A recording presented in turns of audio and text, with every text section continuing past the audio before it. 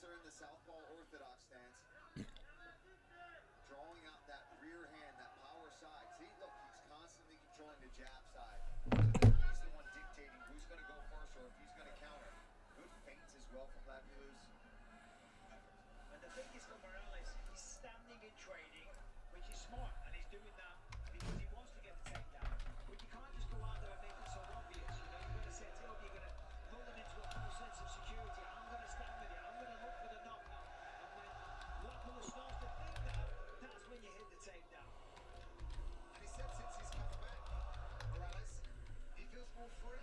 He can take more risks. Well, the crowd are taking risks. They are chanting some wild stuff. I cannot repeat it on air. Yes, I've heard. But the producer just told me, I'm like, don't tell me that. I do not want to repeat that on air. You can't be doing the national anthem. That's allowed.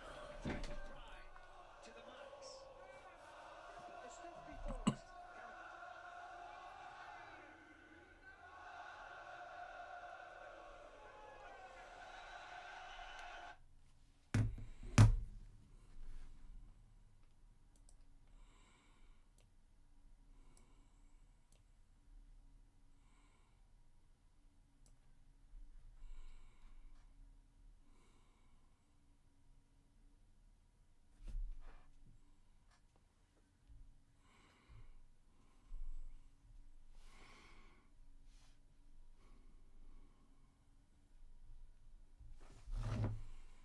missed payment. It was all downhill.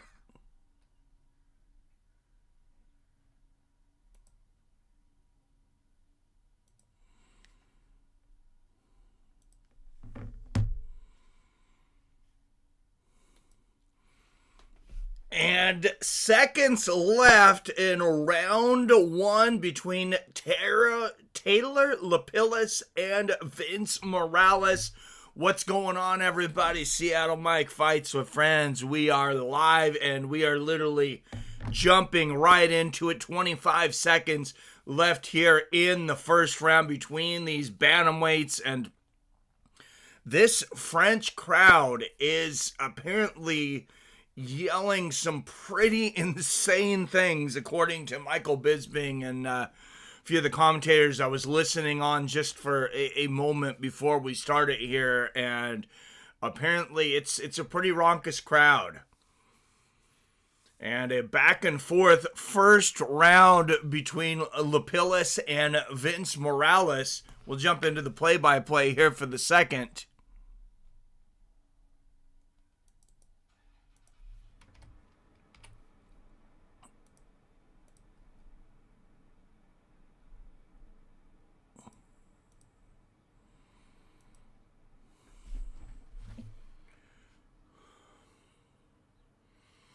What's up, Jim? Jim in the house. What's going on, my man? Good morning to you, Daniel Berry. Morning, sir. Phil says afternoon. For you, it is. No.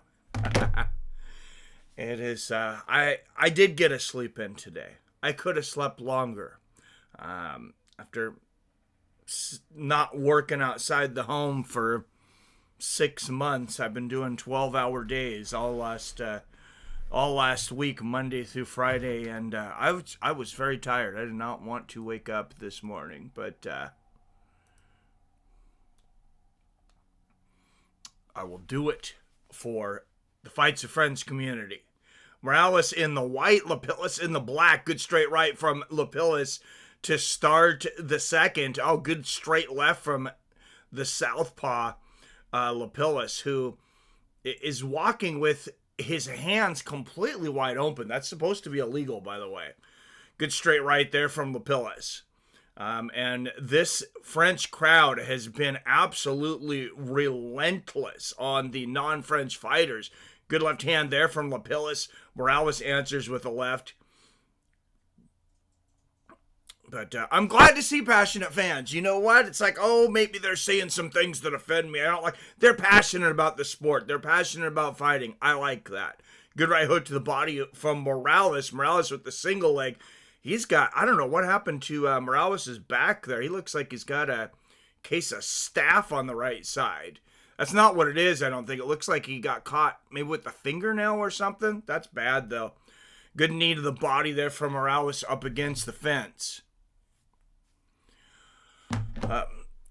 Morning, Jim. Well, right now, so we're going to Disney World in October, which I should start mentioning, so people don't wonder why I'm gone. A couple of good knees to the body there from Morales. But I've been helping a friend that owns a tortilla route. He's in Europe for 3 weeks. So I kind of took over the business and having to learn a lot of what he does. It's totally different animal than the route I was doing. At least I know how to do the job, though, I feel like. Good left hand from Lapilus. I think Morales is hurt here.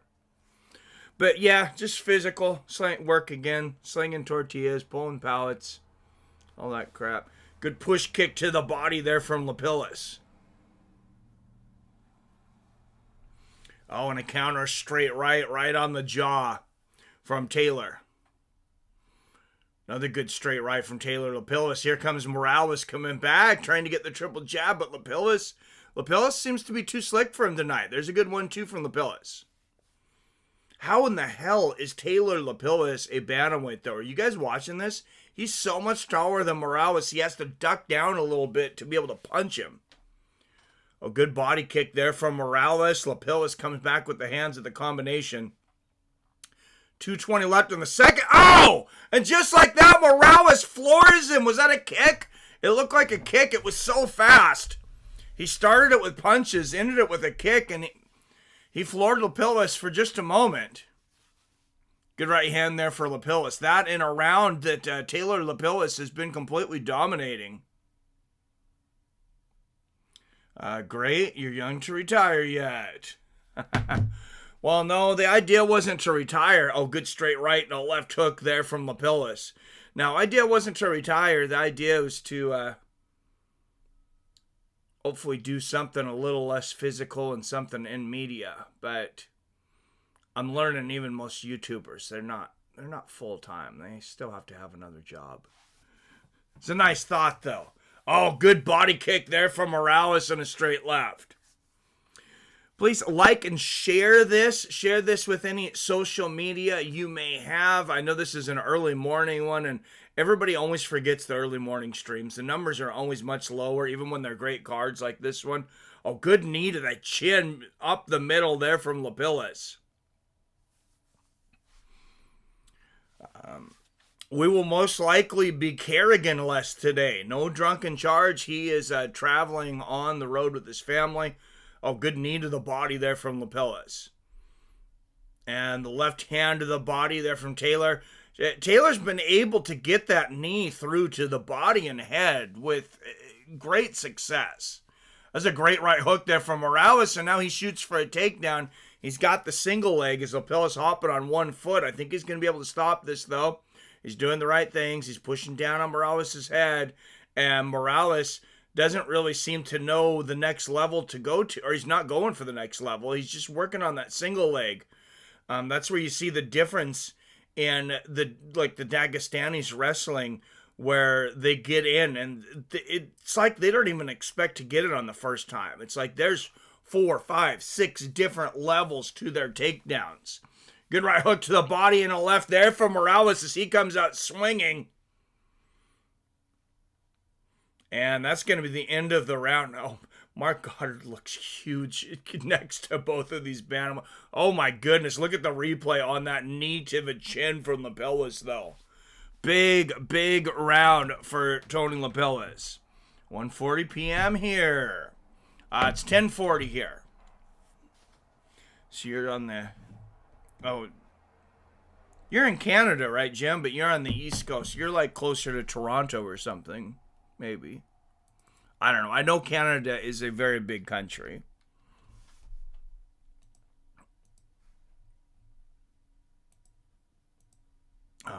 I believe bigger square footage wise than the United States.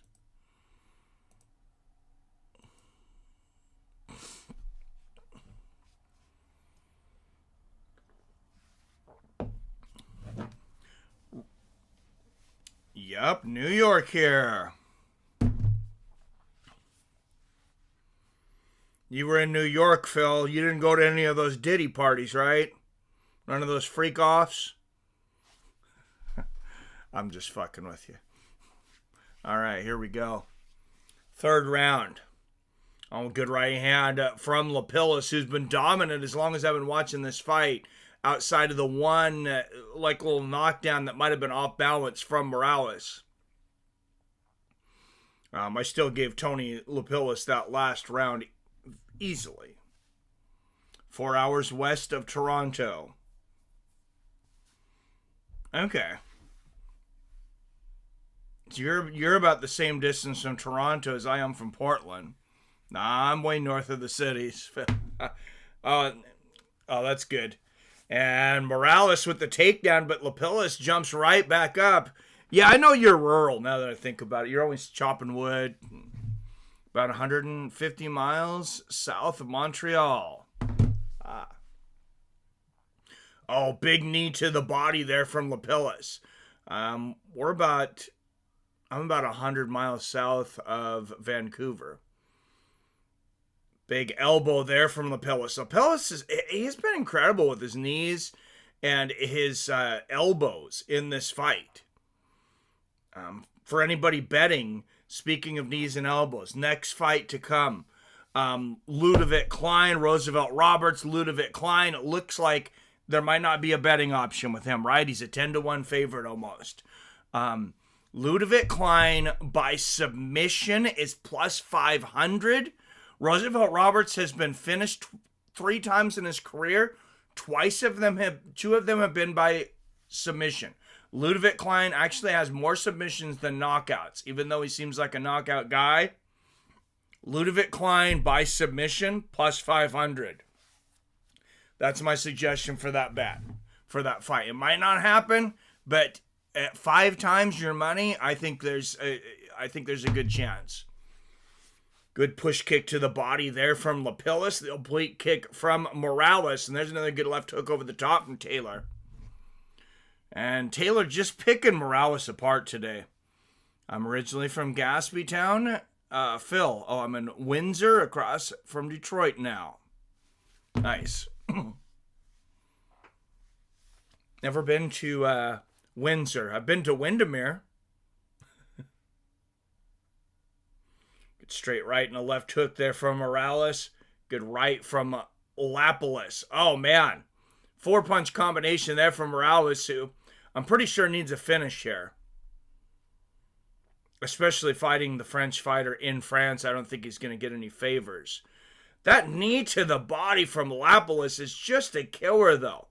I can't wait to see who this guy fights next. Just his knees up the middle. He might be the best at throwing them in the entire bantamweight division. And that's saying a lot. Good straight right there from Tony Lapilus. Or Taylor Lapilus, excuse me. He does not... Oh, there's that flying knee again! And he floors Morales. Morales is hurt. That's the second round in a row that he's hit him with a solid knee up the middle to the chin. And Morales goes for a desperation takedown. And it looks like he's going to get it. He's trying to scoop the legs out here of Morales, and he does. Of Lapilus. Lapilus is tired here now, too. It's the first time you've really seen him breathing hard with 1:15 left in the round up against the fence. Yeah, no, my first judo tournament, Jim, was in Canada, and it was, I want to say the town was called Windermere. But it almost sounds wrong because I believe we have a real estate company here in the States called Windermere. If it's not Windermere, it's something really close to that. Oh, Morales. I thought Morales was going to go for the guillotine choke there, but no. Oh, there's those knees up the middle again from Lapilus. Left hook and a knee to the chin again. Taylor Lapilus, give me more of that. Oh, and what a combination from Morales. He's landing uppercuts. Left hand there from Lapilus. Right hooks from Morales. Oh, and he hurt Lapilus with that right hook. And Lapilus hits Morales with a counter left hook coming in. And Morales maybe working on a little bit of instinct here, trying to get the body lock with only 15 seconds left. It's like, dude, you need to finish this fight. Morales still working for the takedown here. Oh, another big elbow from Lapilus. And there's the spinning elbow. That was a good straight right from Morales. And what a fight. What a fight. This crowd. Oh, man. Standing ovation for Taylor Lapilus. Never been to NYC. Been to Canada a bunch of times. Not in a long time, though. Hung out in Montreal quite a bit in the early 2000s because I could drink there at 18. Nice. You live 150 miles from New York City and you've never been there? I wouldn't want to live in New York City, but I definitely want to visit.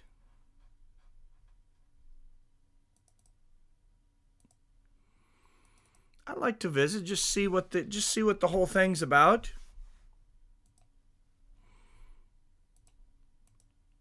All right, guys, we'll get an official decision here soon. Everybody, please hit that like and share button. Like to thank our premium members. 2 of you are here in the chat. Phil D. Roll, Jim, and PBR Street Gang. Premium members pay a monthly service fee. These guys are paying $5 a month to be part of the Patreon. Phil D. Supported me on Patreon as well. Sorry, these are the premium members.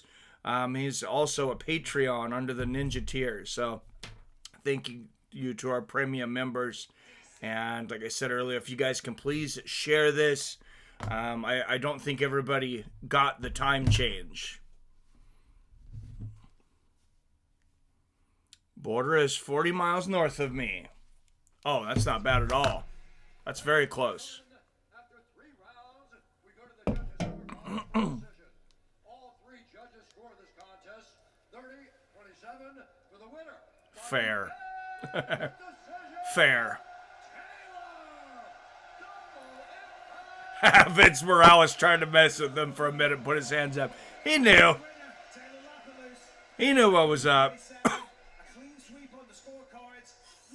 You got a $10 road upgrade. I will make a $10. Well, thank you, Jim. Because when I speak with you, this is a great night, so I'm very happy. And first of all, thank you for the UFC.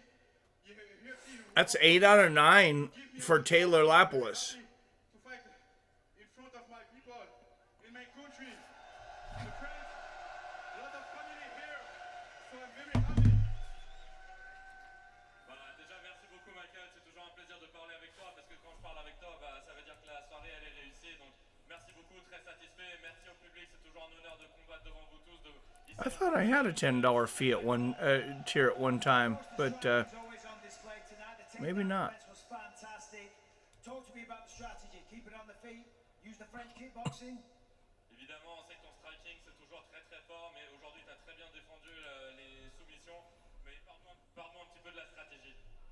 To be honest, I don't have a real strategy because my coach told me, Taylor, you just need to here.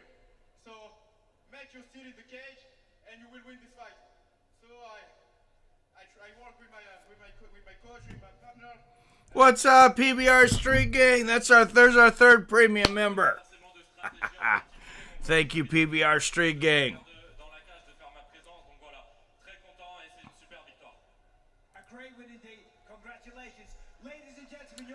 I was just thanking all the premium members. It was a great win.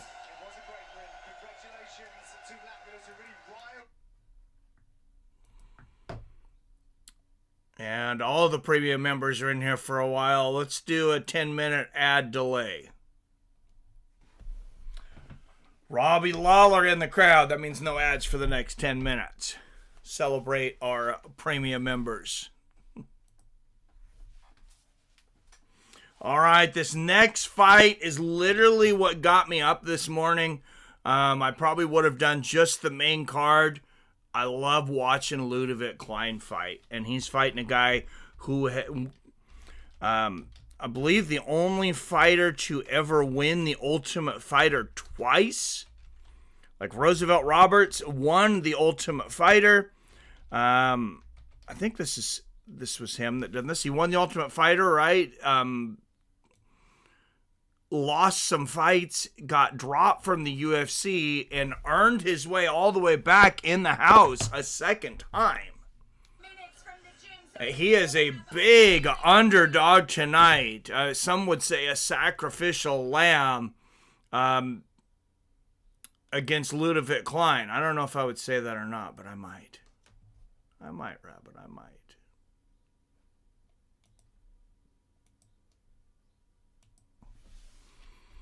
All right, let's go to DraftKings.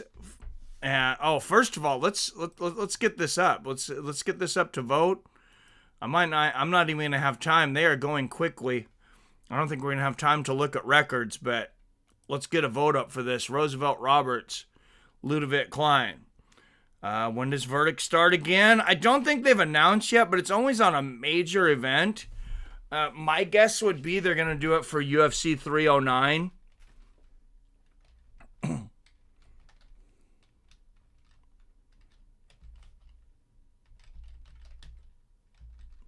All right, Roosevelt Roberts finished 9 of his 12 wins, 4 knockouts, 5 submissions. He is a Brazilian Jiu-Jitsu black belt. Maybe I mixed him up with somebody. Excuse me for the Ultimate Fighter thing. Awarded UFC contract on Dana White Contender Series Season 2, Week 7.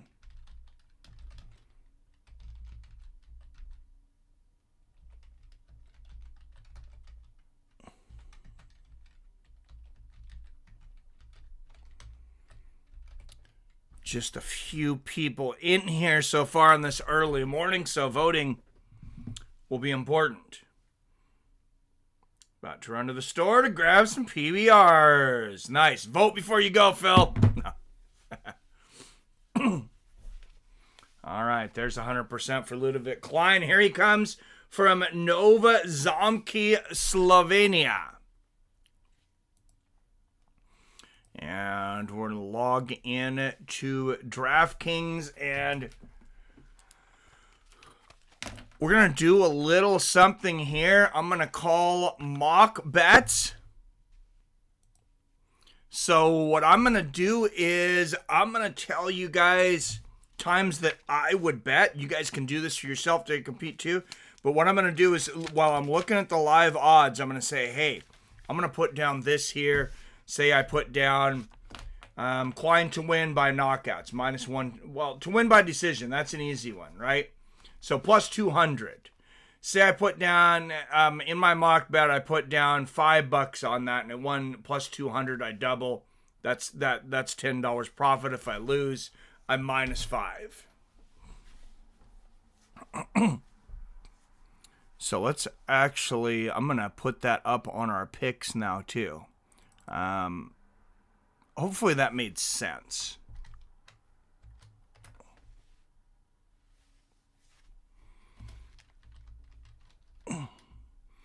All right, Roosevelt Roberts, 1 year older at 30 years old. Wow, 7 inches taller at 6'2", but he'll only have a half-inch reach advantage.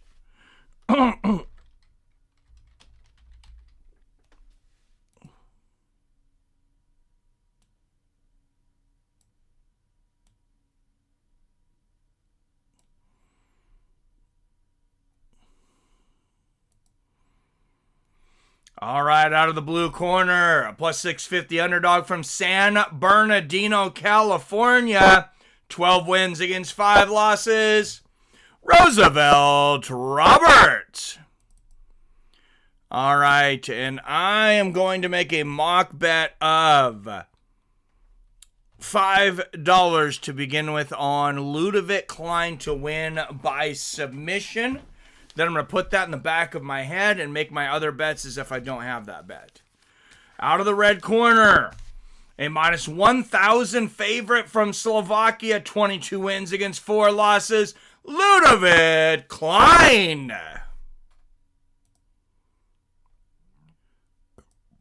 So we got the 5-1 by submission. This is pre-record. This isn't live. No, it's live. Has anyone here ever attend a Diddy party? That's funny. I was just joking with Phil, asking him about that because he's from New York. He's like, I've never even been to New York City.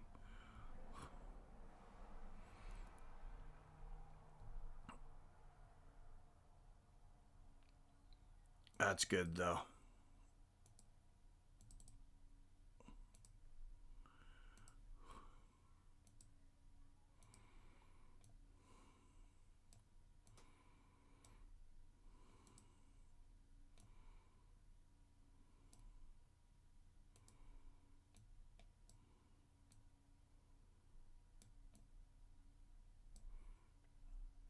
All right, as I mentioned a moment ago, we got our mock bets up with our record up here. This is just what I would bet if I was...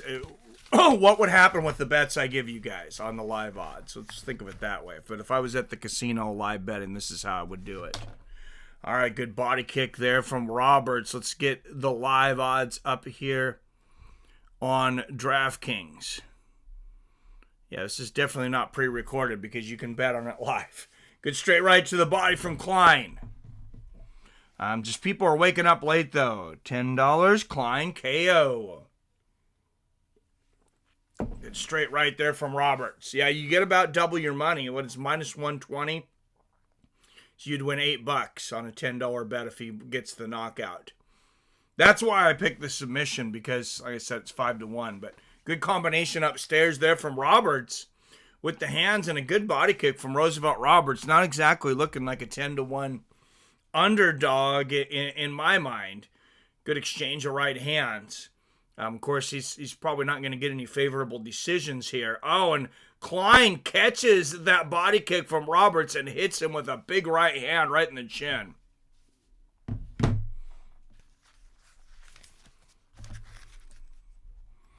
Yeah, I'm writing down the bets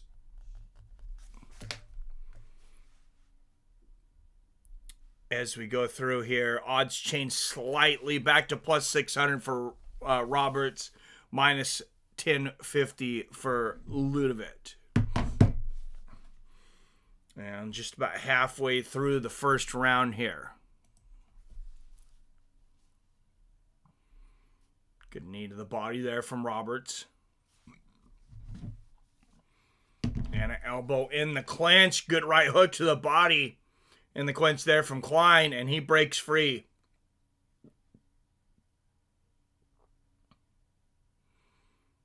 Good body kick from Roberts. Klein answers with one of his own. Oh, nice elbow there from Roberts. And the knee to the body. And then a left elbow in the clinch from Klein. I'm loving the elbows tonight.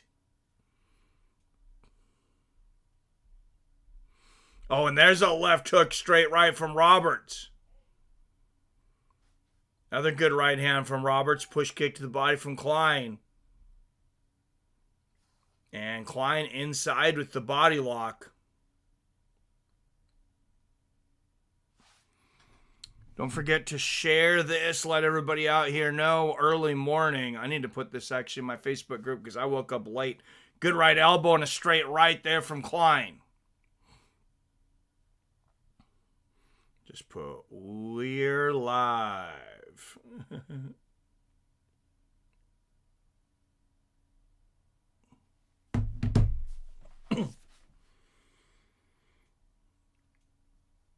And Roberts with a bit of a, I don't know, a face grab, whatever you want to call that. He's just like got Klein grabbing him by his face with his fingers there like your mom might do, grab you by the ear when you were a kid, when you were in trouble.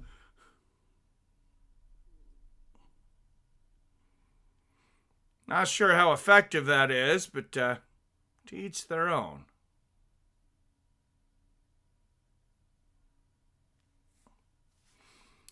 Now that I know the odds, I would have put it on Roberts. Yeah, big underdog.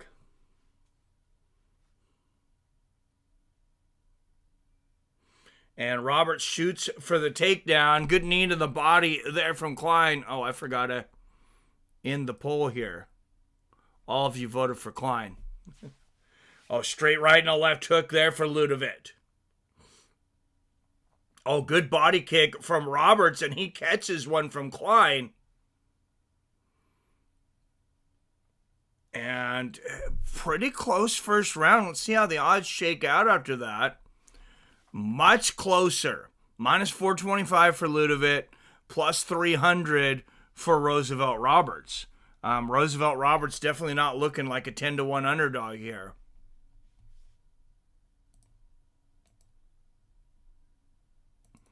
Yeah, I would have went through the odds and their records, but they have 14 fights tonight, so there's not much space in between fights.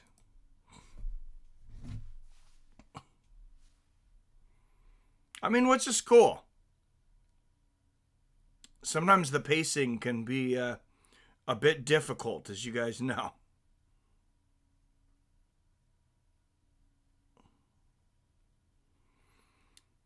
Put this over here on Twitter.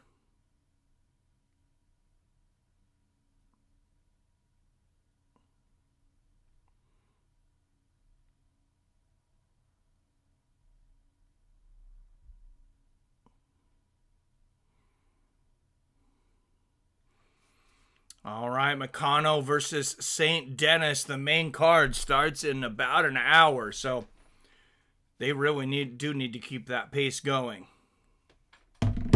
Good inside leg kick there from Ludovit. Good right hook there from Roberts. And, oh, Ludovit trips up Roberts right there. A little sweep and knocks him down to the ground. Ludovit goes back to an 8-1 favorite.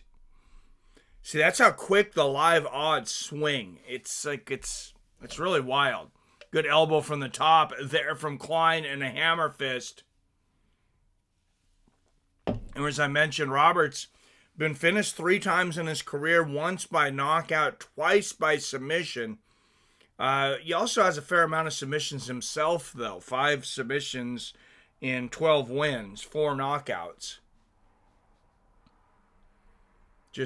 Good hammer fist there from Klein. Just 3 of Roberts' wins coming by decision. And Roberts working on an armbar from the bottom. Good hammer fist there from Ludovit, and he goes back to a 10-1 favorite. Just like that. He was 4-1, now he's 10-1. I thought about saying I'd throw a little money down when he was 4. But it's hard to put down 400 to win 100. Good elbow there from Klein. If I get another chance, though, I should have taken it. If I was in the casino, I probably would have put at least 100 down. Good elbow from the top there from Klein. And another. Because I don't really see a route for Roosevelt Roberts to win this fight.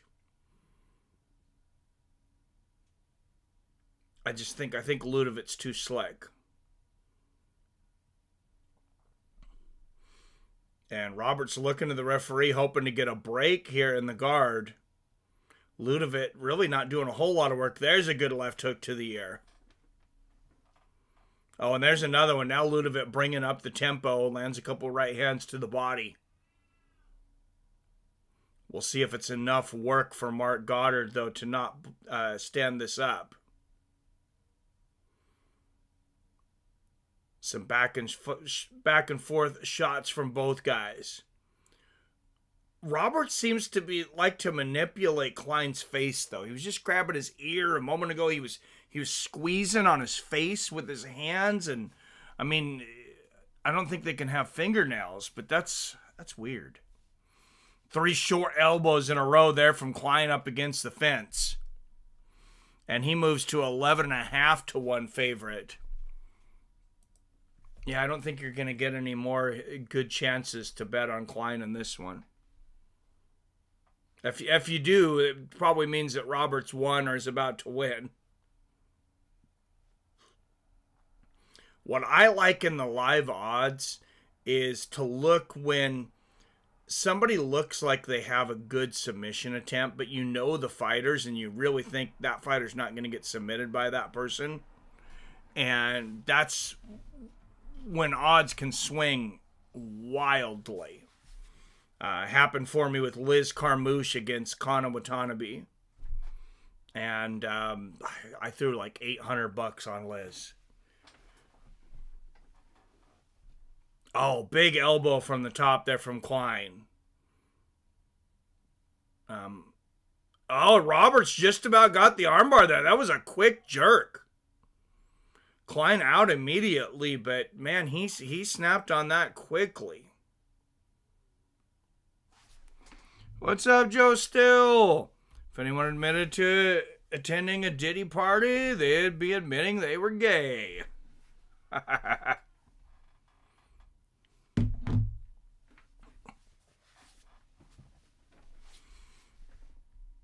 Wonder what odds you'd get on Roberts going into the third round. Jim just went to 14.5. Well, only plus 750 for Roberts, though.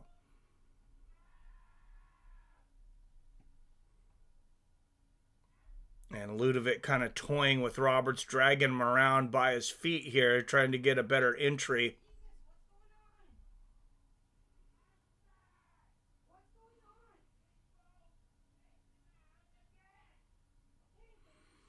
And Ludovit to side control, landing elbows here at the bell.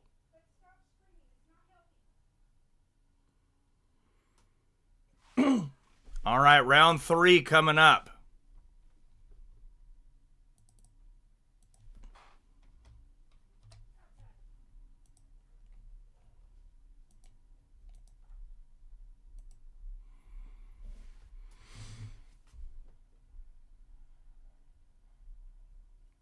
Yeah, isn't that wild, though? All that shit was going on, like, since the 90s, and you wonder what else is going to come out. And yes, I know this is controversial, and YouTube probably doesn't like this kind of talk, but you know what? I'm going to speak out against rapists. That seems like an American thing to do.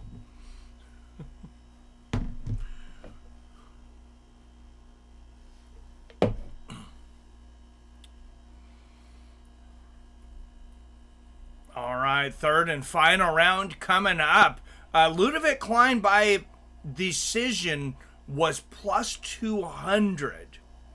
So that looking pretty good right now. I don't remember what the over-under was on this. I did not check it. Oh, there's a big right hand from Roberts to start the third. And, oh, good left hook to the body from Klein. As I mentioned, Roberts a plus 750 underdog coming into this round. Good low leg kick and a right hand upstairs from Roberts.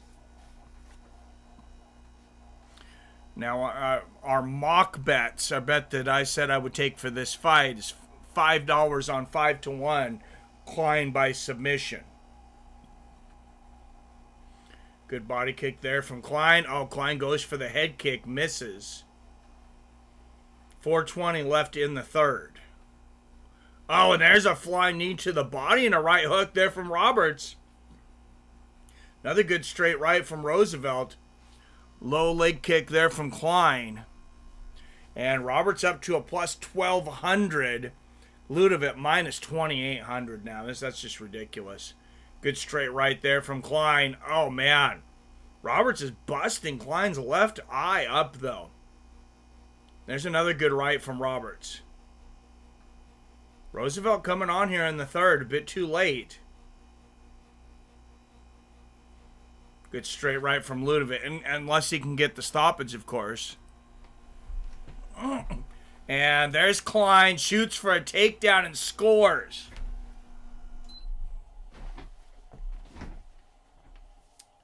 Ludovit Klein getting the takedown, and he's got a lot of time to work. 3 minutes and 20 seconds. Oh, big elbow from the top there from Klein.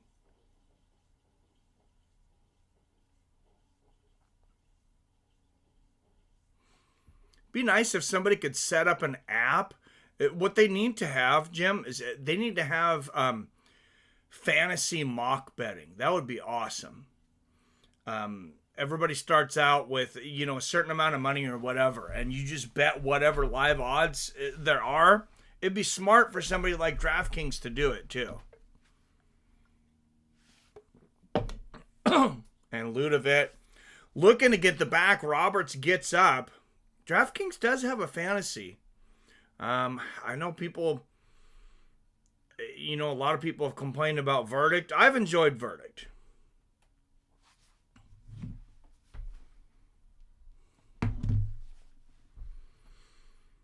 And knees to the thighs here from Klein.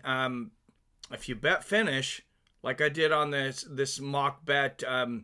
You're about to be out of time. Oh, good guillotine attempt here from Roberts. Oh, Klein's out immediately, though. Good left hook there from Roberts upstairs, and Roberts shooting for the takedown once again. Roosevelt a plus 1,500 right now. I mean, you have to be pretty desperate to bet on him with less than 2 minutes to go, though. I don't like anything that people do or think or dress today, period. I'm too old to adjust now. And you're not the only one, Jim. Oh, there's a good shot from Roberts. And he's trying to get this takedown again. See, Dana White doesn't like fighters that are losing a fight with a minute and a half left. They want to go for a takedown. Like, that's dumb. What are you going to do? What are you going to do? You're going to submit him in the last minute and 20 seconds? No. Oh, big left elbow there for Ludovit. And now Klein going for the takedown. Maybe both these guys bet on themselves by submission. Oh, and a huge slam for Klein with a minute left here in the third.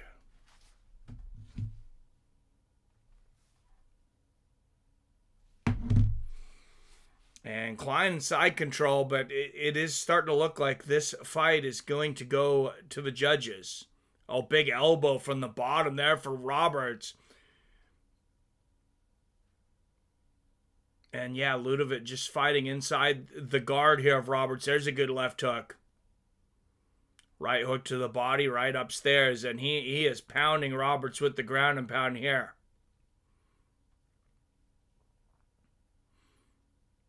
$20 seconds left.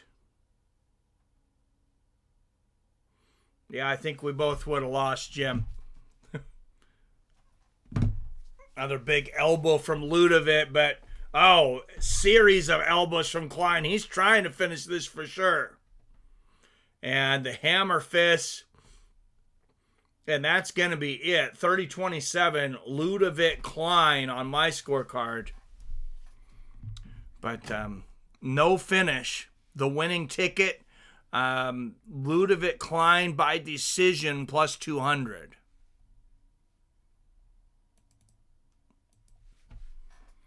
So if you bet Ludovit Klein by decision, you would have doubled your money.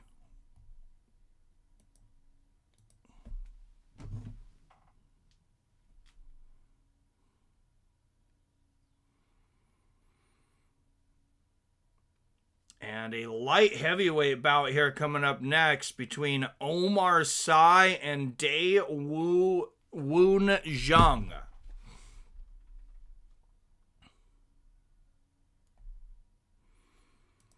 We'll get an official decision on the last fight here in a moment, but let's get this up so we can start diving into these two fighters.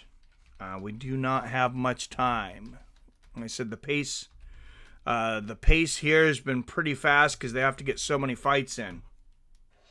Welcome back. Let's see who takes this one. Here's Bruce with the decision. Ladies and gentlemen, after 3 rounds, we go to the judges' scorecards for decision.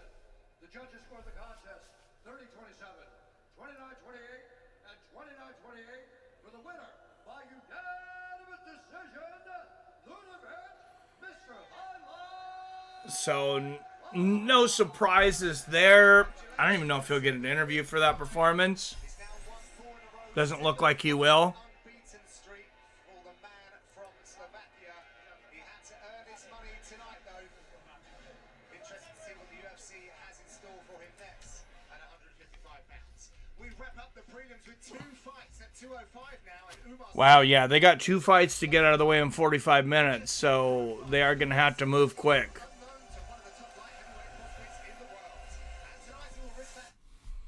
Light heavyweights, Sy 10-0, Jung 15-5.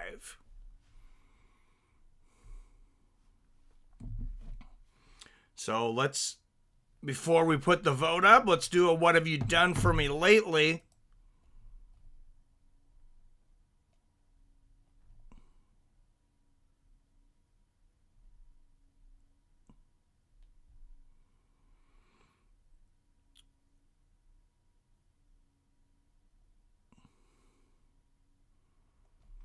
Let me find the setting on my OBS here.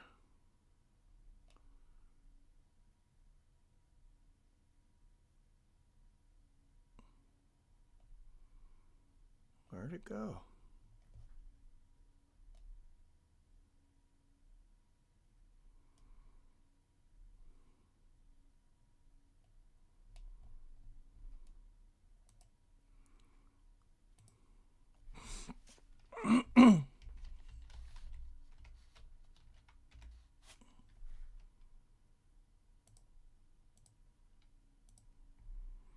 There it is. Okay. Wow. Yeah, they are they're moving very quickly.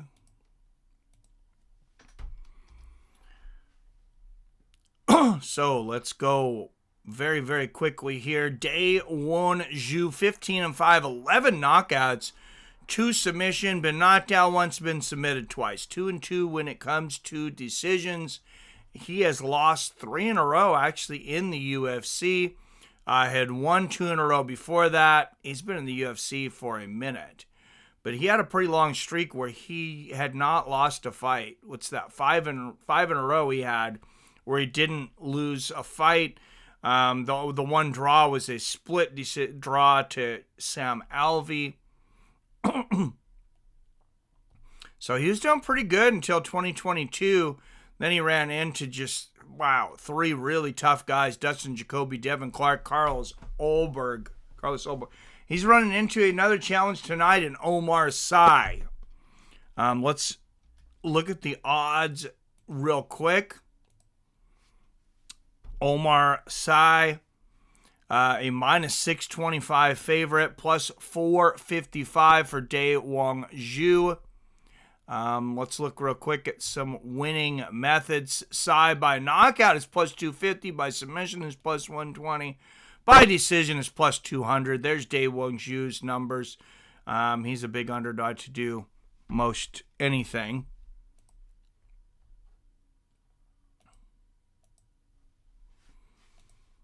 And there we go. We'll get the vote up real quick like here.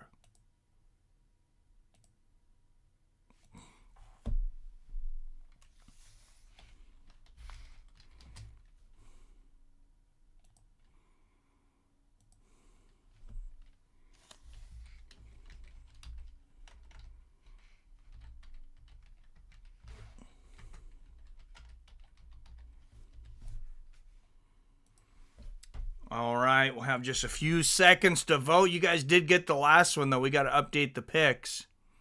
58 and 39.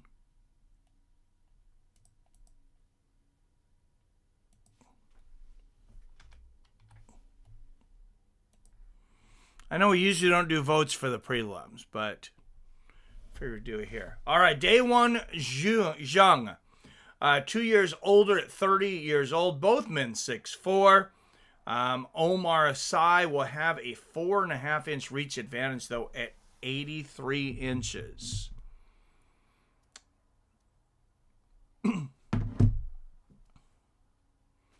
This should be a fun one. All right, out of the blue corner, a plus 425 underdog out of Seoul, South Korea. 15 wins against 5 losses. Daewon Jung. All right, and we got 100% of the votes for the underdog, Jung, so far. Big underdog, guys. All right, and out of the red corner, a minus 575 favorite of Paris, France. Undefeated at 10-0, Oumar Sy.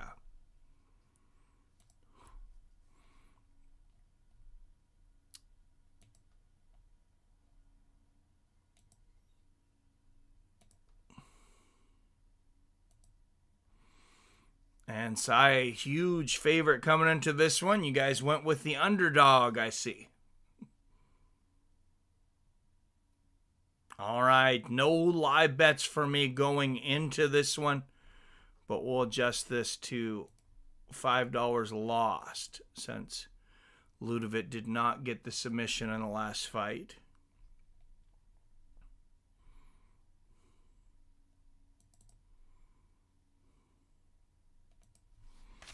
Well, minus $5.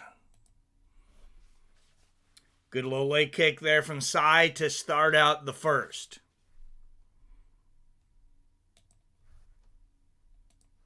By the way, I would have voted for Sai.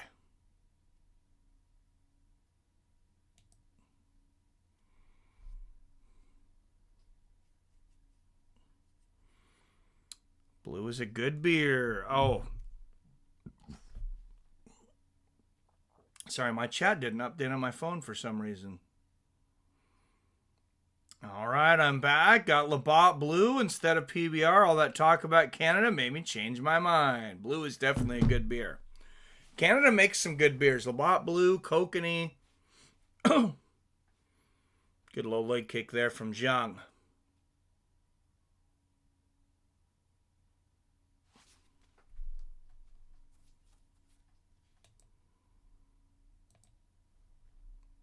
We'll keep on the live odds here, though. I'm looking to hopefully get an entrance to bet on Sai. Good left hand there from Sai. And Sai, man, Jung swinging for the fences with that right hook. I don't know if I'm going to get an entrance. Sai's up to a minus 810 now, plus 500 on Jung. Man, there's a good left hand from Sai. Jung's really been put through the ringer in his last 4 fights, though. Good right hook from Sai. Fighting 3 killers in a row, and this is not an easy task today. Good 1-2 from Sai. Oh, there's a left hook and a right hand from Sai, though. And Jung immediately shoots for the takedown, and he gets it. Jung, well known for his knockout power.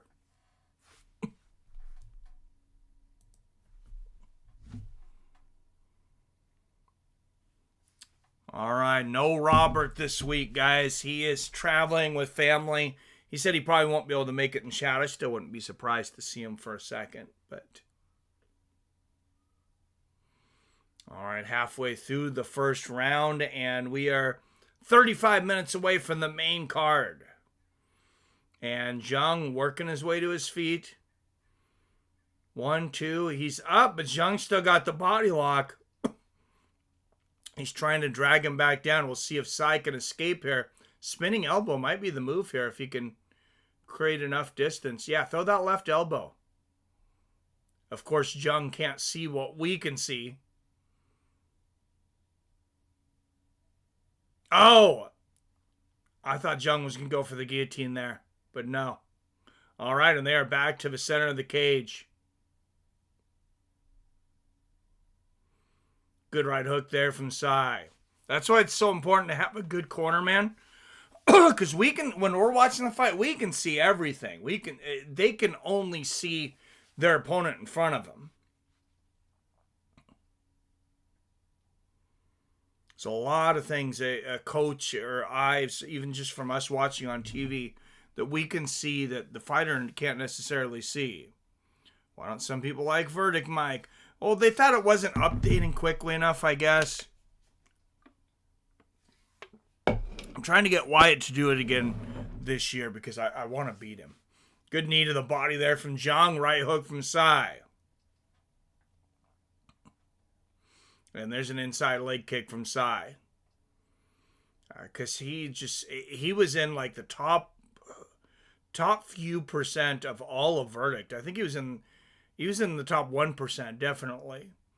Not last season, but the season before. I think him and Billy have won once. This was the first season that I've won, so I'd like to go against those two. Good 1-2 there from Sai out of the corner. Oh, what a right hook from Jung! And Sai is hurt, and it is time to go to the live odds now. Sai a minus 720 favorite, but you're going to see those odds move. Good little leg kick there from Sai. Inside leg kick and a left hand from Jung. And that is the end of the first round. going into the second, minus 720 for Sai, plus 450 for Jung. I did give Sai the first round.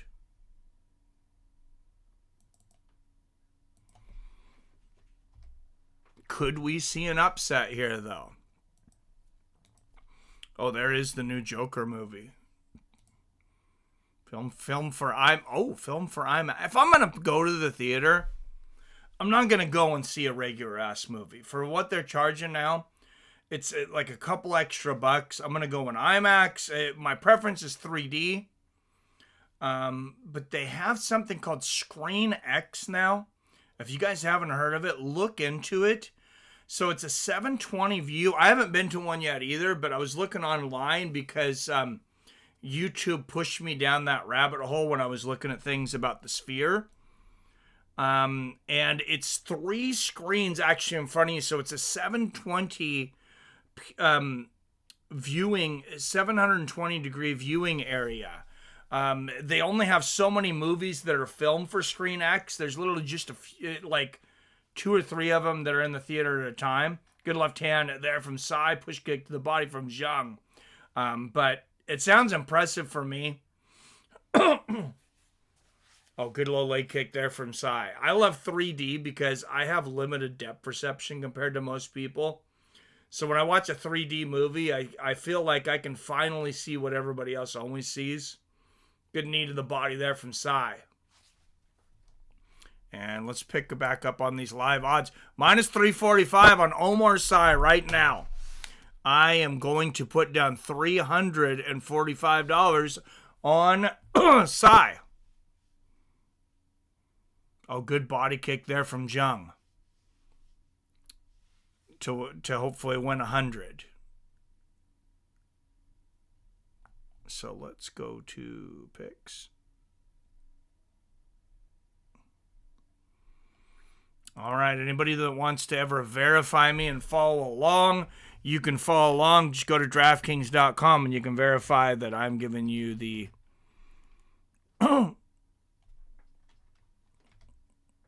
yeah, I bet 345 to hopefully win 100. Oh, now Sai's minus 270, of course. Oh, good right hook there from Sai.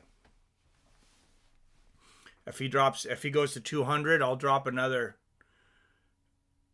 200. Jung just a plus 200 favorite now. Good right hand there from Sai.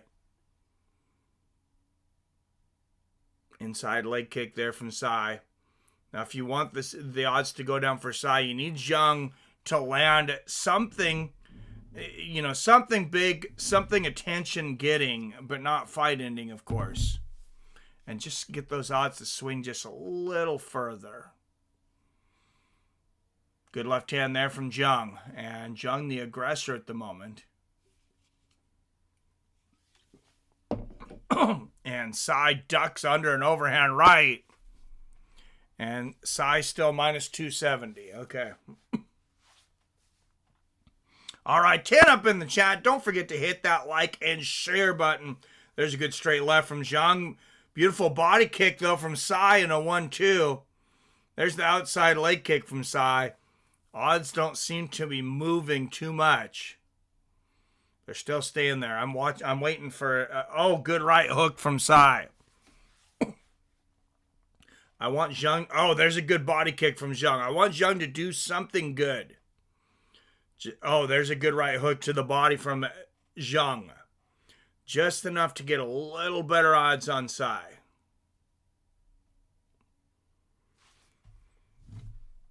Good left hand from Sai.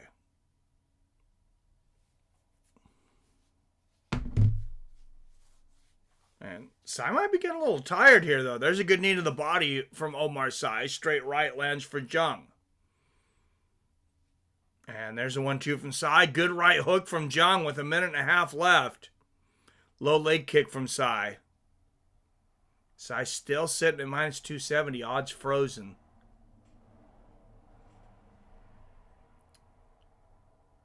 Good body kick from Sai. Here in a minute, I'm going to just take that minus 270 if it hasn't changed. Oh, Oh, and there's a good left hand from Sai. Oh, and Sai goes back to minus 345 on the live odds. So UFC is behind. Now minus 425. Oh, good right hook from Jung, though, and there's a left uppercut. Yeah, Sai all the way back to minus 620. Minus 270 would have been where to get in. Good body kick there from Sai.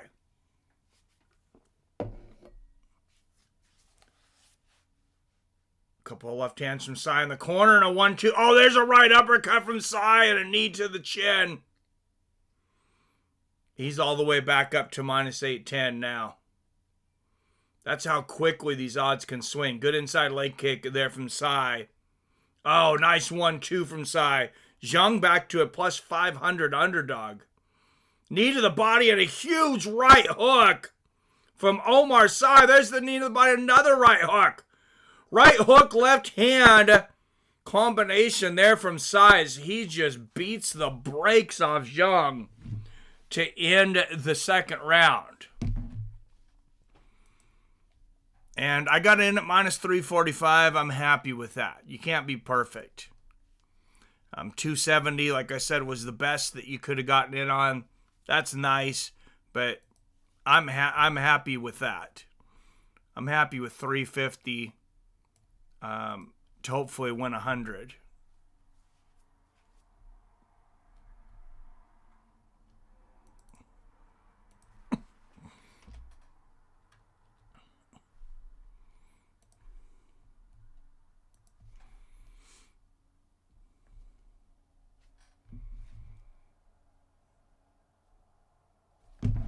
All right, what's everybody eating, drinking, smoking today? I'm wishing I woke up just a little bit earlier to get some breakfast, because I'll tell you, I'm a little hungry, guys. What's up, Greg Bremston in the house? Forgot the fights were on early today. What's up, peoples? Good to see you, Greg. Me and Greg are the last two undefeated teams in our fantasy football league, and we're going against each other this week. Oh, by the way, Greg, I think you might be missing a player. Check your team if you haven't adjusted. I think you might have an empty spot right now. Good inside leg kick there from Sai to start the third, and I'm guessing Sai's a 10-1. Now he's minus 810. You never know. We might get another chance to jump in on him. Good inside leg kick there from Sai, and Jung answers. Oh, good body kick from Sai. Greg, if you're just coming in, you see in the top right-hand corner we have our picks. I'm also doing mock bets now, so I'm keeping track of where, if I want to bet on the live odds, I say, okay, this is what I would bet. And, you know, we'll see if you guys can judge whether you would have won money or not. Well, it'll be clear. Good push kick to the body there from Sai. They need a fantasy mock bet league, though. Yep, big game this weekend. Oh, thanks. I'll go check. No problem. Feeding my face some homemade cherry pie right now. Ooh, that sounds delicious. I love cherry pie. Good left hand there from Jung. And another. On the mock bets, I said I would have put $345 on Sai when he moved to a minus 345 favorite. My other bet was $5 on Ludovit Klein by submission at 5-1s, and he did not get the submission. Good straight left there from Sai. Oh, there's a big right hand from Oumar Sai. Now, Daewon Jung's got 11 knockouts in his 15 wins. Sai's still got to be careful here. Good left hook, left hand there from Jung. And Sai answers with one. Oh, beautiful left hook from Jung. Jung having to deal with that 83-inch reach of Sai, the longest in the division, now that John Jones is at heavyweight. Good push kick to the body from Jung. And there's a straight left from Jung. Yeah, and Sai's an astronomical favorite now.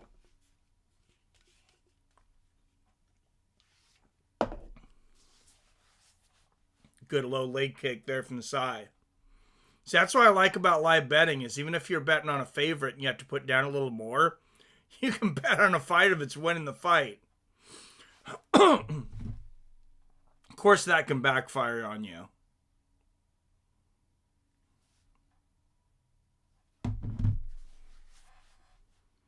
Good straight left there from Jung.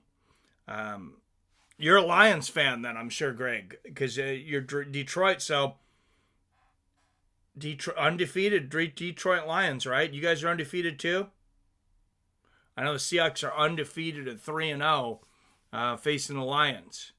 And Jung shoots for another takedown. And Sai stops it. He's looking at a guillotine here. I don't know if he's going to go for it, if he's going to use this to implement knees to the head. And here they come. There's the left knee. And Sai dropping levels. Jung doing everything he can to stop the takedown here.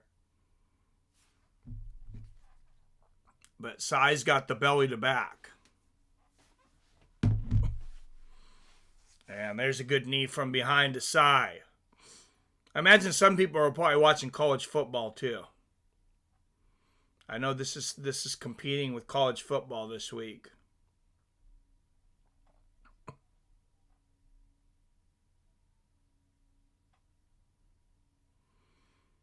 And Sai drags Jung to the ground. Jung working on a opposite side Kimura. I don't think that's going to get him anywhere. Oh, and Sai moving to side control easily. Just about 30 seconds away from winning this bet. Oh, and Sai's got the back. He's got hooks in. He's looking at a choke here. It looks like he's going to run out of time, though. Less than 20 seconds left. And Sai just pounding out to the bell here. Dominant position, though. Not a bad way to end a fight at all. Oh, and see, he's still digging for this choke. And Jung finally escapes with 2 seconds left. Nothing to do there. All right. We don't buy pies or cookies or muffins or cakes from grocery store. We make everything homemade.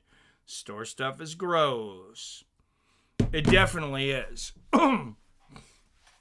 Homemade's definitely much, much better. And oh, I will say we are pretty lucky here, at least as far as the states here in Washington. So I was just talking to my wife about this the other day. We've talked to a lot of people who have came from other places, and they said Washington State has the best restaurants, the best bakeries, in the grocery stores and stuff. They really demand a pretty high quality here, so that's a good thing. Probably because there's a lot of money here, I guess, and rich people are picky. But yeah, still definitely better homemade.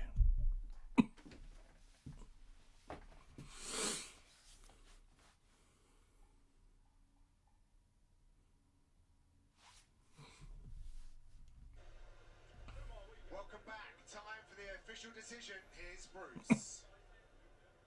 Ladies and gentlemen, after 3 rounds, we go to the judges' scorecards for a decision. All 3 judges score this contest. This is an easy one. 27 for the winner by unanimous decision, and still undefeated. All right, so I would have bet $345 to win 100, which is a payout of $445.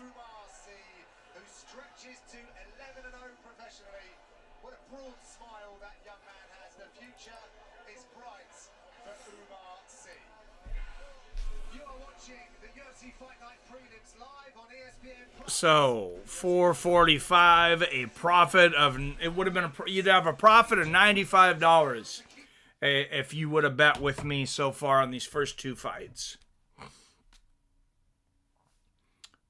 Maybe Washington care more how they make them. People are just picky here. They'll take them back. It'll be like, yeah, they'll be like, fuck you.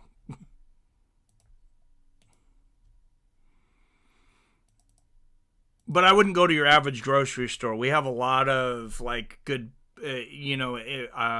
independently owned bakeries and delis and meat shops. But even like the restaurants, like if you go to McDonald's here, it's still McDonald's, but it's going to be probably some of the best McDonald's you'll get anywhere else because people aren't going to put up with it being poor. Ivan Erslan, out of Zadar, Croatia, making his way to the octagon. He's taking on Ion Cutelaba here in a moment. Odds super close on this one. I don't know much of anything about Ivan, so let's learn that together real quick.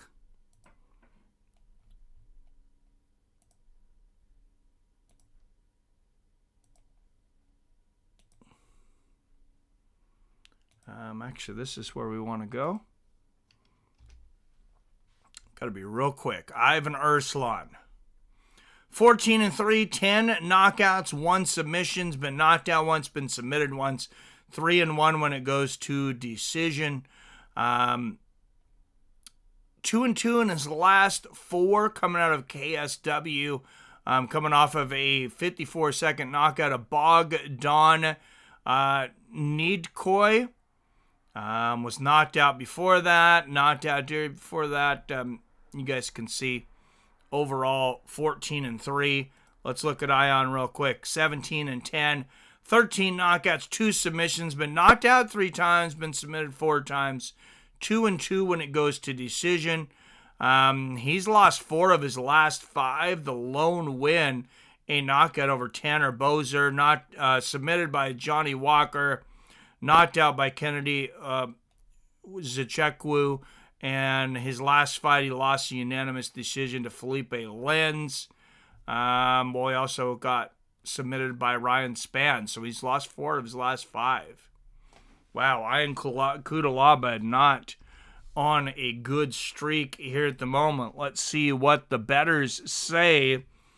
And odds basically even. Look at that. Minus 118 on Ivan. Minus 102 on Cutelaba.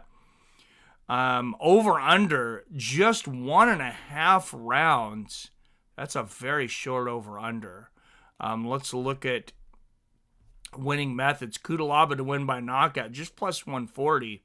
That means it wouldn't be much of a surprise. Ivan Erslan to win by knockout plus 120. Man, why would you take either one of those when you can...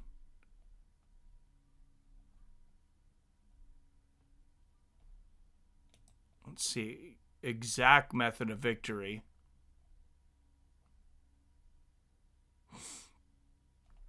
Oh, okay. So if you want a better knockout from either guy, you have to put down 500 to win 100. Yeah, I'm going to go with the live odds on this one. This is not a super bettable fight out of the gate unless you really lean towards one guy or the other. And I don't know enough about Ivan Erslan that I would put money down on him immediately. He is a combat sambo champion. He's finished 15 of his 17 fights, 13 by knockout and 14 first round finishes. Yeah, I guess that's why it's an over-under of 1.5. They are in France, yes.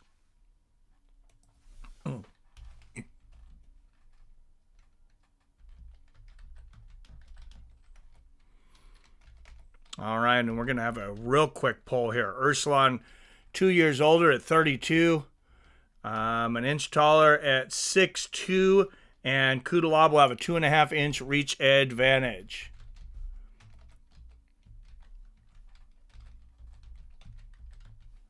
All right, guys, sorry. They didn't give me much time to go over this. There's the poll. It'll be vote quickly.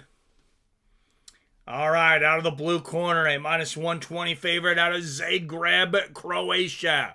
14 wins against 3 losses. Ivan Erslan. They in France? Yes, that's why it's so early. Yeah, and this France crowd is crazy. I go to the bakery every morning for my loaf of bread. Oh, sweet. Buy a fresh loaf of bread every morning. That's awesome. And out of the blue corner at plus 100 underdog out of the Republic of Moldova. 17 wins against 10 losses. Ion the Hulk Cutelaba. Excuse me, red corner for Ion.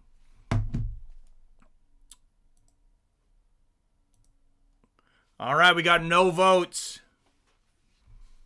Might be a bit of a delay.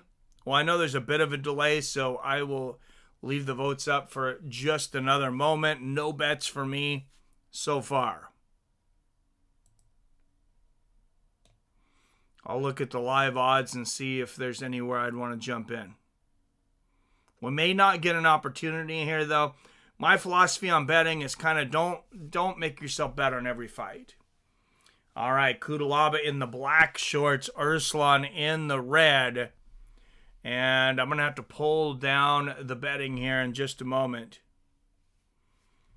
Yeah, let's just end this one. We'll just do the betting for mostly for the main card here, or the polls. Because not really enough time. But I am watching the live betting to see if I would get in here anywhere. Both guys minus 115 at the moment. Good left hand there from Erslan. Low leg kick from Cutelaba and a 1-2 upstairs. Try to get a read for both these guys. See who finds the range first. Straight left for Erslan. Remember, Erslan has like 13 out of 14 first round knockouts out of KSW, but it is his UFC debut. Oh, and Cutelaba goes for a right hook, misses, and there's two big right hooks from Erslan. Cutelaba hurts him with an elbow, though. Oh, there's a big right hook from Cutelaba. And, man, I am thinking it's straight left from Erslan. Oh, nice left hook there from Cutelaba. I thought about putting down on Cutelaba there for a moment when he landed. But, yeah, this is going to be unpredictable. I do think the longer this fight goes, the more I think it favors Cutelaba, though. Good right hook and a left hand from Erslan. There's a combination from Cutelaba. Left uppercut from Erslan and a straight right.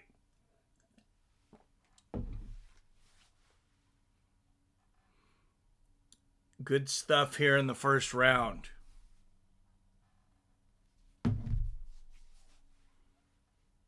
Oh, there's a nice left uppercut there from Erslan. Straight right from Cutelaba knocks Erslan off balance. Yeah, this is a pick'em fight right now. Good low leg kick from Cuta. And Cutelaba shoots for the takedown. Good defense from Erslan, but Cutelaba gets the elbow at the end of it. Odds still plus 110 Cutelaba, minus 140 for Erslan. And I've seen nothing yet that makes me want to throw any money down on either guy. Good straight right there, left there from Erslan.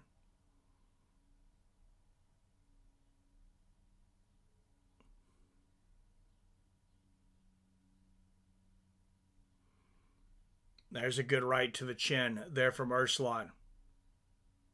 Oh, right hand from Cutelaba and plus 100 on Cutelaba. He got the knockdown. I'm going to take it. That's a $100 bet on Cutelaba. Locking in the odds.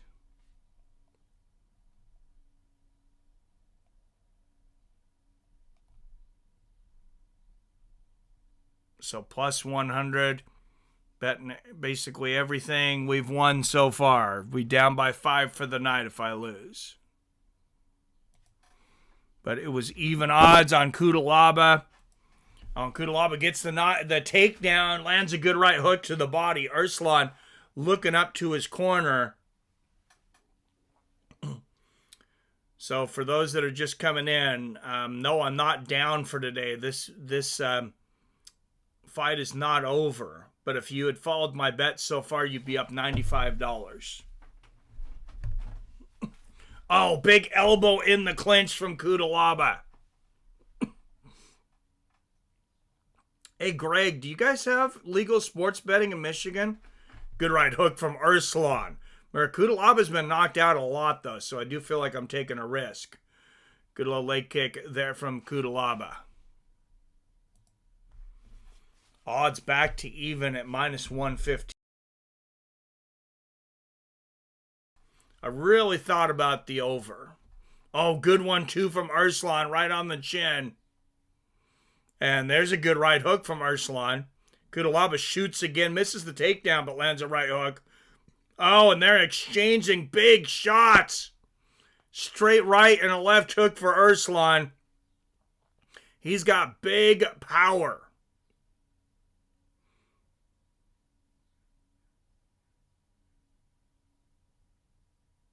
And there to end the first round. Wow. Erslan might have pulled it off there at the end if the judges have recency bias, which they generally do. But I'm going to give the round to Cutelaba because I thought he'd won it overall. Plus, he had the knockdown in a very close round. But that one could have went either way. 10-9 Cutelaba on my card.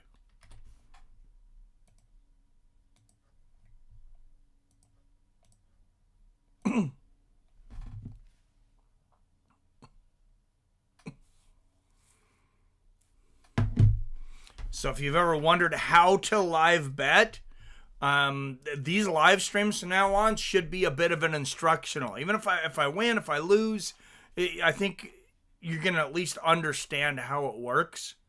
And I think that's the main way to make money on sports betting, period, is live betting.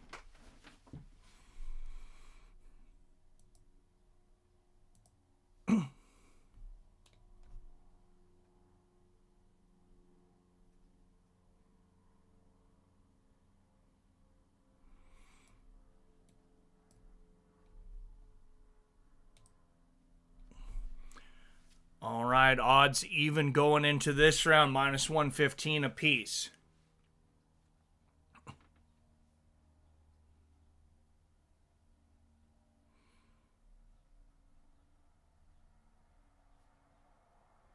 And Cutelaba chasing. He's got to be careful not to run into a counter from Erslan.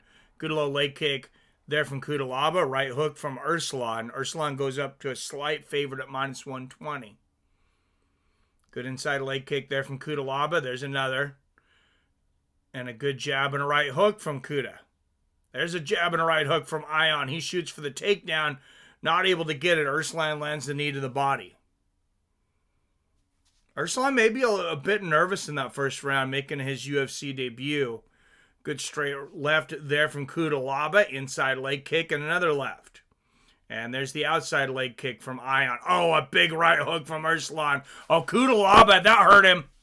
And he just shook his head. Yes, he's like, yes, that hurt me. Wow, that is a telltale sign. Good left hand there from Cutelaba and a right hook. But he's got to be very careful to not get caught like that again. Erslan has scary power. Good inside leg kick there from Cutelaba. Spinning back. Kick to the body, lands for Ion. That was great. Straight right and a body kick there from Cutelaba, who's lost 4 of his last 5 fights. Remember, the over-under for this fight was 1.5 rounds. I thought about taking it. We're 45 seconds from making that.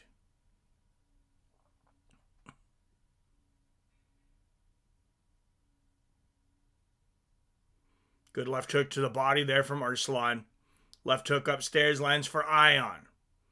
Oh, big left hook from Cutelaba on the chin of Erslan. Low leg kick there from Cutelaba. Oh, clubbing right hook from Cutelaba. And odds close for a moment, but Cutelaba to a -180 favorite now. They are back open. +140 underdog all of a sudden for Erslan. So that +100 bet on Cutelaba looking pretty good right now. That's the best he's been. That's the only time he's been plus money. And we took it. Good straight right and a left hook there from Cutelaba. He shoots for the takedown. Erslan, swept out. And Cutelaba's got hooks. He's got hooks in. And that's impressive. Ion Cutelaba getting that throw on a former Sambo champion. in Ivan Erslan. And Cutelaba's got hooks in. If you bet under 1.5 rounds, you just cashed. Got the stream running, but I'm outside doing a bunch of crab, taking a smoke break. I appreciate you leaving it running, sir. Enjoy your smoke break. And Cutelaba going for the submission here. Erslan able to rip his hands off, but Cutelaba rolling it up the other direction. Oh, and now Erslan grabbing a leg to escape for a moment. Cutelaba riding his head, and Erslan able to get back up. Erslan now grabbing the single leg. And they are back up against the fence. And Cutelaba expended a lot of energy on that minute and a half. As I mentioned, he is a minus 180 favorite because of it now, though. I still like my plus 100 bet. I'm going to keep that. All right, 1 minute left in the second. Erslan both guys going for takedowns, and they both land on the canvas. Good right hook lands for Erslan. Cutelaba with the power double leg, though. And 45 seconds left here in the second. You still got to worry about Cutelaba losing 4 of his last 5, though. He's really found a way to lose in the past, but he's got hooks in. Oh, and Erslan able to reverse this, or at least end up on top. He's in the open guard of Cutelaba now with 25 seconds left. Cutelaba moving all the way to a minus 250 favorite, plus 190 Erslan on the dog money. We might actually get a chance to hedge this bet. If Erslan becomes enough of an underdog, we might put just a little bit on him just to hedge to make sure we don't lose. So if Erslan got to plus 200, $100 bet would make you even. That wouldn't make sense to me. Unless you started getting really worried Erslan was going to win. All right, Cutelaba just moved to minus 298. Erslan is officially plus 220. He is in hedge territory. And Erslan's corner telling him, that's 2 rounds for him. I want you to let it go. Now, you don't want to get caught and embarrassed in the 3rd round by a guy with the kind of knockout power Erslan has. But remember, most of his knockouts have come very early. Almost all of them in the 1st round. That's one of the reasons I decided to take Cutelaba at plus 100.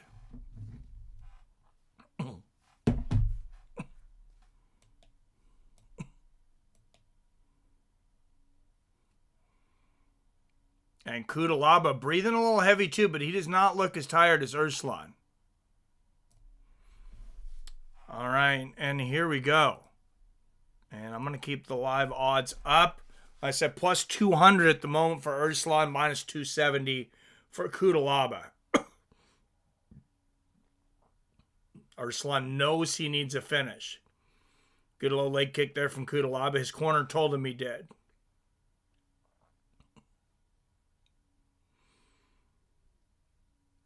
And Erslan has scary power, and as I mentioned, Cutelaba lately has found new and interesting ways to lose fights.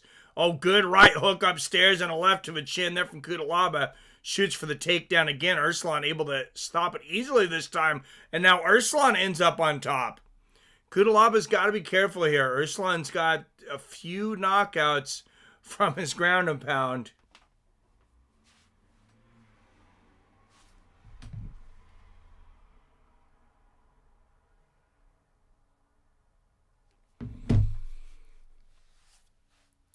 And they are now over the time that the main card was supposed to start, which was noon, just 2 minutes over. So don't expect an interview for either one of these two. Cutelaba now minus 345. Erslan at plus 250. I'm seeing no reason to hedge this bet at the moment, though.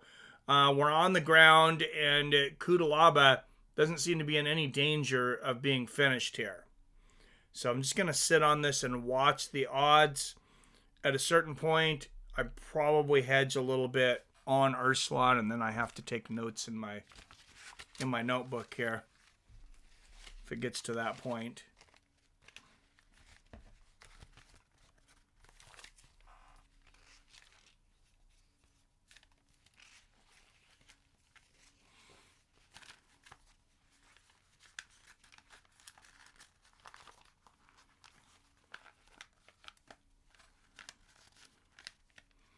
Sorry for the rustling of papers there. Erslan with a big right hand from the top, though. That was a shot. That definitely stunned Cutelaba. I still don't think Ion's in enough trouble, but Erslan has moved to a plus 400 now. And he is on top in side control.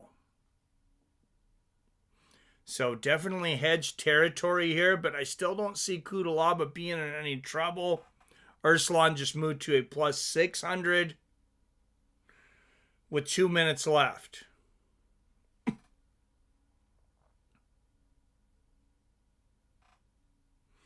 So you could put down about I could put down about $18 right now and hedge my entire bet. Just move to plus 800. But like I said, from this position, I just don't see a need.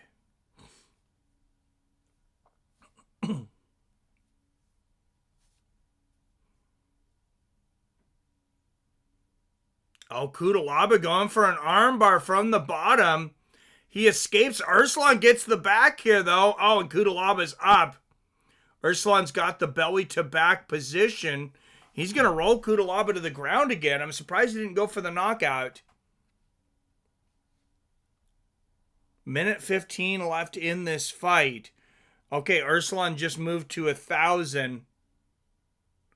I'm still not worried enough about Cutelaba to even put down the $10 to hedge the bet, though. At this point, if you felt like you needed to at the minute, you could put down $10 and hedge your entire 100. And now it's to plus 1,500. And Herb, I don't know, I think a warning for grabbing the inside of the gloves there. Maybe for Erslan. Oh, 3, 4, 5 big right hands there from Erslan as they get up. Cutelaba going for a judo throw, going for the Ichimata, blocked by the Sambo former world champion Erslan. And I think Erslan, he's gassed.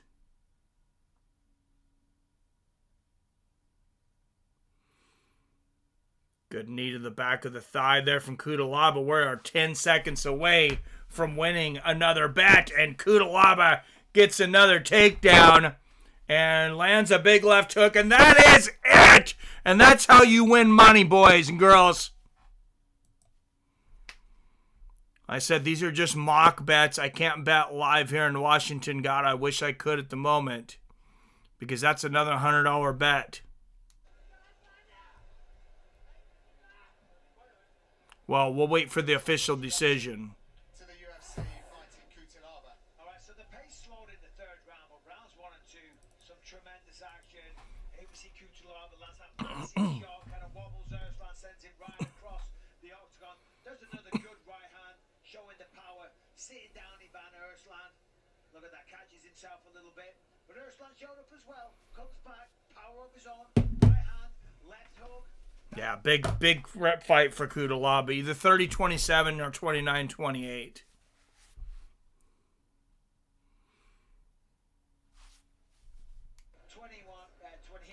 Erslan might have won the third round.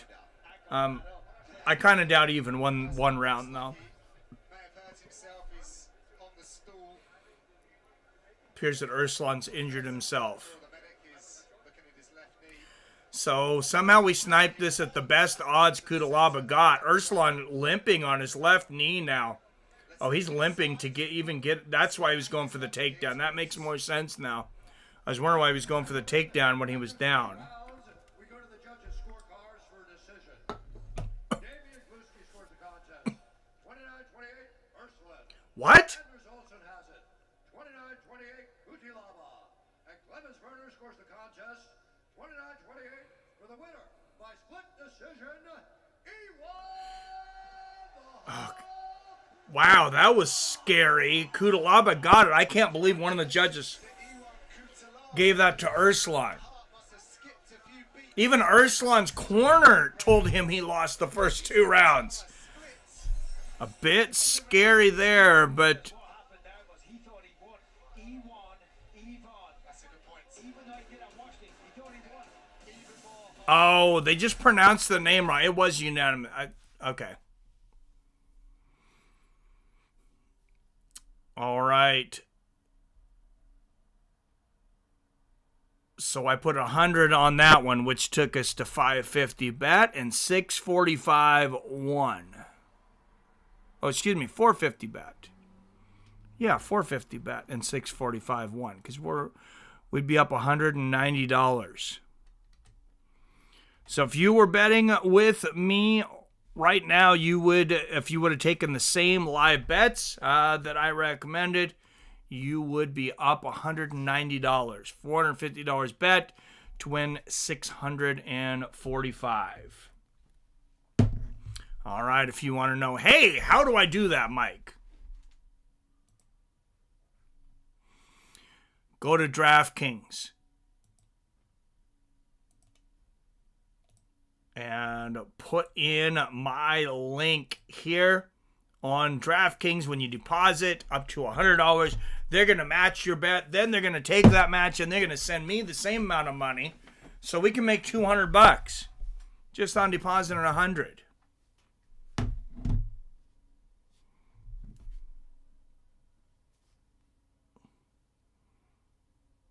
Grace, I shouldn't be surprised at this point, but I can't believe one of the judges gave it to Erslan. Yeah, it was horrible. I'd have split to do some shopping, but we'll leave the computer on Mike. Thank you, Jim. What you shopping for, man? More cherry pie? No. No, I know you're making that at home.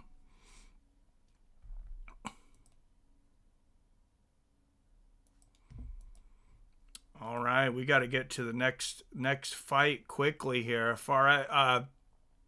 Matt the Rolla Frevola coming up.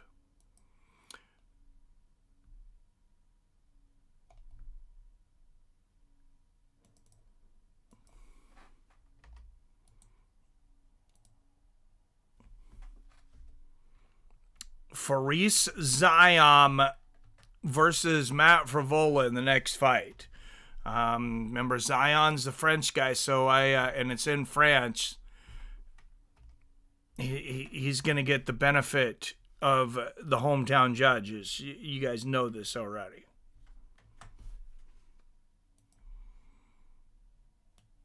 As Smokey would say in Friday, and you know this, man. T-bones. Oh, man, T-bones are delicious. That's my favorite steak, brother. All right. Oh, let's look at the, let's do a quick what have you done for me lately?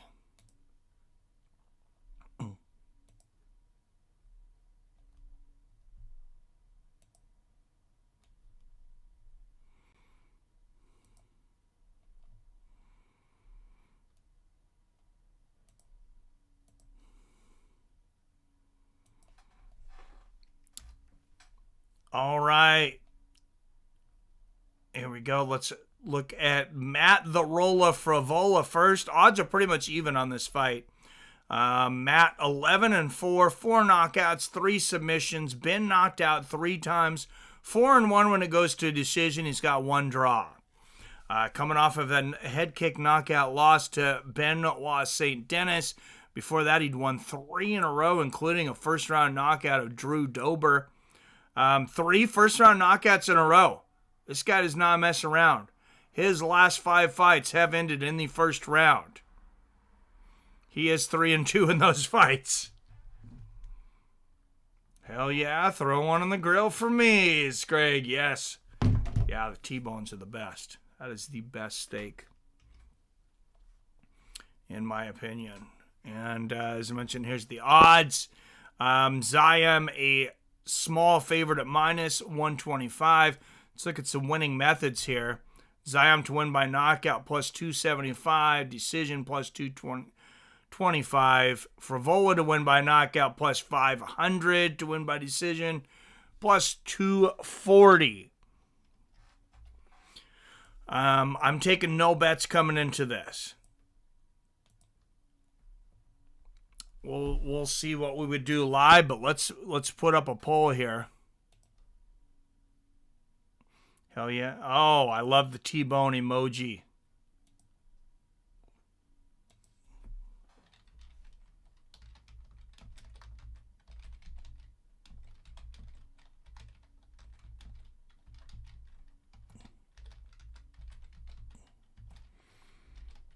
All right, like I said, odds almost even. Matt Frevola versus the French favorite, Faris Ziam. Here's our main card. We got Nassourdine Imavov and Brendan Allen in the co-main. Of course, Renato Moicano and Benoit St Denis in the main event. We get a couple good featherweight bouts and a welterweight bout also on this one. Kevin Jousset and Bryan battle. Morgan Charriere versus Gabriel Miranda. That featherweight bout between William Gomis and Joe Anderson Brito. That one a candidate for fight of the night, I believe.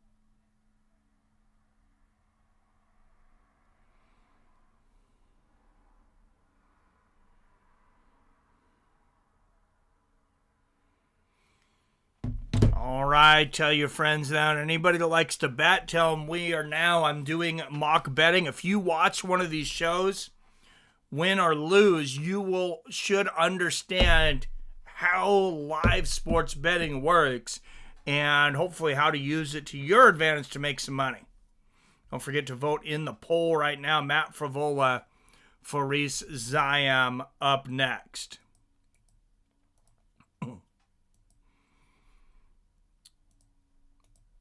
All right, guys, gotta pay some bills, and something that's helped pay some of my bills and made it to where we can go to Disney World in October. Me and the wife, I will be gone for a week in October. I'll continue to update you guys about that. But one of the things that's helped me get on that road is Robinhood, investing in stocks and crypto. A bit of a crypto day trader now. Join me over on Robinhood. You're going to start out with a free stock up to $200. You can now get paid to take some of the little Robinhood training. They have a little training to train you how a certain way of investing works. Say it's options. There'll be like a little 5-minute training. Then there's questions at the end of it, and they actually will pay you for taking some of these trainings. It's usually like a couple bucks, but it's kind of nice to learn how these things work. All right, the steamroller Matt Frevola taking on Faris Ziam up next. And I'm going to take a quick restroom break as these two gentlemen head to the ring. Don't forget to hit that like and share button. People don't know about these early mornings. We got to let them know.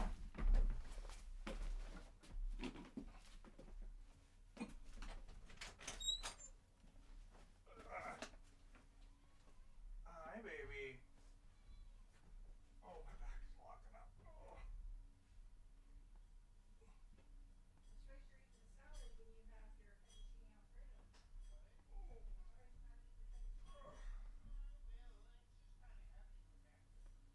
Nobody touch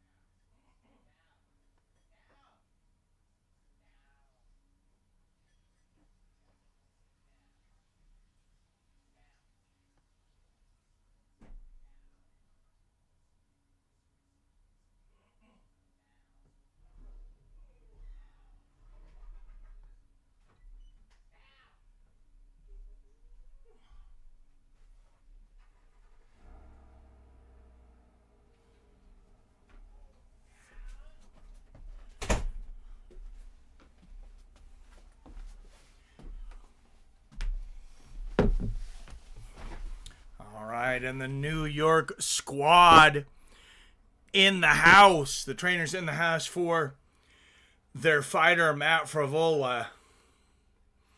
Matt Serra and Ray Longo, an animated corner. There's the champ, Merab Vishvili, newest UFC champ crowned recently in the crowd.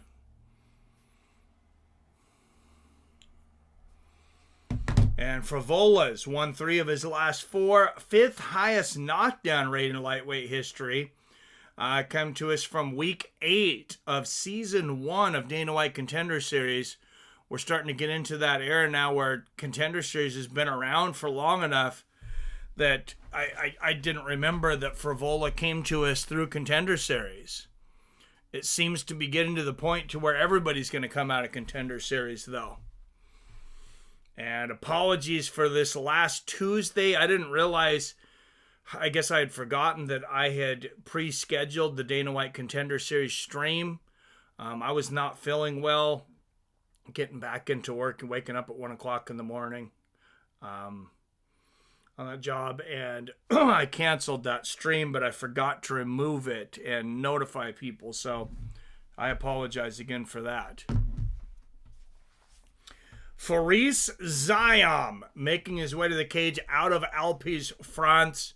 If this goes to a decision, him being the French fighter, definitely likely to come into play on the scorecards. Ziam on a 3-fight win streak, highest significant strike defense amongst active lightweights, 64.5%, or 65.5%. Second best strike absorption rate, 1.72 strikes per minute.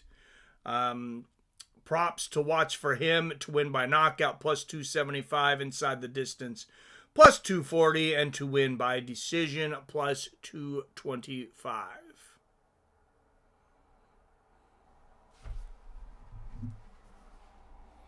Didn't realize Brennan Allen came from DWCS too. Till I looked up his record the other day. Yeah, he's one of the best guys to come out of there. All right, Matt Frevola, 7 years older at 34 years old. Ziam, 4 inches taller at 6'1". He has a 4-inch reach advantage at 75 inches. As I mentioned, odds basically even for this fight. And, man, this poll is basically even. Just 2 votes. You guys are going to make me be the tiebreaker. I'll reluctantly take Ziam. I have no idea who's going to win this fight, though. If somebody can vote real quick, I do not want to be the tiebreaker here. I need one more vote.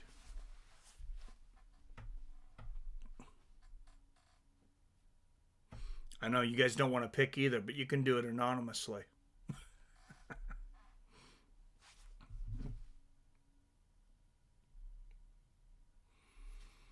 All right, out of the blue corner, a plus 100 underdog out of Huntington, New York. 11-4 overall, 4-3 as a UFC underdog. Matt the Roller Frevola. Need one more vote, guys.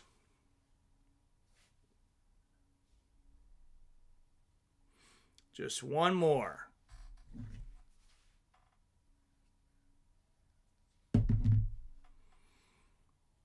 All right, I voted for Frevola for the records, Greg. All right, bold. All right, out of the red corner, a minus 120 favorite out of Lyon, France. Also 15 wins against 4 losses. Faris Ziam. All right, and there we go. It is, you guys voted for Frevola.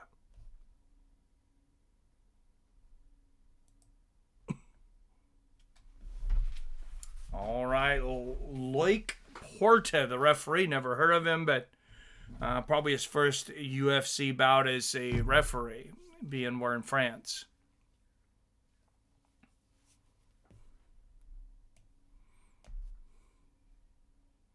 Or very close. Here we go, a touch of gloves. And we'll get this underway. We'll get the live odds up here. Oh, and Ziam with a quick kick. Ziam opening at minus 130. Frevola plus 100. Even money.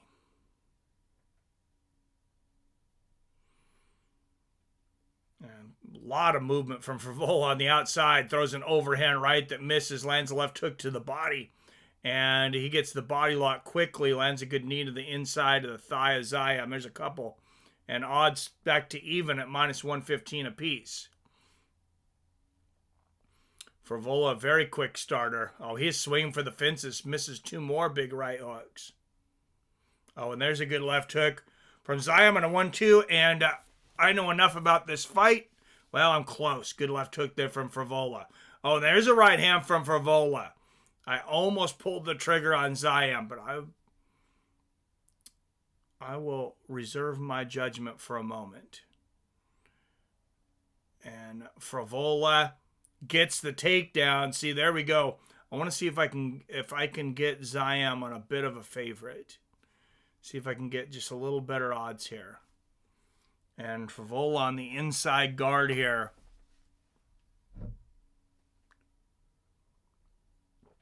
Or in the open guard here of Ziam.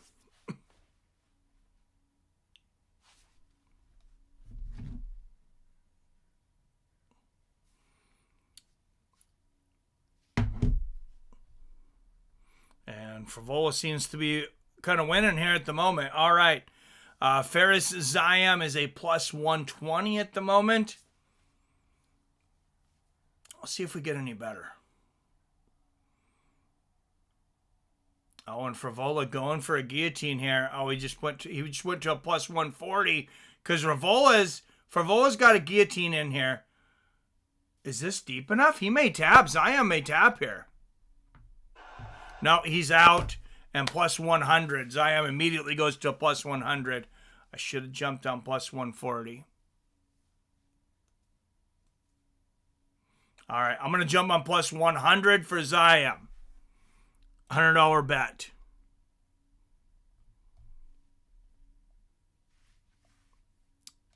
Oh, and Frevola on top. Scott Ziam, man. Okay, I already said I would take it, though. Oh, and now Ziam ends up on top after a roll. Frevola with the high triangle here, though. So there's $100 more bet. Even odds to make it even, make it easy. Plus 100. And Ziam's got the back now. And now Ziam back to a minus 140 favorite. 10 up in the chat. Please hit that like and share button and remind any friends you might have that didn't wake up this morning, or they don't know that UFC Pérez started at 9 o'clock in the morning Pacific. And Frevola going for another throw. Good block there from Ziam. Oh, there's a big right hand from Pérez Ziam. And there's another one. Frevola's hurt. Ziam just moved to a minus 200. And there's a right hand right on the temple.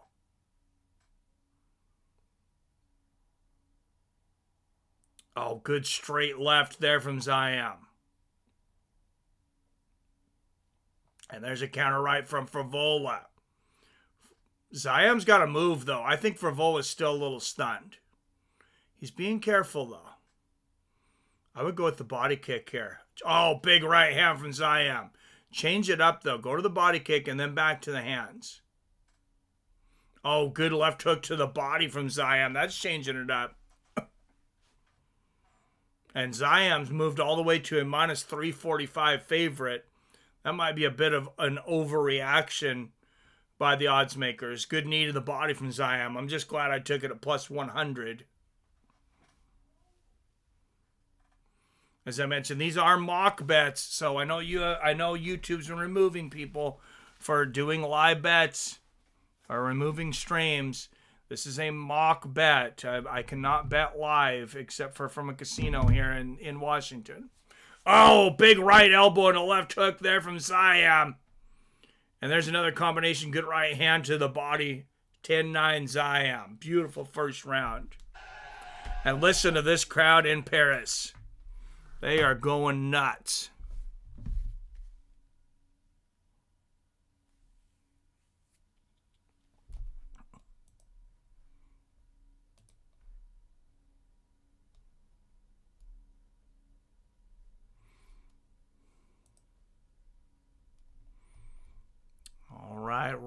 2 coming up from Pérez.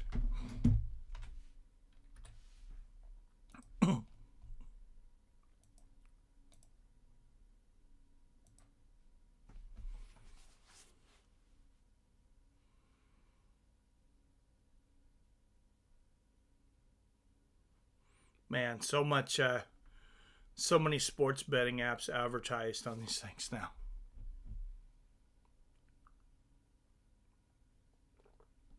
So if I had a bigger audience, I would be almost afraid to encourage live betting right now, though, because I think if people get good at the casinos, they're going to really work aggressively to make sure you can't make money at it like they do every other way to bet. All right, Ziam, a minus 445 favorite coming into this round. I got him at plus 100.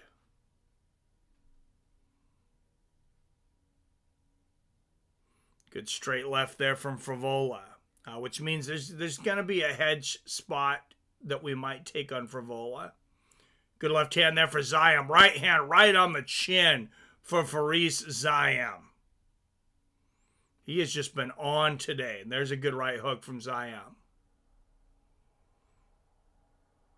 Left hook and an inside leg kick there from Faris. It's a lot of time left in this fight for Matt to be a plus 340 underdog. There's a good left hand from Ziam. Right hook to the body from Frevola. There's a right hook from Frevola.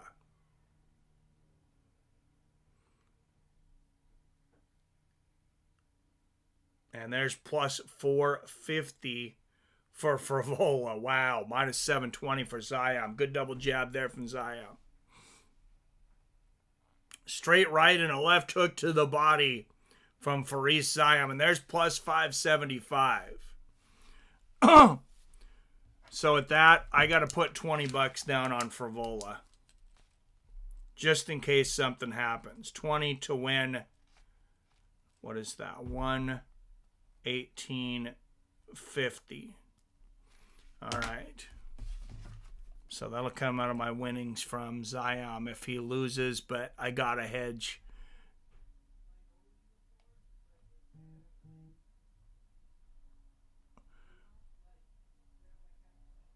Got a hedge at those odds. Because I would be upset if this money was really down and Frevola came back and I didn't hedge, I'd be upset.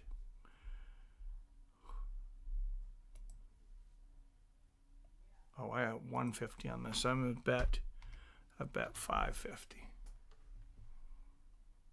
Right? Yeah. Oh, good right hand there from Ziam, but not 550. 570 now because I put 20 on Frevola. Oh, Frevola's hurt again. There's a left hook from Ziam. Beautiful right hook there from Ziam in the corner. And Frevola plus 650 now. I got him at 545 though. I'm happy with that. Like I said, that's just a hedge. I would have bet $100 on Faris Ziam on the mock bet there. Good knees to the body there from Ziam in the corner.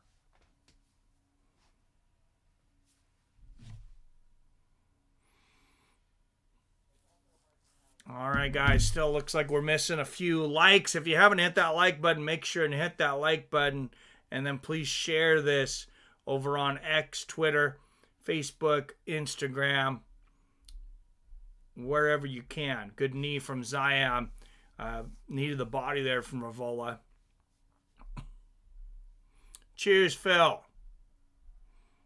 Oh, good right elbow there from Ziam and a right hook right on the ear. It's another straight right from Ziam. Oh, beautiful right uppercut and a left hook from Faris Ziam, who moves to a minus 1950 favorite.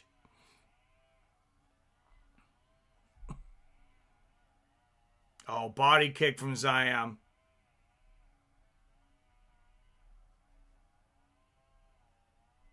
Oh, and there's a good right uppercut, left hook from Faris Ziam. Straight left on the chin. Oh, straight right, left hook from Ziam.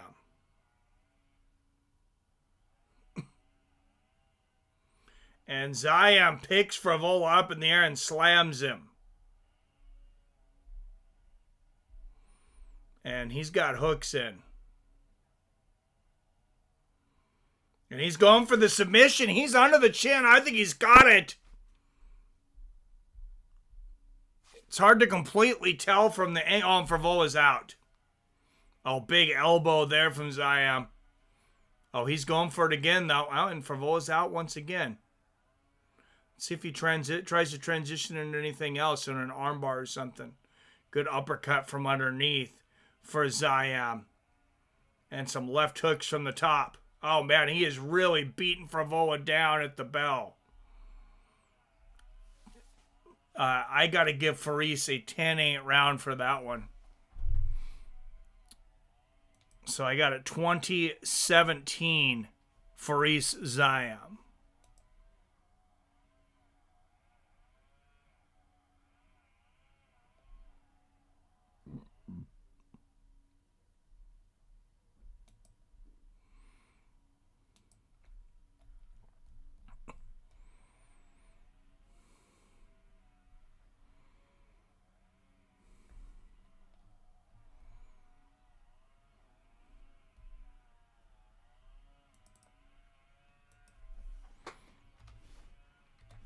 All right, round 3 coming up.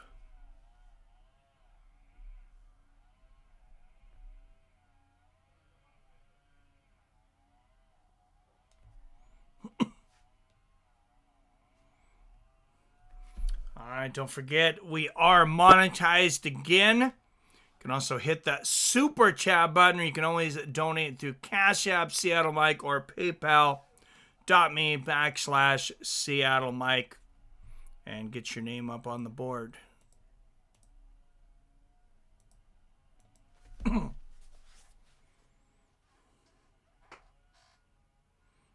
straight left from Ziam to start the third. Odds pretty much astronomical at this point.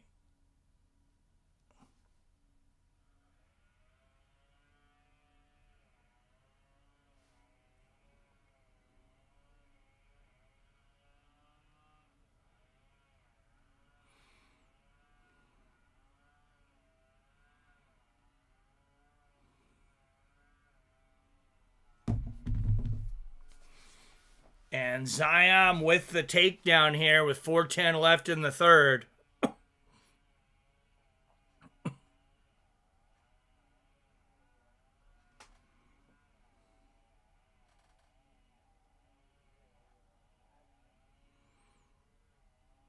Good knee there from Ziam.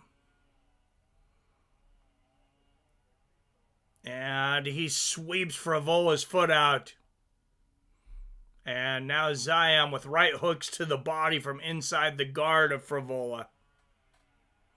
3 for 3 for takedowns from Ziam. Of course, he is beaten Frevola from post to post on the feet. Oh, nice. Congrats on getting your memberships back. Well, thank you, Greg. I appreciate it.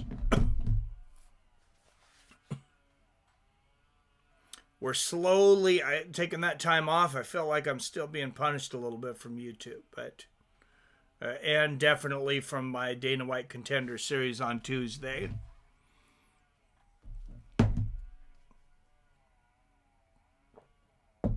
Oh, good knee to the body there from Ziam.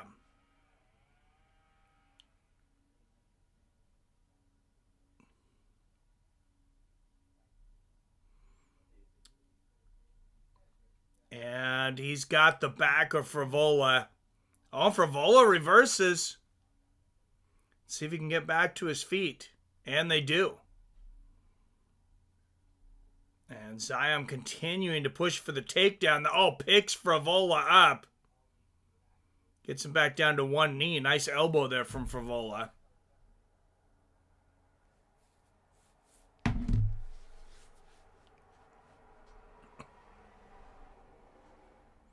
Coming down to 2 minutes left here. Close to 2 minutes left here in the third.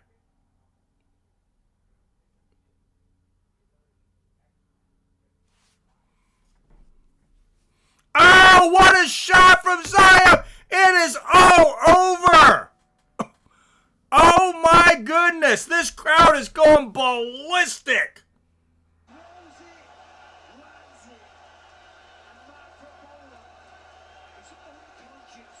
Wow, Matt is out. This crowd's going crazy. We got to make sure Matt Frevola is okay, though. Oh, my. What a knockout from Faris Ziam. Let's watch this replay. It's just a blindside knee to the chin. Knocks the mouthpiece of Frevola out. He is out unconscious. Eats a couple punches afterwards. Oh, my. There was no doubt about it, though. He dropped like a rock. Wow. All right. And I'm not making all this money. I'm just, like I said, I'm doing mock bets. But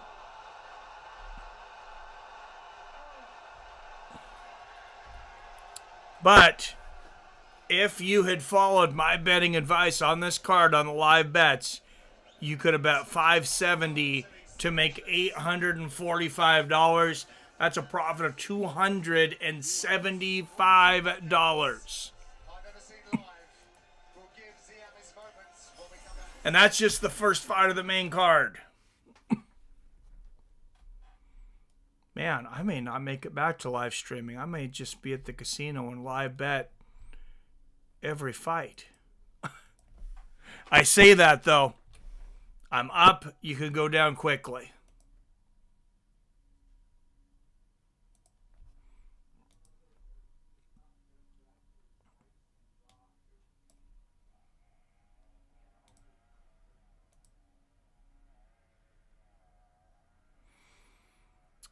Next fight up, Morgan Charriere versus Gabriel Miranda.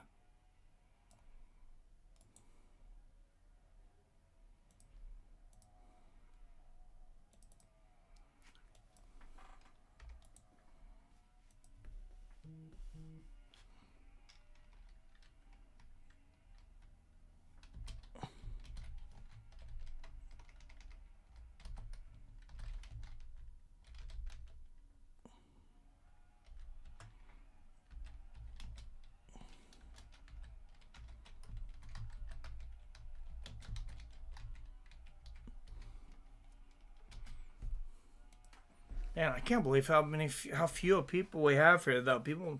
I'm hoping people didn't know about this. Not feeling real popular right now.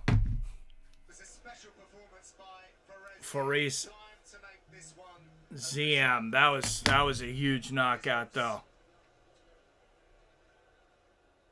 Ladies and gentlemen, referee Loic Porta has called a stop to this contest at 2 minutes, 59 seconds of round number 3.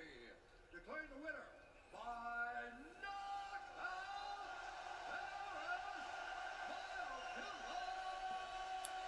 All right, Faris Ziam getting it done with an incredibly shocking knockout.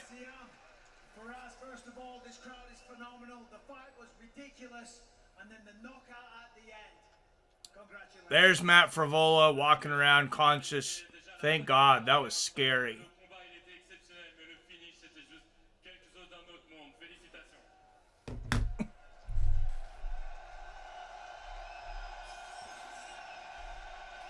Winner by knockout, 259 of the third round.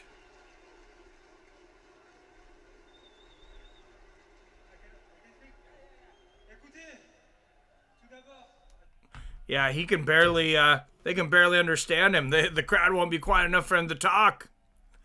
They're so excited. I would take that as a compliment, sir.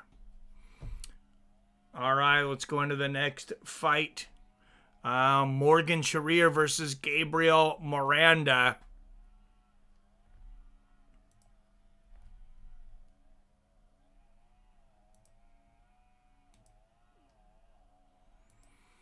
All right, first we will get the odds on this one. Morgan Charriere, a minus 535 favorite moving into this one. Gabriel Miranda, plus 400. Over under is 1.5 half. Wow. That is, they are expecting a short fight here. And let's go to the winning methods real quick. Morgan Charriere to win by knockout, minus 150. To win by decision, plus 240. Everything for Gabriel Miranda is astronomical. Let's see if Vegas is right. First, we'll go to Morgan Charriere. The Last Pirate, 19-10, 28 years old. 11 knockouts, 3 submissions. Only been finished once by submission. 5-9 when it goes to the scorecards, though. Lost his last fight to Jorge Mariscal. Split decision. Had a first-round knockout the fight before that. Fought over in Cage Warriors. A lot of fights over in Cage Warriors. Let's go to Gabriel Miranda, who is 17-6. He is 34 years old. Just finished every single one of his wins. 16 submissions. One win by knockout. Been knocked out twice. Never been submitted. 0-4 when it goes to the scorecard. So, coming off of a first-round submission of Shane Young at UFC 293. So, I got to go back to the odds real quick here. I said astronomical for Gabriel Miranda, but Miranda by submission, plus 1,000. He's won 16 of his 17 fights by submission. That's very interesting. 9th fastest submission in UFC lightweight history. 10-1 odds. Huh. That's very interesting. All right, let's get a vote out here, though.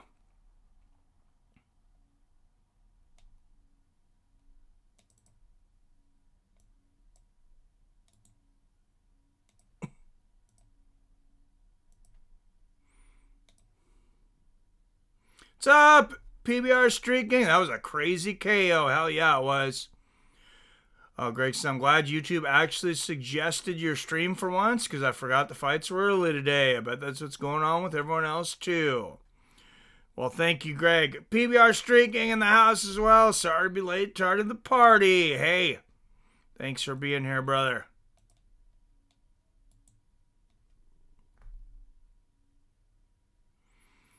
Just glad that you made it.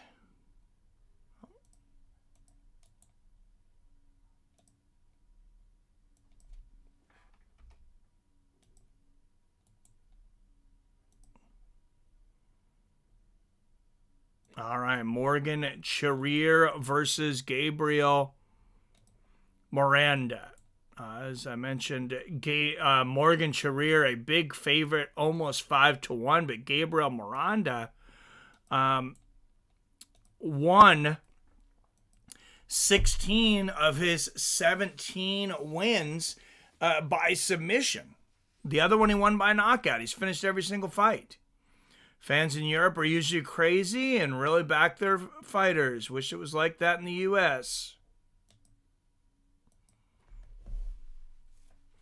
All right, Renato Moicano has entered the building. Tied for third most rare naked choke submissions in the UFC history with 6. That's a lot of rare naked choke submissions in the UFC.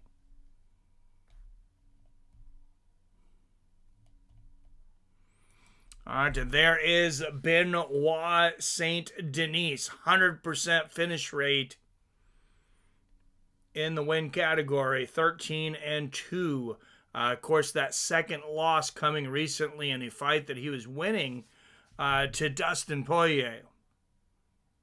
It's proven it's not over till it's over.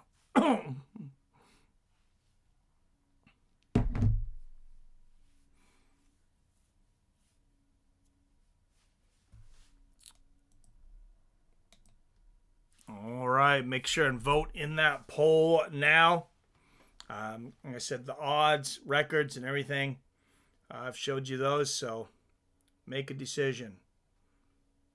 19-10, Charriere versus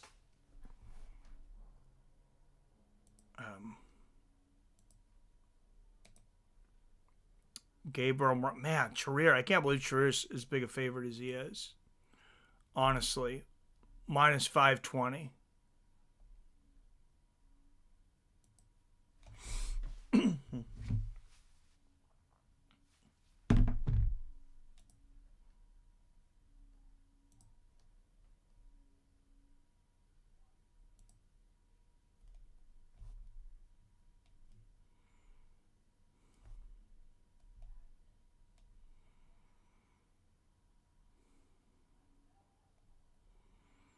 When was he submitted?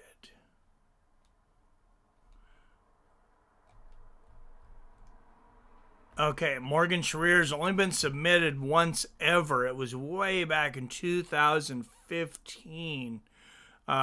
June of 2015 is submitted in the first round by heel hook by Jean Luau. No idea who that is.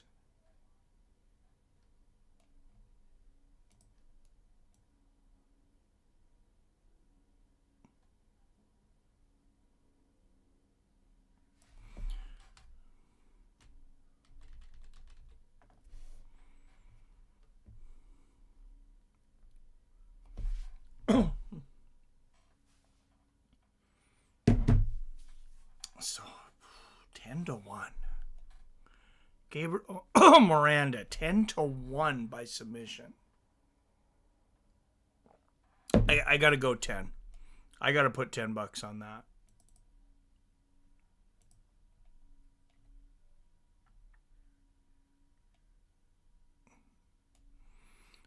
A guy that's won 16 of his 17 fights by submission, and you're gonna give me 10-1 on by submission.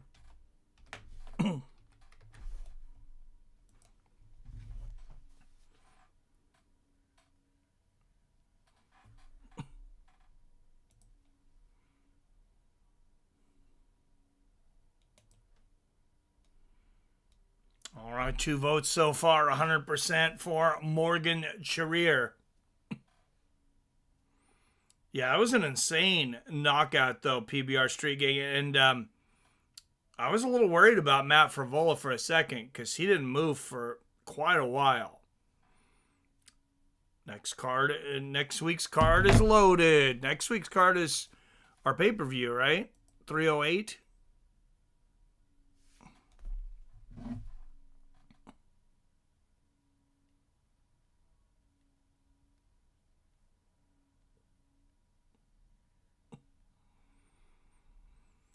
We'll have to preview that before we're done. 307, sorry. Pereira versus Khalil Roundtree. Raquel Pennington versus Juliana Pena for the women's bantamweight fight. Jose Aldo versus Mario Batista. Caitlin Vieira versus Kayla Harrison. Roman Dolidze versus Kevin Holland. Stephen Thompson versus Joaquin Buckley. Yeah, this is a crazy cut. Ryan Spann versus Owen St. Preux. Court McGee versus Tim Means. That's a solid fucking card. Jesus.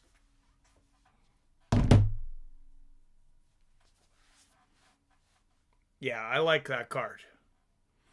All right, 4 votes so far. 75% in for Morgan Charriere, the large betting favorite.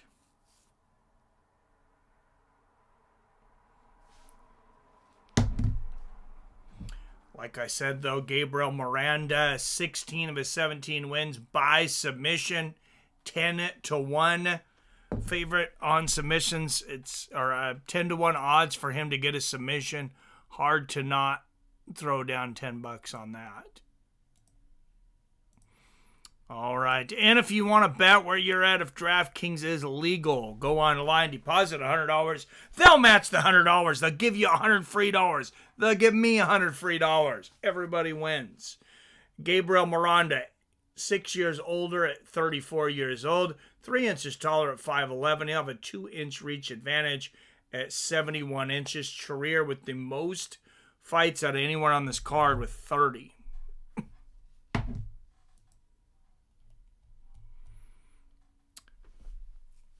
All right, out of the blue corner, he is a plus 400 underdog out of Telemaco, Borba, Brazil. 17 wins against 6 losses. 16 wins coming by way of submission.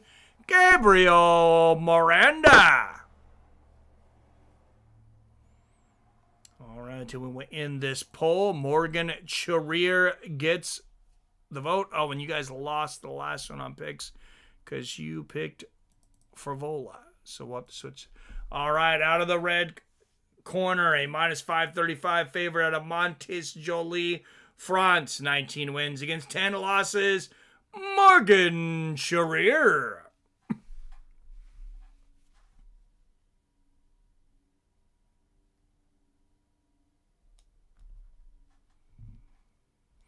Yeah, next week's a hell of a card. 308 should be special. Mark Goddard is the referee for this one.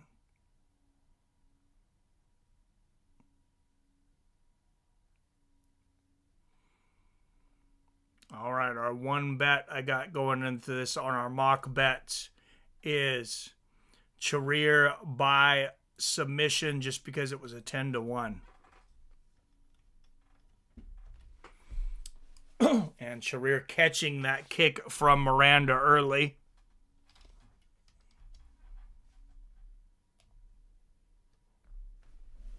Well, good right hand there from Miranda.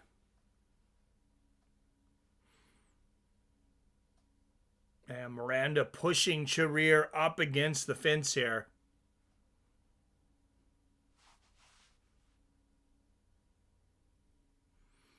Good knee to the body there from Miranda. There's another.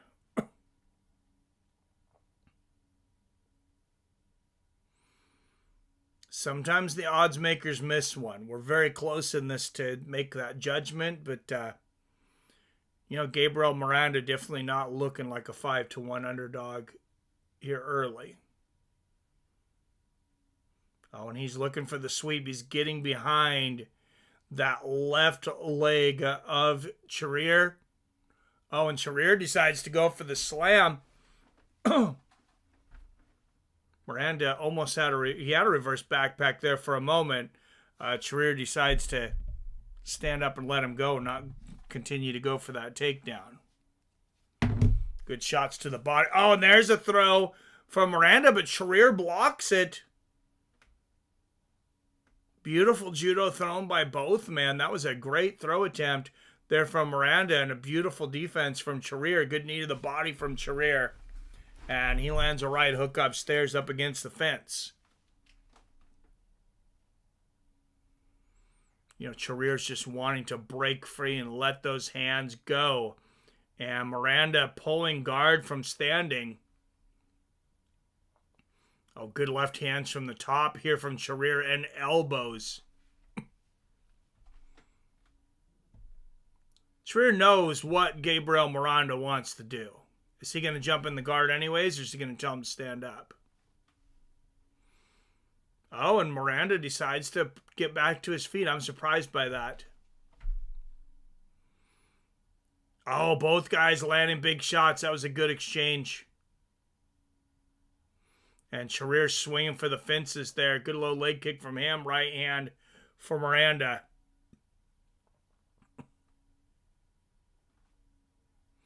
And Gabriel Miranda shooting for the takedown. Can't get it. Lands a knee to the body. And it's Charriere that gets the sweep on the inside. He's being careful down there. Immediately tries to move to side control and lands an elbow.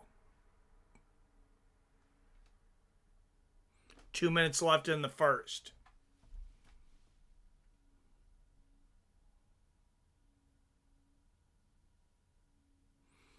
And Miranda again decides to get back to his feet. Throws a spinning wheel kick.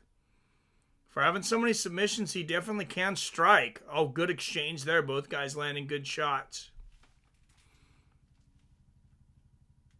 Oh, good left hand there from Charriere. Miranda going for that takedown from way out. Can't get it. And Charriere reverses. Morgan Charriere down to a minus 270 favorite. Plus 200 for Miranda. But that's 3 takedowns so far for Charriere. Oh, now Morgan Charriere moves to a huge favorite. minus 810.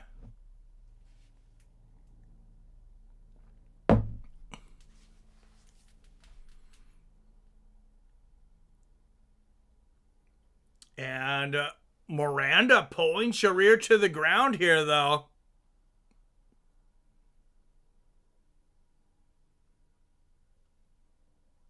He's going for a rear naked choke here. He doesn't have his hooks all the way in.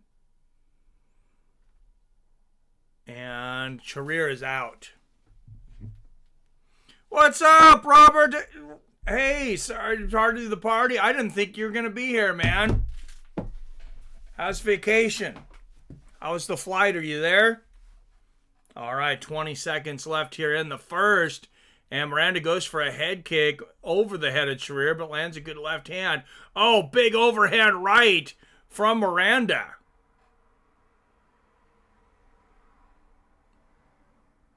Good straight left there from Charriere. There's a good combination from Miranda. And that was a more interesting first round than was promised. More competitive. The over-under on this was a round and a half for the second time today. And for the second time, I'm really liking the over. But that's not what I picked.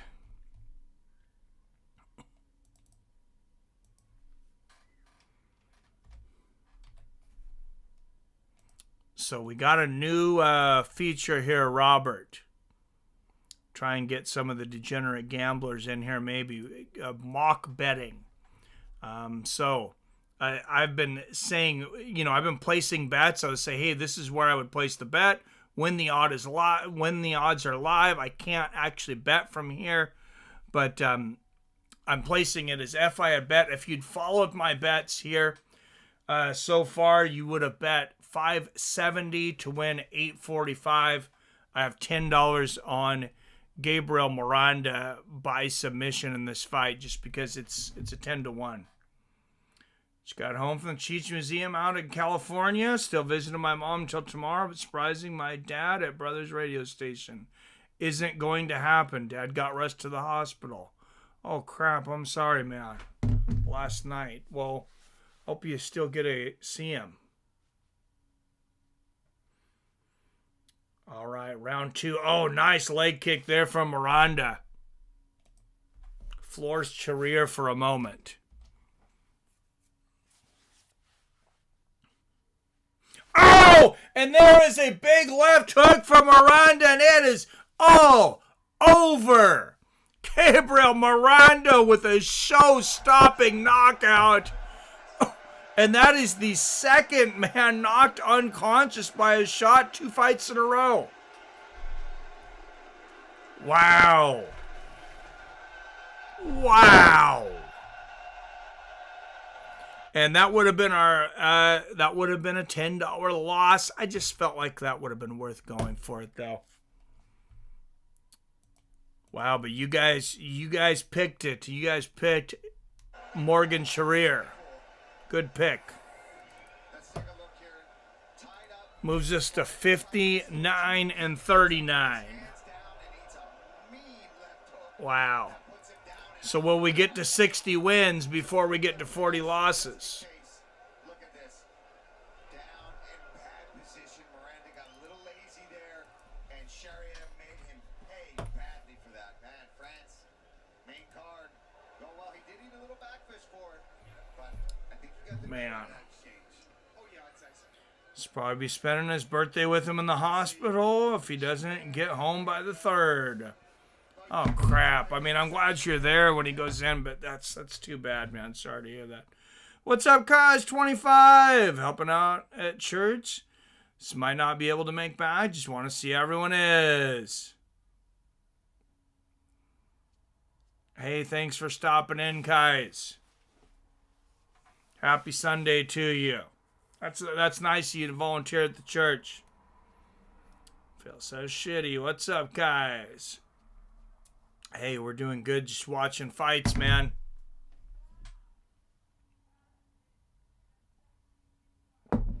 And that's another one in the books. Will we get to 60 wins before we get to 40 losses?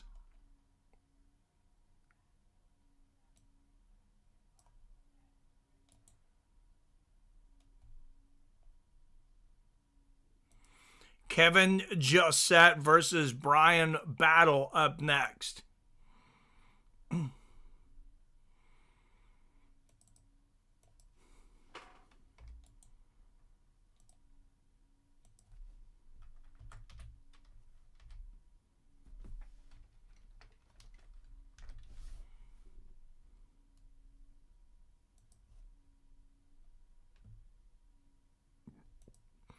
All right, before the vote, let's look at the odds and a little bit of what have you done for me lately.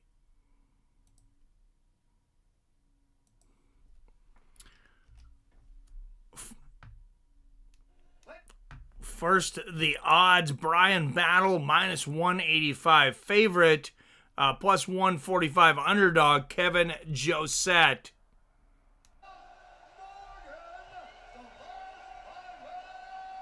And this crowd going crazy over the win here for Morgan Charriere, the Pirate. Talk to me about the game plan here tonight. He's a very dangerous guy. He's a finisher. Well, you were in control the whole time. Official time, 27 seconds of the second round for the knockout. Let's look at some winning methods. Bryan Battle by decision at plus 130. Out of all the props I see, that's the one I like.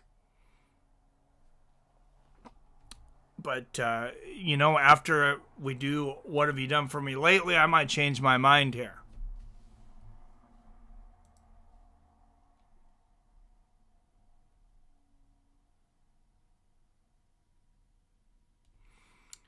Let's look at Kevin Jousset first. 10-2. 4 knockouts, 1 submission, been knocked out once, never submitted. 5-1 when it goes to decision. Kevin Jousset out of Auckland, New Zealand. Has not lost since 2022 against Caleb Rideout. Just 2 fights in the UFC so far, though. Fought Jack Della Maddalena way back in Eternal MMA. Doctor stoppage. His first fight in the UFC, he submitted Kiefer Crosby at UFC 293. His last fight, main event, won a unanimous decision against Keenan Song. Oh no, it says Song versus Gutierrez. Was there 2 songs on the whole card? That's weird. Okay, anyways, he beat Keenan Song by unanimous decision. Let's go to Bryan Battle. Exact same record, also 10-2. We got Air versus The Butcher. 5 submissions, 3 knockouts for him. 2-1 when it goes to decision. Never been knocked out, been submitted once. No contest from an accidental eye poke in his last fight. But let's look in the UFC so far. He's 4-1, just the one unanimous decision loss to Renato Moicano. Of course, head kick knockout of Takashi Soto, knocked out Gabriel Green in 14 seconds. Finished his last win, second round submission against AJ Fletcher.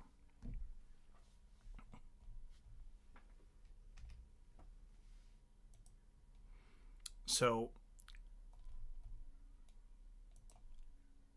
let's get our poll up and we will get to the chat.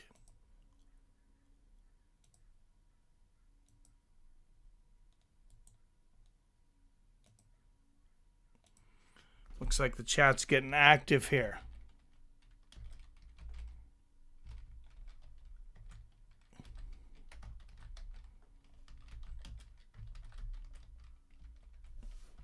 All right, Kevin Jousset or Bryan Battle.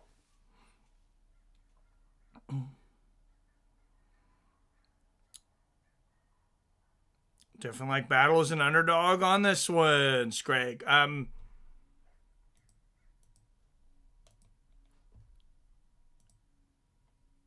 No, he's a favorite, minus 185. So you got to put down 185 to win 100.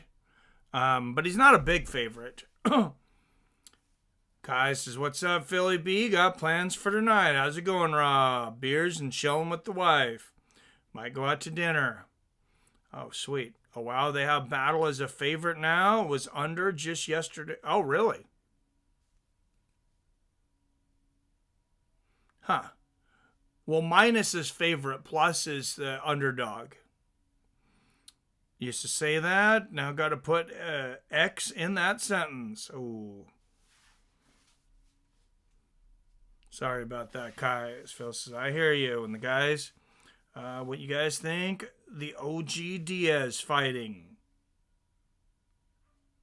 Diaz is fighting? I don't think Nick's going to end up fighting. Not on the card that they scheduled him with. I think he's got visa issues. Smash trying to get home by 1:30 or 3 for fights, but brain fooked up. That was Eastern. Got here before 1. Thought I was on time until I seen your stream for 2 hours. Haha, no worries.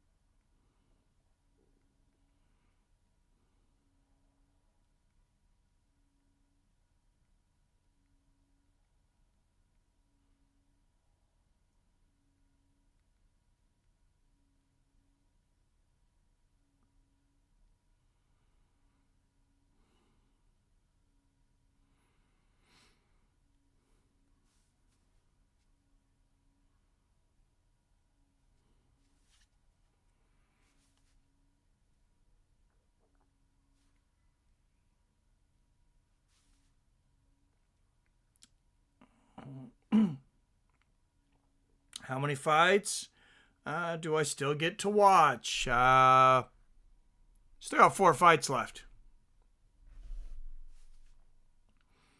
They just rescheduled them. Anthony Smith on card. Oh, nice. That's right. I remember now. Read it wrong. They had him for a point spread. I thought it was money lines. Coming back to me now. A lot of run last night. I think 310, UFC 320. Sky's got to go with Battle. Yeah, I heard Diaz and Luque are rescheduled. Hey, he's just fight Tony Ferguson. Nate Diaz, Tony Ferguson. Retirement fight for both of them. Like, make it a fight night. Make it a fight night in some big town and make it the main event, 5-round main event. And, God, where's Tony from? Where's Tony Ferguson from? Why can't I remember right now? Obviously, Nick's from Stockton. Yeah, I know it's Nick. I'd like to see Diaz fight again, but at the same time, I think he shouldn't. Me too, Phil. Is Robert. Yeah, me 3, man. All right, I'm going to take a quick restroom break before this starts. I'll be right back.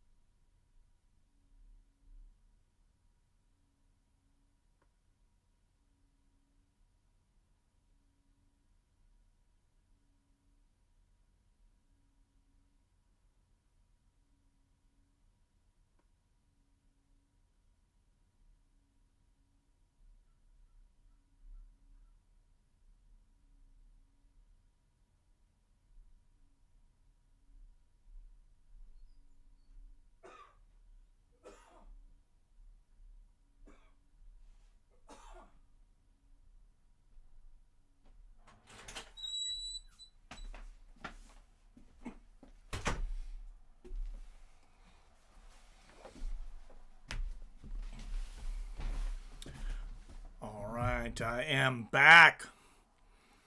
This fight should be underway very soon here.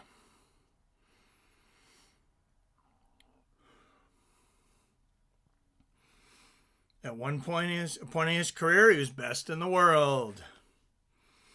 Phil says agreed. Got screwed over because of weed. Yep. Yes, what's up, Jeff Johnson in the house? Yes. Remonetized, sir. It was a week from last Tuesday. So almost 2 weeks now. I want to know if you guys can help my older brother get subscribers for his YouTube channel he started. Once he gets 50, he can live stream. He is at 14. I would greatly appreciate it. Yeah, I did. I thought he was younger brother. Is that the one with the radio show? Right? That's when we went on his radio show, right, Robert? As is Ken, his channel is called Theme Park Dad 1977. If you guys are into amusement parks, you might actually like it. I'll follow his channel, Rob. What link? I'll sub. Oh, that's awesome. Because I'm going to Disney World. Me and the wife are going to Disney World in October. Trying to remember the exact dates now. Of course, I won't be streaming that week, so I better let everyone know. Told him I would ask you guys in chat. Is it the one we were on his radio station, though, Rob? Why can't I remember his name now? Love Roller Coaster. Yeah, roller coasters are sweet. All right. Kevin, Jousset, Bryan battle. Let's check out the poll here. 6 vote. 83% of you for Bryan battle. I'm leaning towards battle as well. And Greg says subscribed. Yeah, put the link to the channel, Rob.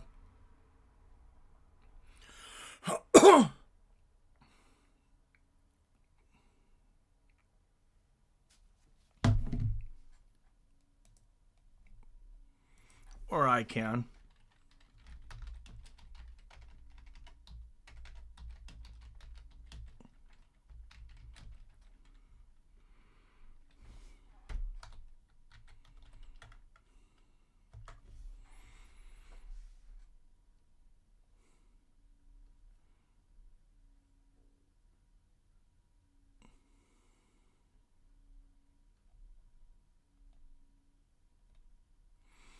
Just a granddad who's a fan of theme parks. Yep, found it. Make that 17 subscribers.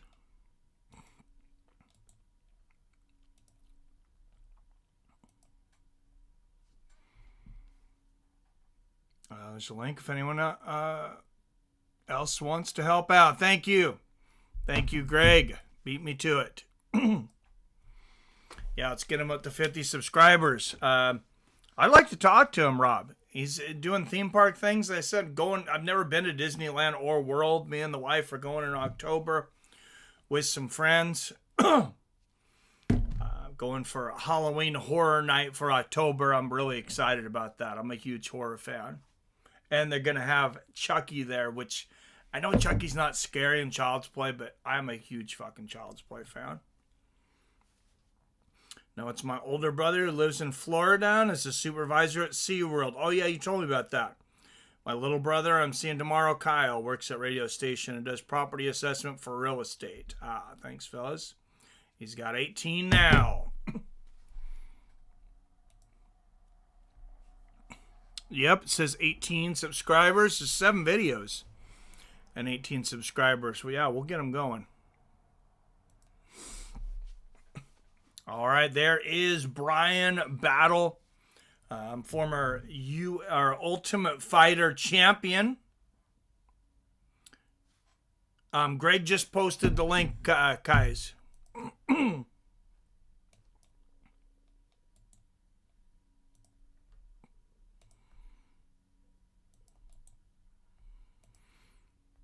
I can do it again, though. There it is.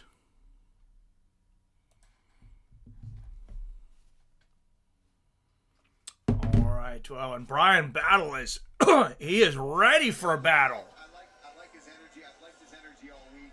He is pumped. All right, Ultimate Fighter 29 winner, 6th highest knockdown rate among active welterweights, 6th fastest finish in welterweight history, 14 seconds. Wow, that was an impressive one. That was fun. I remember that night.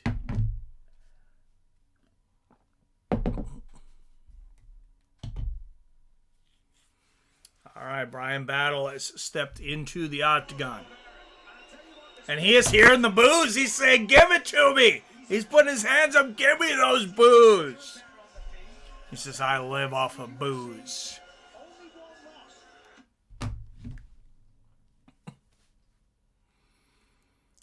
So I forgot to put on a helmet and rubber long sleeve shirt, so I'm all over the place, guys. What's up, man? Told him for sure you guys would support, says Robert. Of course, man. Of course. We'll continue to get him up to 50 so he can stream. All right, here comes Kevin Jousset.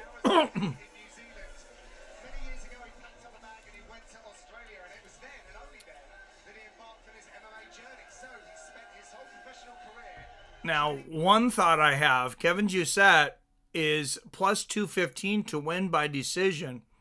If the fight's close, he's from France, Bordeaux, France. He's probably going to get the nod. If the fight's close. So, yeah, I don't know how much I'd want to bet on this one, but we'll watch the live odds. And we'll see if you're just coming in like Kais and Chef Johnson, top right-hand corner of your screen where you see $580 bet, 845 won. I'm doing mock betting because I can't live bet here in Washington State from the house. But if I'm putting bets down, I'm telling you guys where I would make certain bets while the odds are what they are. If you bet $580 today, you would have won $845. So that is a profit of $265 on this card so far. And we just started with the last two fights of the prelims. All right, Kevin Jousset, 5-fight win streak. Judo black belt, 4 wins, coming by way of knockout.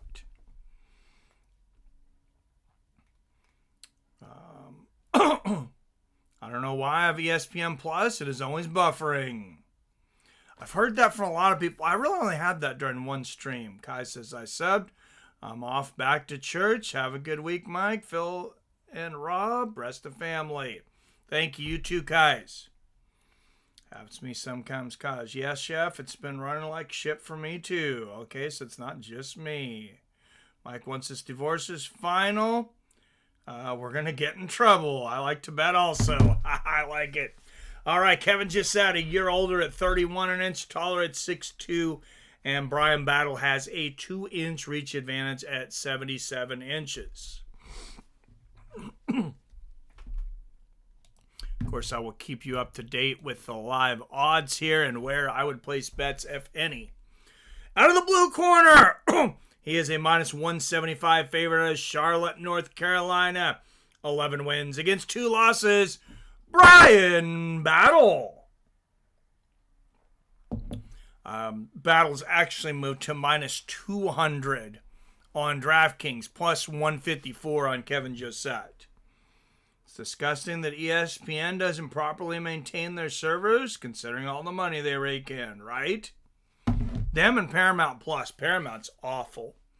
Out of the red corner at plus 145 underdog out of Bordeaux, France. 10 wins against 2 losses. Kevin Jousset.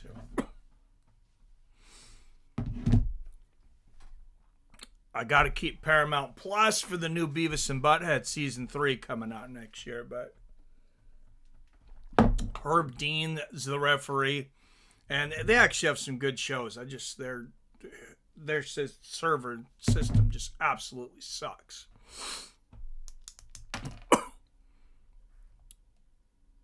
All right, here we go, round one. Oh, and a good body kick from Jousset to start things off, and a low leg kick. And I'm going to continue. I'm going to watch these live odds quickly. Closely. I don't know if I would jump in on this or not. I'll let you know. Oh, good double jab from Battle. Low leg kick from Jousset. There's a right hook from Battle. And he's got Jousset up against the fence here. I like Battle in this one at -2, but it's at -200. I just wish I could get a little better odds. I don't know if we're going to get the chance, though. And Battle pushing Jousset into the fence. Odds still where they started out at. Good knee to the body from Battle. And the foot stomp from Battle. Kind of seen those go away for a minute.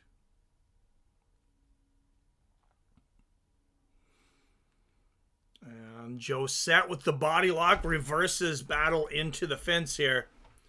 I think he'll probably just break and want to strike, I would assume. What's up, Chef? Can I call you Gordon Ramsay? Have a good week, Chef? Okay, now I'm out. Haha. Have a good one, man. And now Battle reverses the position, working on Jousset up against the fence. Nothing doing on the odds. I'm looking for a spot to bet on Battle, but I'm looking for a better spot. Good knee to the body for Battle. If I don't get it, I would just skip the bet on this fight. You don't have to bet every fight. But when you're betting live, it's often that you get opportunities too. Another good knee to the body there from Battle, who moves to a -230 favorite. You see just how quick the odds move. Just don't call him late for dinner, right? Don't call me late for dinner. Man, I'm starving with this. I didn't really wake up in time for this card. It's 1:30 here, and I still haven't eaten. A lot of times I wait till 11 or noon when I'm working to eat, but I'm hungry by then. Good left hook there from Battle.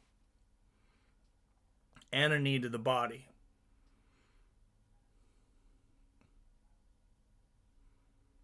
Oh, good right hand from Battle back to the center of the cage.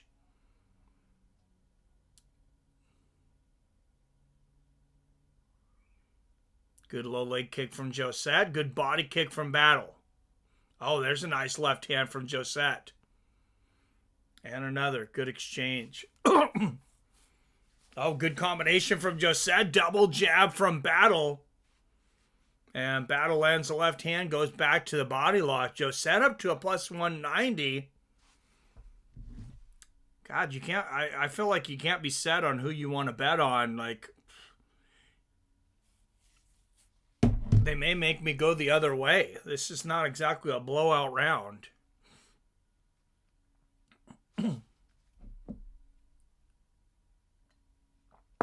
Oh, nice takedown there from Jousset.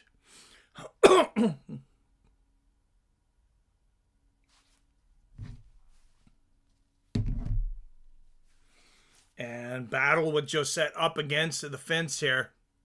Once again, oh, beautiful right uppercut from Battle. There's the right hook to the body and a right uppercut. And Battle moves back to a -200. Good knee to the body from Bryan. This round's fairly close, then. There's a good right hook and a right uppercut from Jousset. Another straight right from Jousset. Oh, there's a right hook from Battle.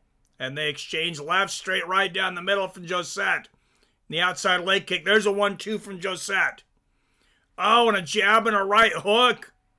There's the right hook to the body from Kevin Jousset. Bryan Battle coming back with a combination. And they are warring. There's a good body kick from Battle, who goes down to a -180 favorite, +140 on Jousset. Good push kick to the knee there from Jousset. Oh, nice left hook there from Jousset. Significant strikes even here. There's a combination from Battle, though. And Battle shoots for the takedown.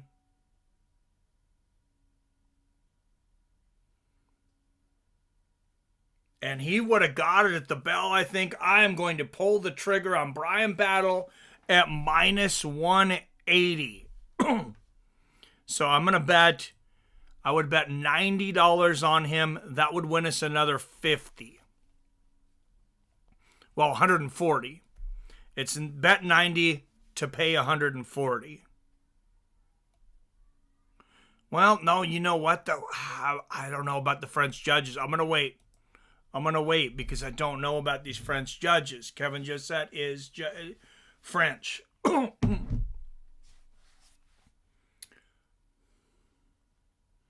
So I'm very picky about my bets. That's so you know I was pretty damn confident when I took that minus 345 earlier to 100.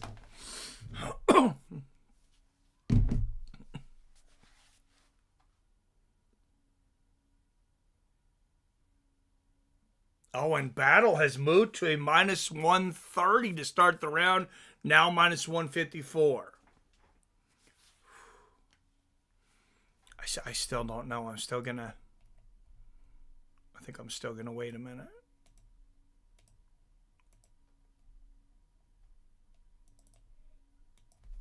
Good low leg kick there from Jousset. Oh, good left hand from Battle, who moves back to a minus 180. We'll see if we lost our only chance to bet. I'm not going to be too upset if I did. Good push kick to the body there from Battle. Oh, and there's a left hand and a three-punch combination from Bryan Battle. I like the way he's starting this round.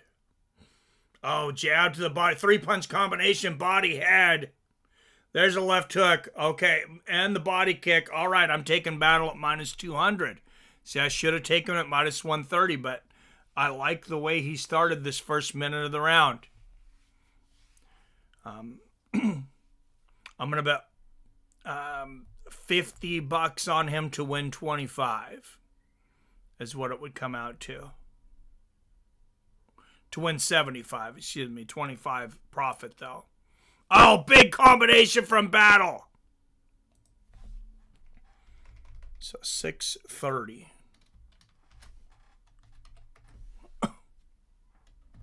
Oh, and they're going back and forth. Wow, both guys landing big shots. What a fight. Oh, there's a nice three-punch combination from Battle, who moves to a minus 220 favorite. Good short uppercuts up against the fence here from Battle. And now left hooks to the body. He seems to be wearing Jousset out here. Good knee to the body from Battle. Oh, there's that left hook to the liver.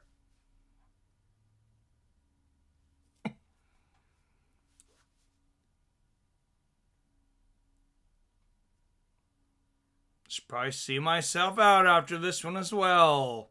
Scrag, all right, the DBZ tat is crazy, right, Chef? Oh, push kick to the body from Battle, who's moved to a minus 500 favorite. So I'm happy with the minus 200 we took. And there's the 1.5. Good 1-2 there from Jousset, and the right hook to the body.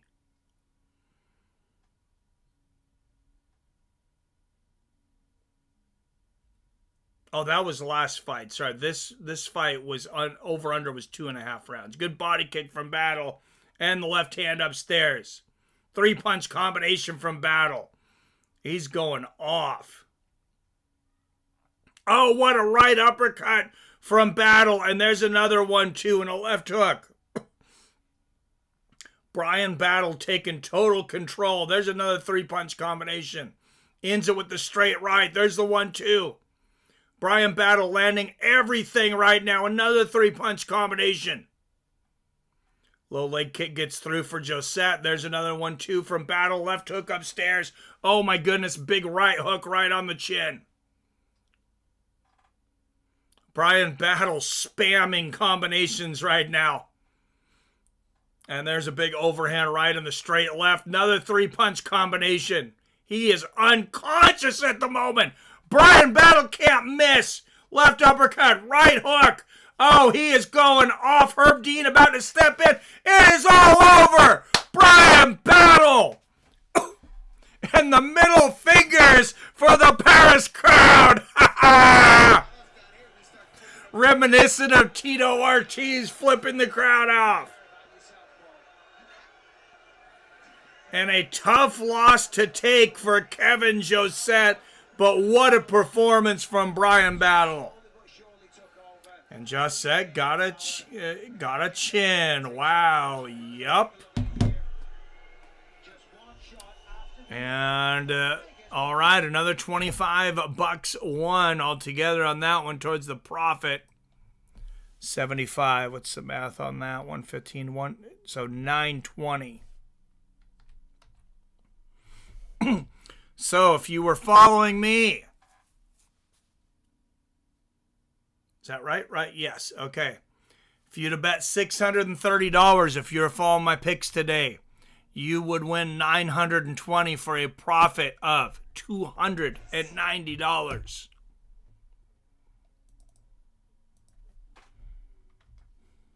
This is too easy. Why am I even working? See, this is when you get confident and you lose a bunch of money.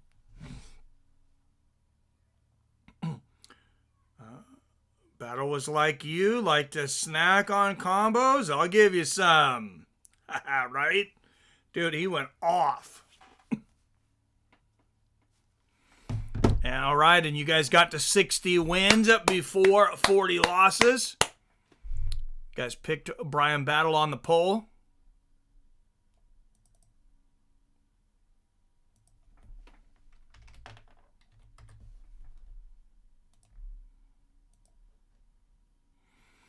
And wow, this next fight, I'm a little surprised by the odds because I think it's the candidate for fight of the night. Joe Anderson, Brito, William Gomis.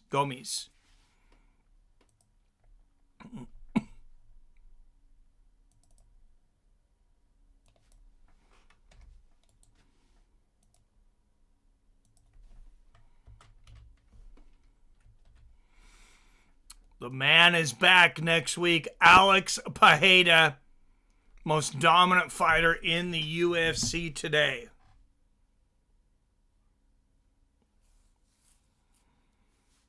Battle could be a good, big deal if he keeps fighting like that, right? Yeah, he's just getting better and better. I think this kid definitely has potential.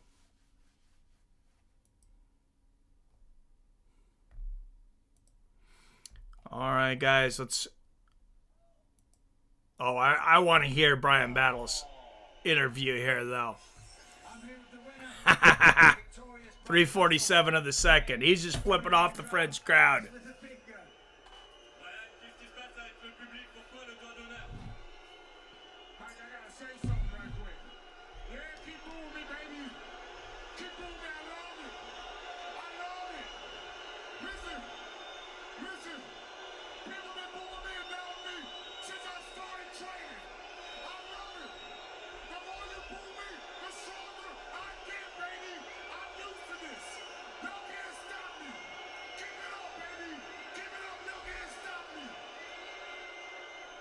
Well, if he loves being booed, he's got to love this.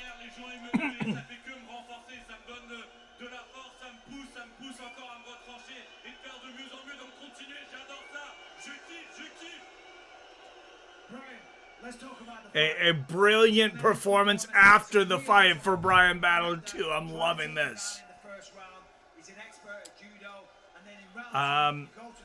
No, bet 630, won 920, so it'd be $290. So I'm up 290.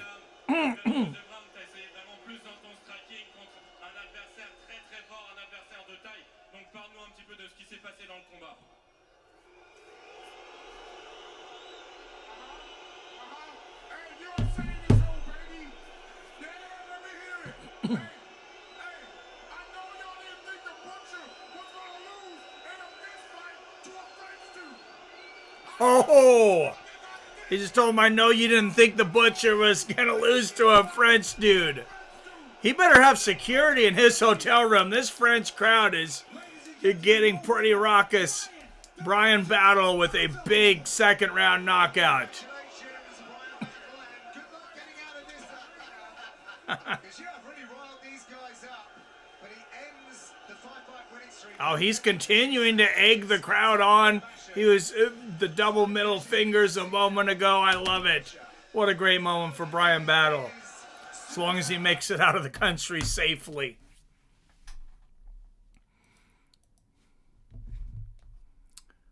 Brian Covington Battle. He's not quite there yet, I think. Hey, what's up, Armand Jonas? Haven't seen you in a while. It has been a long time. Hey, I'm doing good, brother. Just here watching fights with my friends. How are you? Hope you know Ryzen 48 pay-per-view is free for international viewers. When is it? I didn't know that. When is it? Yep, Covington is a good comparison, too.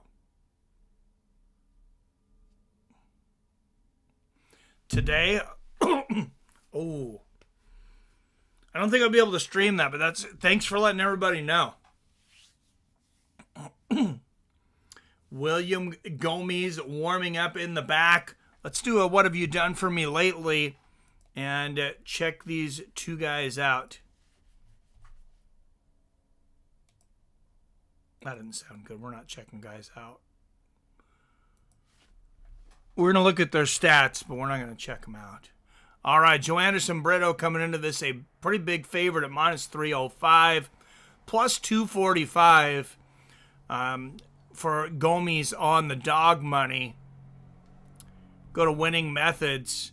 You got Brito to win by knockout, plus 350. By submission, plus 225. Gomis, wow, to win by knockout, 1,100. Submission, 35. That's Gomis, a pretty big underdog on those stats. But let's look at the real stats. Let's go to what have you done for me lately. I'm just shared the link on my Twitter. Well, thank you, sir. Appreciate it. I'll give you a follow over there on Twitter. Everybody give Armand a follow. All right, William Gomis, let's start with him. The underdog, 13-2, 7 knockouts, 1 submission out of Paris, France. Never been knocked out, been submitted once. 5-1 when it goes to decision. He is 3-0 in the UFC, 1 majority, 1 split decision. Won his last fight by body kick knockout.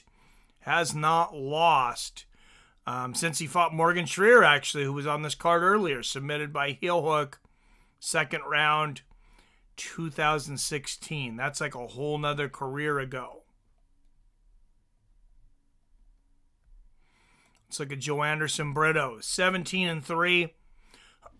8 wins by knockout, 7 by submission, been knocked out once, been submitted once, 2-1 when it goes decision, and has 1 draw. He is, wow. He's won his last 5 fights, 6-1 in the UFC. If you count Dana White Contender Series, I'm going to count it because he's had a win over Diego Lopez. His one loss was to Bill Algeo.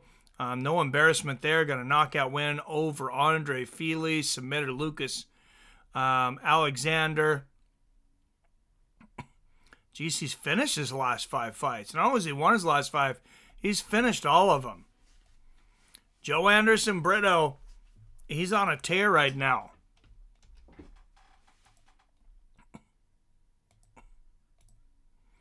All right, let's get our poll up then.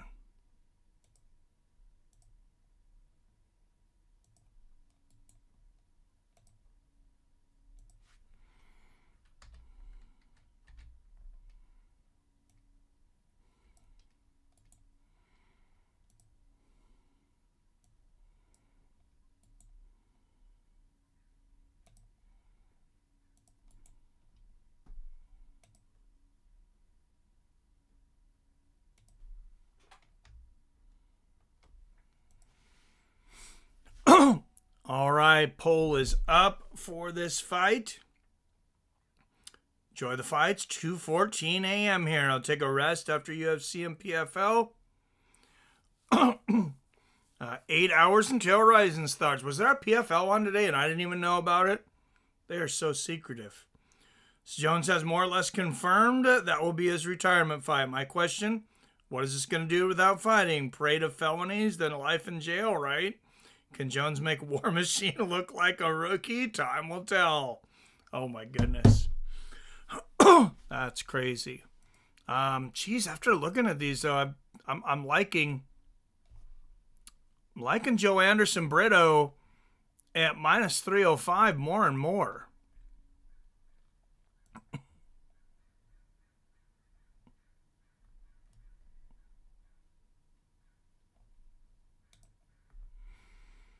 The over-under for this one is 2.5 rounds. I'm not touching that. I don't know. I don't really like 2.5s. What have you done for me lately? Reminds me of that bit Eddie Murphy did on Raw. If you guys never watched Eddie's stand-up comedy from the 80s, got to check it out. Some of the funniest shit ever. Oh, yeah, Eddie Murphy's the king. That guy was fire in the 80s. Nobody was touching him there for a while. I mean, there was good comedians in the 80s. Of course, George Carlin was still going. Richard Pryor. But, yeah, Eddie Murphy coming out in that red jumpsuit and just destroying rooms.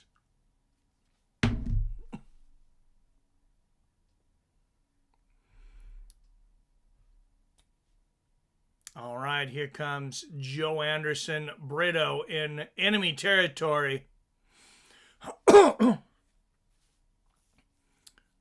Taking on William Gomis tonight. I got Brito in this one, Strunk. All right, let's look at the poll. 50-50 on the poll.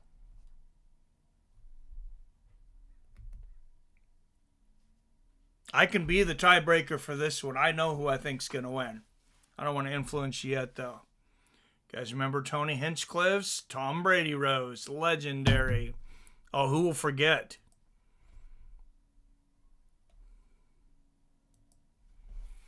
All right, I'm going to get a little more water before this one starts.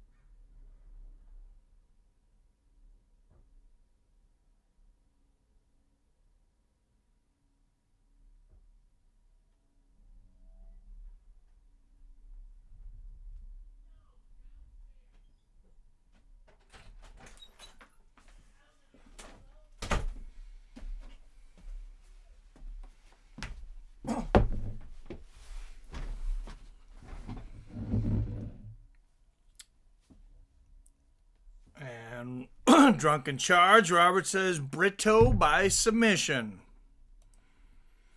All right, we need at least one more vote, guys. I don't want to be the tiebreaker. It's a 50-50. Actually, I guess I'm okay being the tiebreaker in this one, but I'd rather somebody else vote. Oh, and a big entrance here.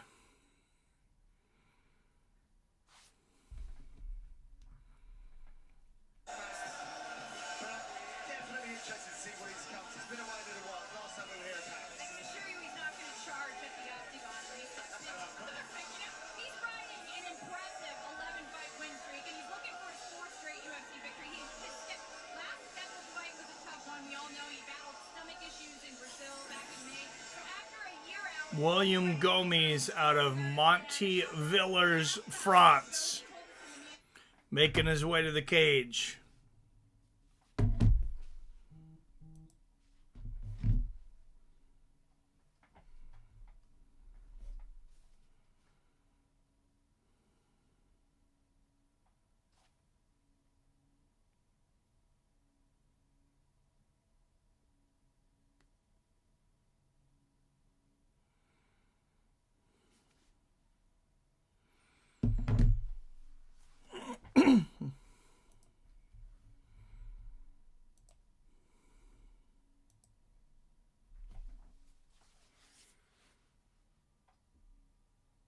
Gomis definitely taking his time getting into the cage here. He is excited to be fighting in front of his home crowd, though. 11-fight win streak, 7 wins by knockout. European and French Sanda champ. I don't know what Sanda is. I don't know what Sambo is. I don't know. He's good at some French bullshit arts. What's that going to do for you?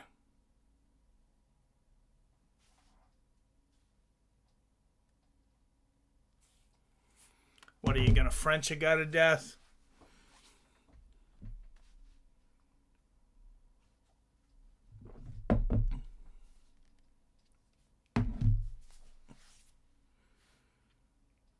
All right, tail of the tape.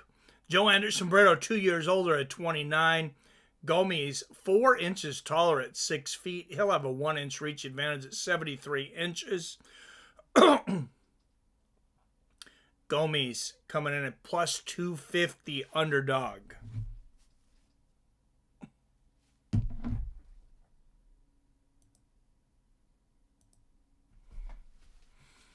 All right, out of the blue corner, he is a minus 310 favorite out of Puro, Sao Paulo, Brazil. 17-3. 3-1 is a UFC favorite. Joe Anderson Brito.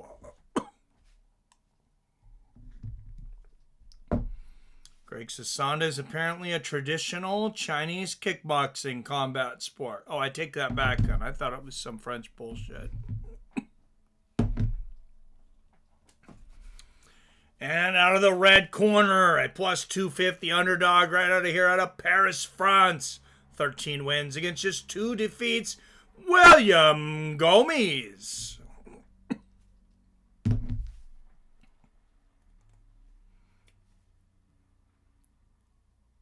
Yeah, as much as I enjoy this, Wyatt, I am kind of wishing I would have went to the casino, being I'd be up $290.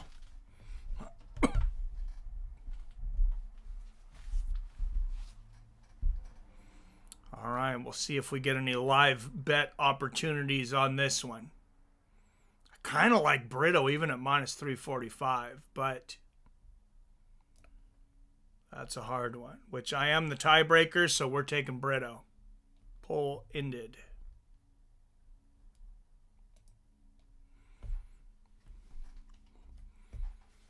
Oh, good body kick there from Gomis. Brito coming out aggressive, but there's a straight right from Gomis. Good body kick from Gomis, clubbing right hook from Brito. And there's the knee to the body from Gomis up against the fence.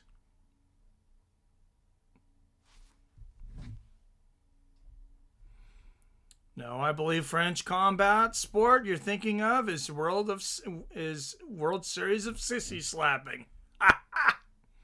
I love it. And Brito with the takedown.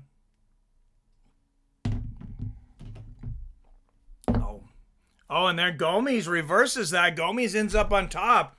Joe Anderson Brito moves down to a minus 238 favorite. William Gomis plus 180 dog. Still no bets for me on this one.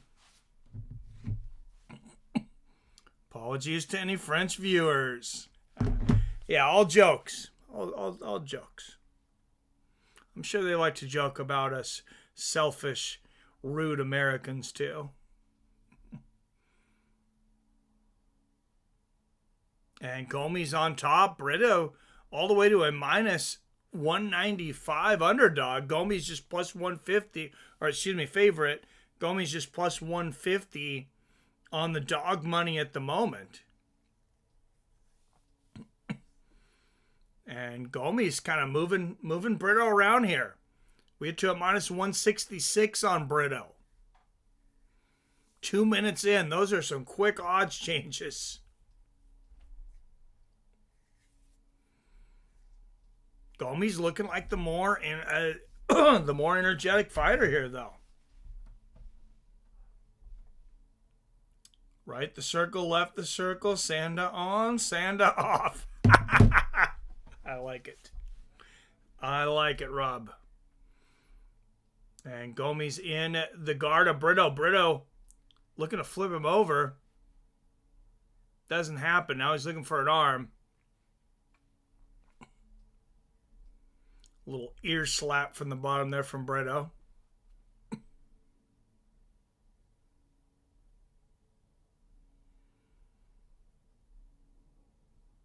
And both men up. Brito looking for the takedown here, though. Brito down to a minus 166 favorite. 2 minutes into this round. I mean, Gomis possibly winning this round. Remember? Oh, what a right hook from Brito.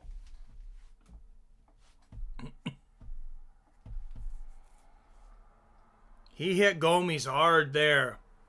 I am close to pulling the trigger on a Brito bet. Good knee to the body there from Brito. Gomis answers.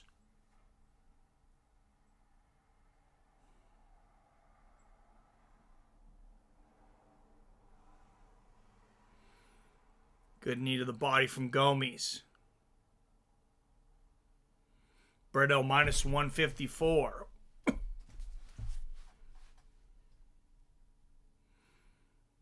Oh, and Gomis going for the throw there. Looking for the Ichimata. Can't get it to land.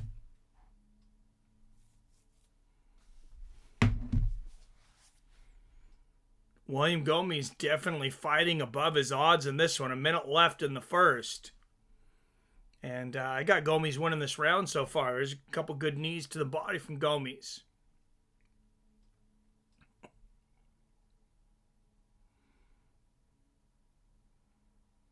Joanderson Brito, I don't know if he's tired already.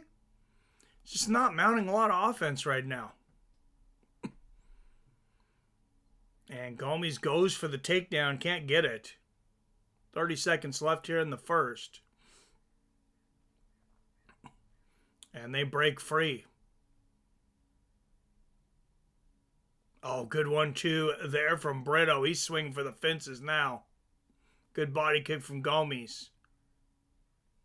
Oh, nice left hook there from William Gomis. Low leg kick from Brito. There's another one. They look like they're fast forward for about 10 seconds there. And Brito drops at the guillotine. Runs out of time. Great into the round, though, for Joanderson Brito.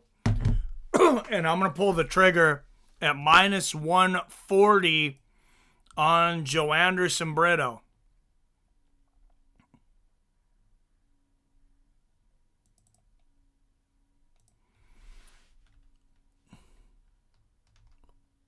So I'm going to bet 140 to win 100. That puts us up to 770 bet. Be 1,020 if we win. Right? Is that right? No, I'm sorry. It would be, you got to add 240 to that. 1160.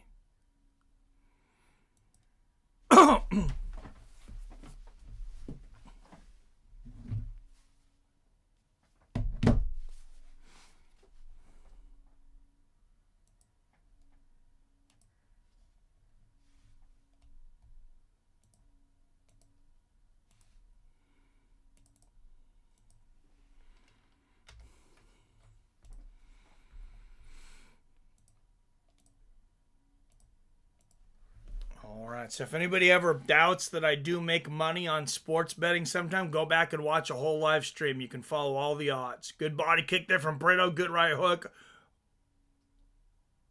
from Gomis. Oh, here we go. Brito with the body lock up against the fence. Both these guys have so much energy. And Brito working Gomis up against the fence. Goes for the Uchimata. Oh, Gomis doing a good job of staying upright, but Brito eventually able to get him to the ground here. And Brito back to a minus 295 favorite. I'm glad I jumped on him at minus 140. Oh, good right hooks there from Brito.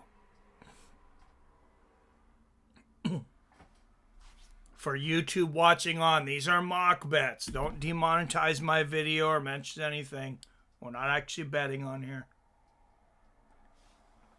And Brito with the bat, or he's on top anyways. It's like a side mount.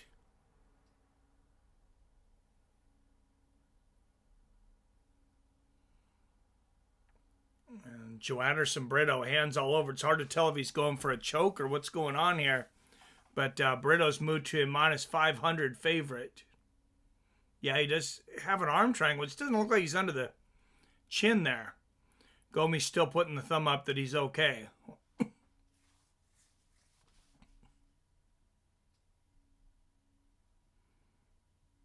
Oh, he's working this arm triangle here, though. There's a thumb up again from Gomis.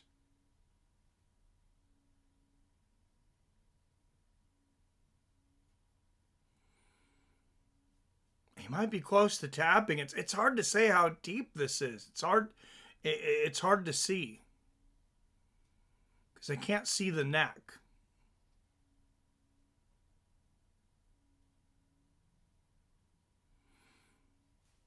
And Gomis is actually blocking a lot of the angle with this right arm there. Oh, and he's out.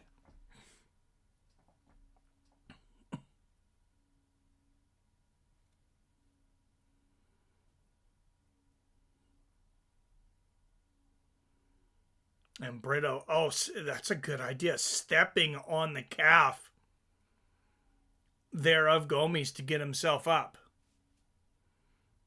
Good left hook there for Brito. And he's pounding Gomis up against the fence. Gomis back to his feet, but Brito's still got he's still got a lock here.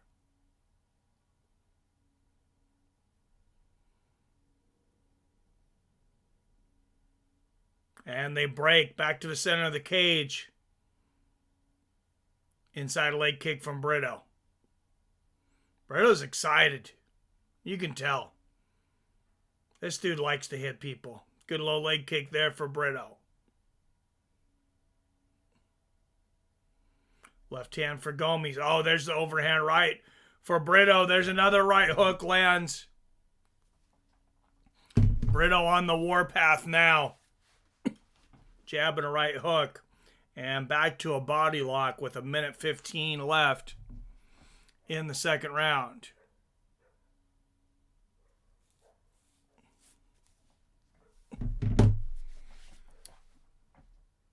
Brito still a minus 5, now moved minus 500, now moves to a minus 395 favorite, plus 280 dog money on Gomis. Don't forget next week, UFC 307, an absolutely stacked card.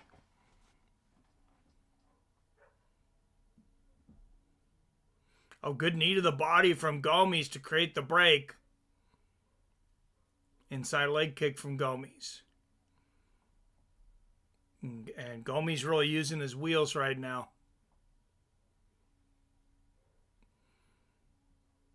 Oh, good combination from Gomis.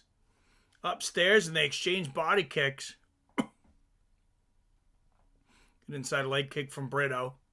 He throws everything with ill intentions. Everything hard.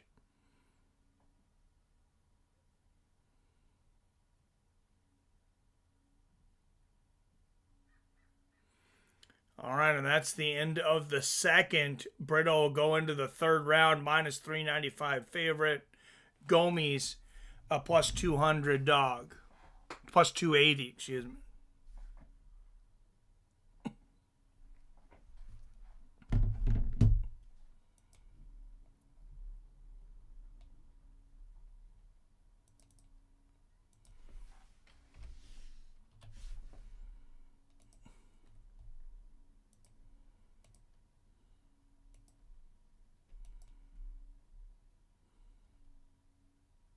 co-main event coming up next. Brendan Allen versus Nassourdine Imavov.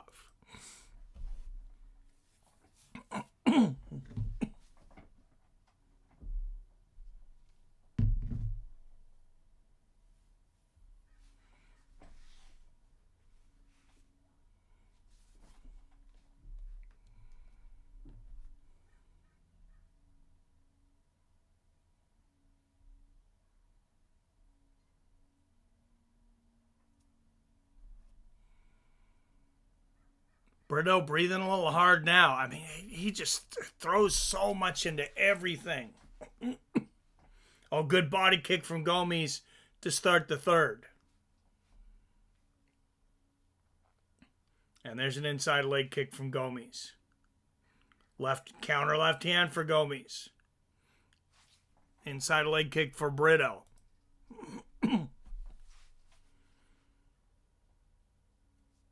And there's another inside leg kick for Gomis. Gomis not fighting like a 3-1 underdog for sure, but Brito's just so damn fast. Good inside leg kick there from Brito again, and another one. Right hook for Gomis, backing up. 4:20 left in the third. There's the push kick to the body for Gomis, and a combination for Brito.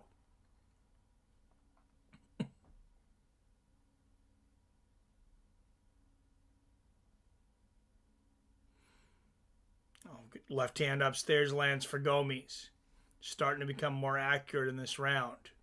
Oh, there's a jab and a right hook for Brito, who's moved down to a minus 270 favorite, plus 200 dog money for Gomis. There's a good left hand there for Gomis. Oh, beautiful left from Brito. And that low leg kick again. I mean, Brito, when he's hitting those leg kicks, I mean, he takes nothing off him. It's like field goals. Gomis moving to his best odds so far, plus 170. Joanderson Brito just minus 220 favorite at the moment.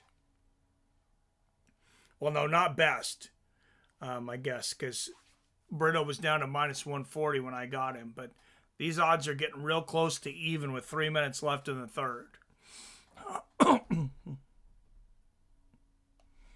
And they break back to the center. Push kick to the body from Gomis. And there's a straight left for Gomis. Gomis might come back and win this. He's been very smart and technical in this round. Good body kick from Gomis. And Brito misses big with the overhand right. Brito seems to be getting a bit desperate. Good left hook there for Joanderson Brito.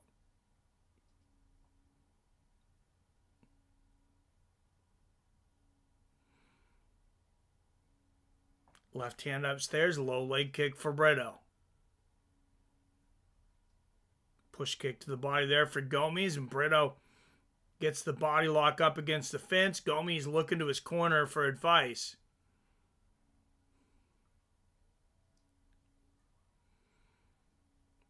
Left hand in there for Brito up against the fence.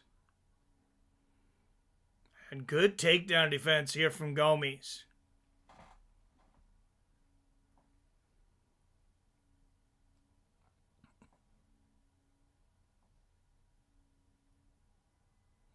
It's hard to say how the judges are scoring this right now. And Brito gets another takedown, but Gomis looking to get right back up.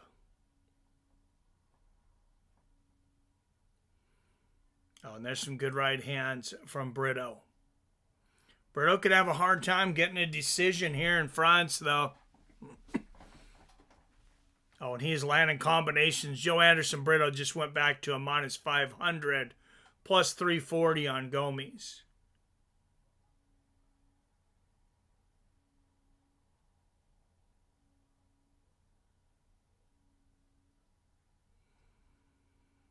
It's almost tempting just to hedge on Gomis just a little bit in case he gets screwed on Brito gets screwed on the decision. And Brito took him down for just a second. 40 left in the third.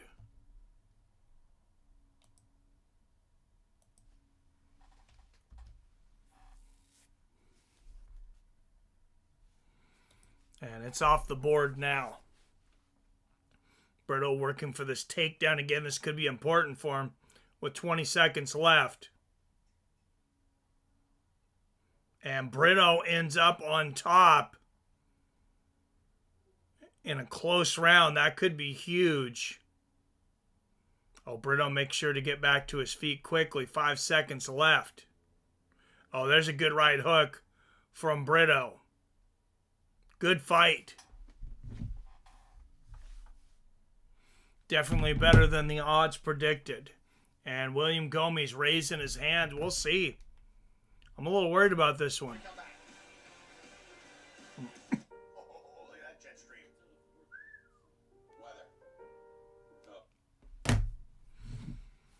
Weather. Co-main event up next. Nassourdine Imavov, Brendan Allen. Imavov's a minus 225 favorite. I don't know if that should surprise me or not.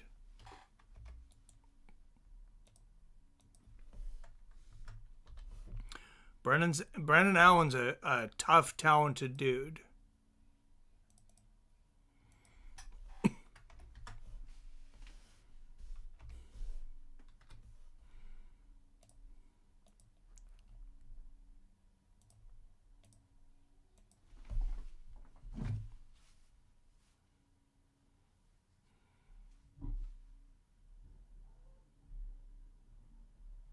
Yeah, I wonder, does it make you guys feel different about Nassourdine Imavov losing to Sean Strickland after Strickland went and got the belt? Does me a little bit. Strickland was a lot better than I thought he was.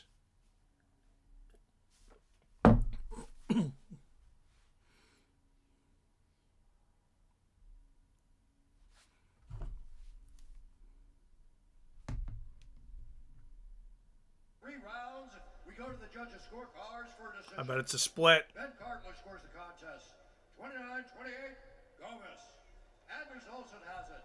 29-28, Brito. Clemens Werner scores the contest. 29-28 for the winner by split decision, William. Yeah. So you could have bet 5-1 odds almost after the fight was over. And these French judges would have put some money in your pocket. The winner, William Gomis. William, a very Imavov is pretty good. 14-4. And 10 if he has 14 wins or finishes.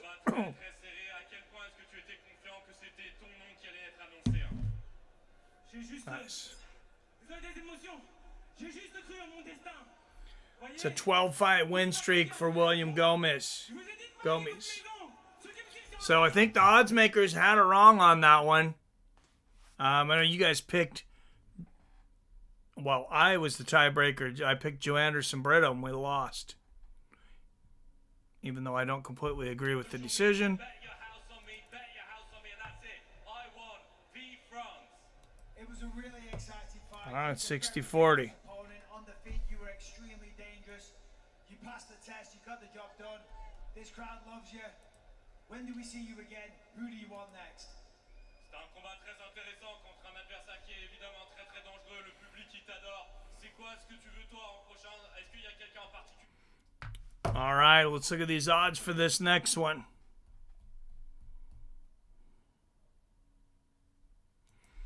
Nassourdine Imavov, Brendan Allen. Then we'll put up a poll.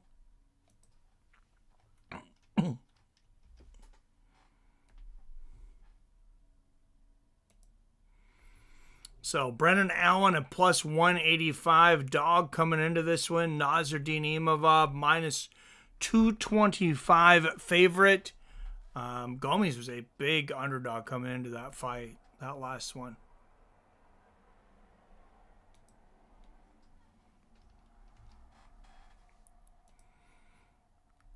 But let's go over to Sherdog for this co-main event. First, we'll go with the underdog, Brendan Allen.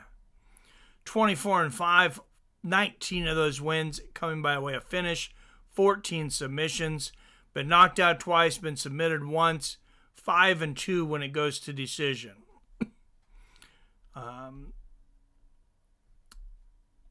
He's on a 7-fight win streak. His last fight was knocked out by Chris Curtis. Then he won a split decision against Chris Curtis in his last fight. Of course, Chris was hurt, dislocated his shoulder. He's out for quite some time, but take nothing away from Brendan Allen. Let's look at the split decision here. Giving it to William Gomis.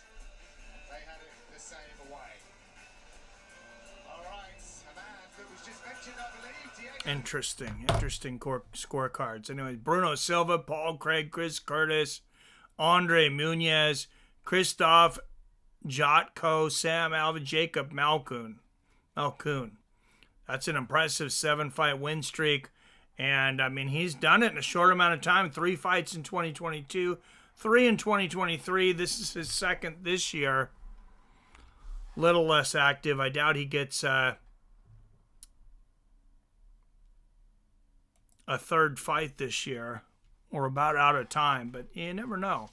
Nassourdine Imavov, 14-4 here out of Paris, France, 29 years old. 2 wins in a row. Of course, he lost to Sean Strickland at Fight Night 217.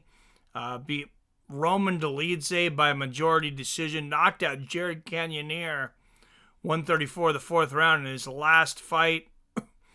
Before the Strickland fight, 3 wins in a row over Ian Heinisch, Edmund Shaboisian, and Joaquin Buckley. I'm not sure the right guy is the favorite, but with these French judges, maybe that's the difference maker. Because I don't think Joe Anderson Brito loses that fight in the States.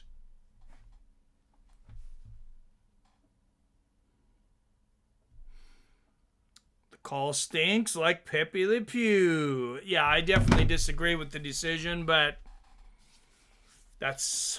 you got to kind of expect this coming in here to France. So that puts us up just 150 for the night, right? So, still profitable, though.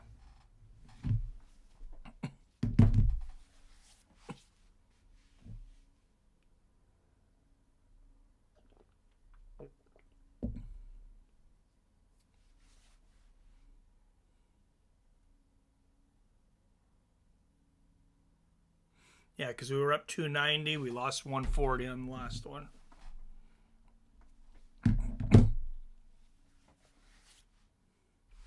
All right, guys. I'm going to take another quick break here. I'll be right back.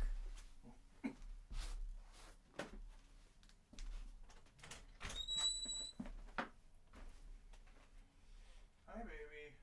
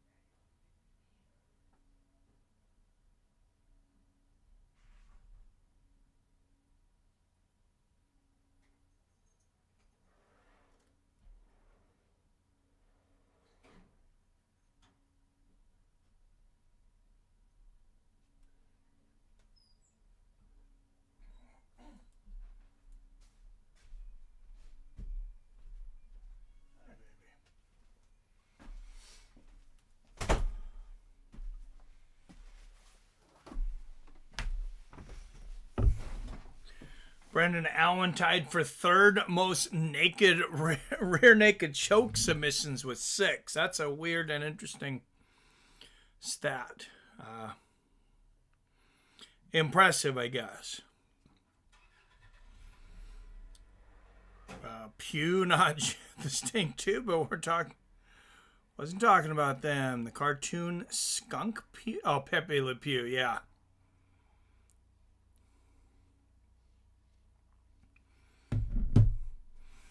All right, Brendan Allen in the cage waiting. Nassourdine Imavov. Oh,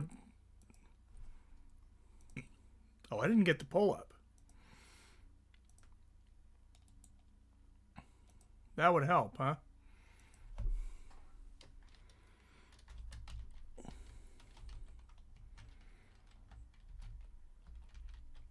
All right, Brendan Allen, Nassourdine Imavov, make your vote. This is a close one. This is like a toss-up. So we're up 150. One judge.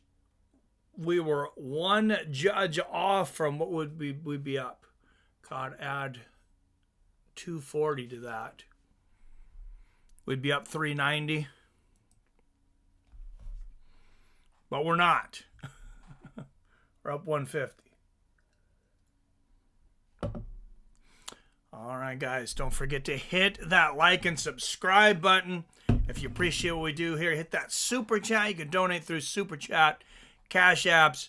No donations so far for tonight, but thank you again to our premium members, Phil D. Roll, Jim, and PBR Street Gang. Nassourdine Imavov, back-to-back wins. Second largest significant strike differential among active UFC middleweights, plus 2.05 per minute. That's pretty good.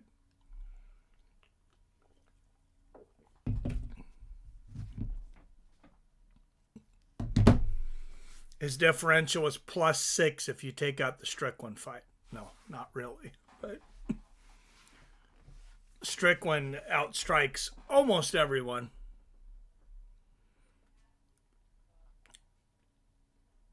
All right, props to win. Imavov inside the distance plus 165. Allen inside the distance plus 500. Those are interesting. All right, Nassourdine Imavov, 1 year older at 29, 1 inch taller at 6'3", and reach is even at 75 inches.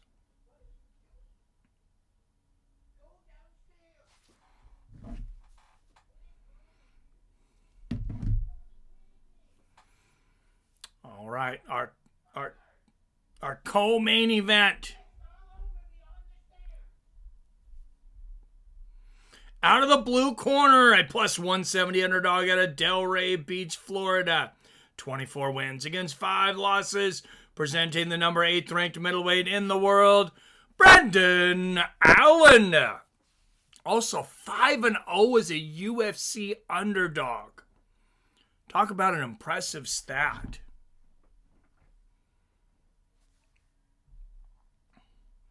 5 times they put him up against guys favored to beat him. All 5 times he's beaten those guys.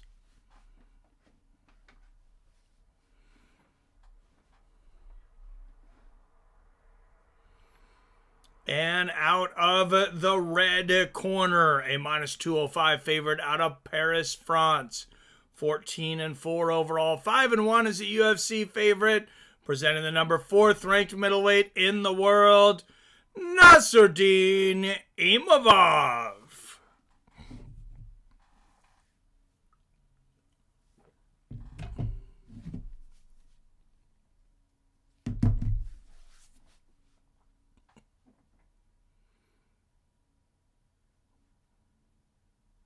Wow, this French crowd is going nuts.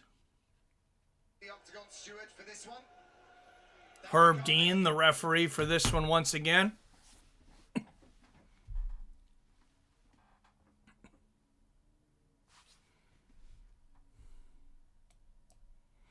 All right, here we go. Round 1. Good low leg kick from Allen. And there's a right hand upstairs. And Brendan Allen gets in, immediately gets the takedown.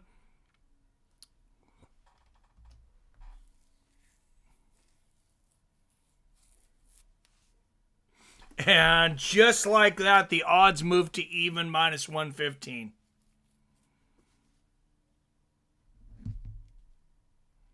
That was quick. And Allen right into side control.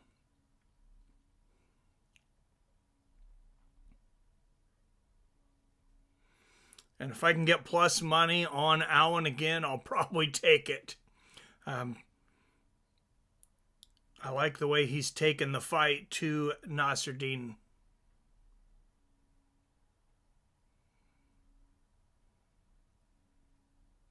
See, it's tough because you know if it goes to the judges, you might get robbed.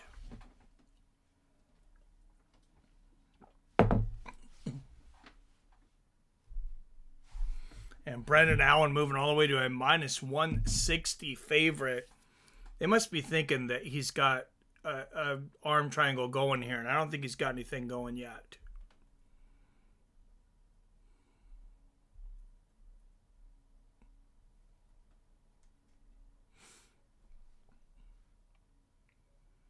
But he does have a dominant position, 3:20 left in the first.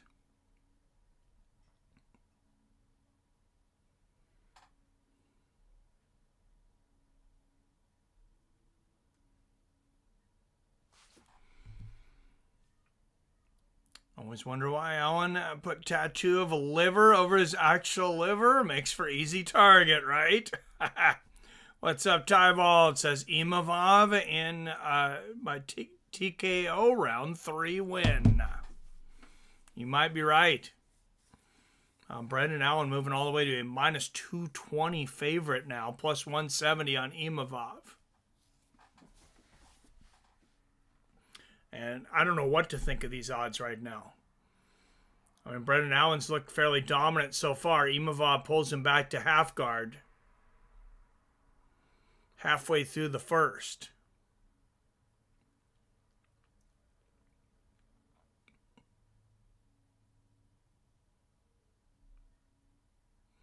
Starting to think maybe just don't bet against French fighters in France. Robert says, agree, Tybalt. All right.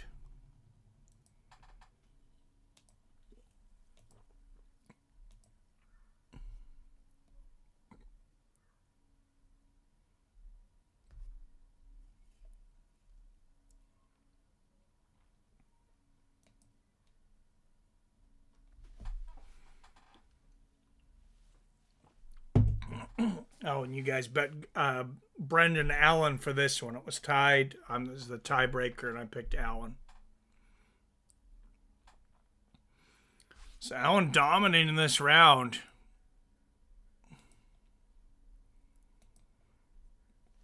Interesting. Still -220. Oh, big hook there from the top from Allen. I mean, it's hard to screw this round up. Brendan Allen was dominant from bell to bell as he moves to a -250 favorite.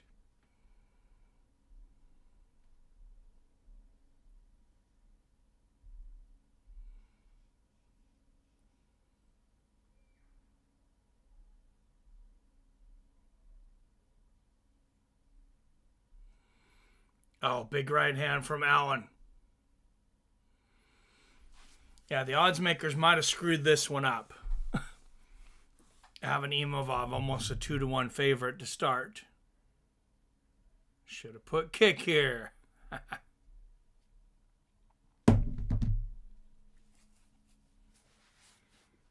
30 seconds left.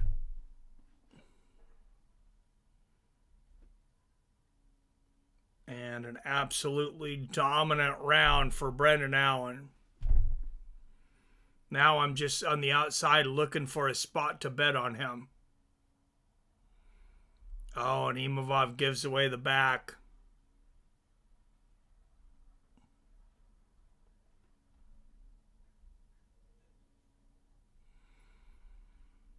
And that's it for the first round. No misjudging that round. Nassourdine Imavov did nothing. Landed 0 strikes, 0 takedowns, 0 ground control time. That one looks poised. Yes, he does. I almost want to jump on him at minus 250. I just want to take just a second to see how the next round starts, though. If you miss out, if you miss out on a chance, you miss out. Try to be pretty conservative.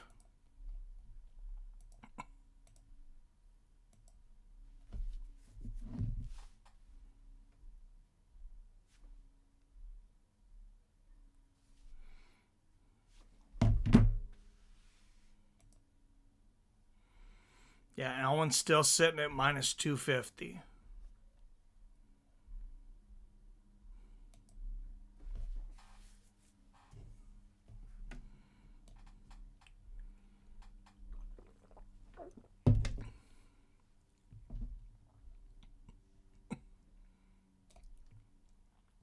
All right, here we go, second round. I have a feeling Brendan Allen might just dominate the rest of this fight. And Herb Dean warning. Said you're going to need to do more in that position. The referees take a cumulative effect, a cumulative take on that control time and So- your activity. You will have less chance to just sit and hold. Imavov with the eye poke there. Brendan Allen moves to minus 220. Oh, and IROC! What's up, IROC? You rock with the super chat. Thank you, IROC.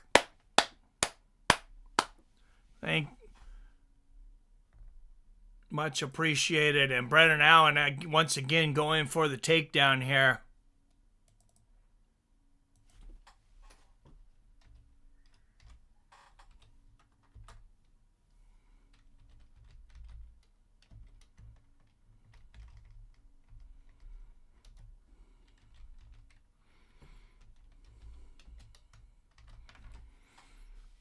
Thank you, IROC. And Brendan Allen down to a minus 200 because Nassourdine on top for the moment. And Allen's going to spin to his back.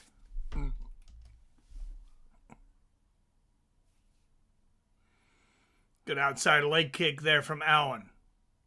Oh, and there's a good overhand right from Imavov.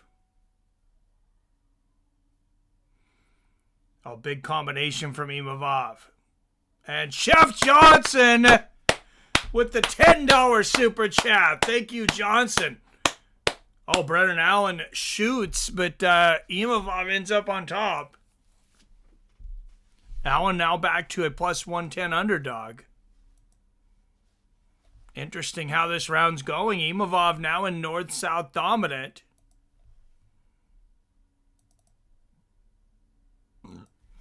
Nassourdine maybe had a few butterflies fighting in front of the home country. Oh, big shots from Imavov.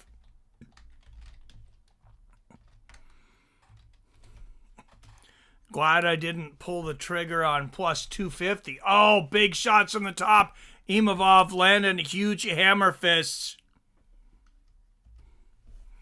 And Brendan Allen to a plus 145 underdog. Still have yet to pull the trigger in this fight. Oh, big elbow from the top from Imavov.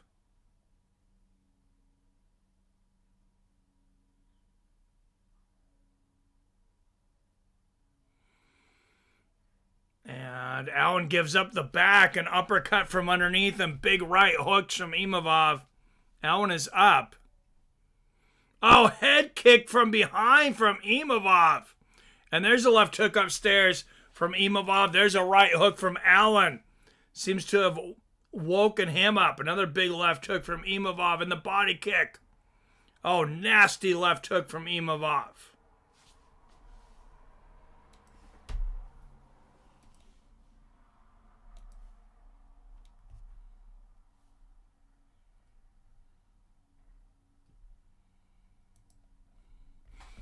And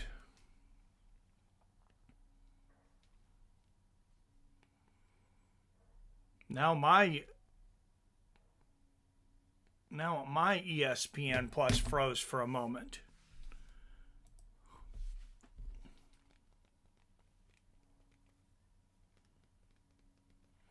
All right, I'm going to back it out and restart it.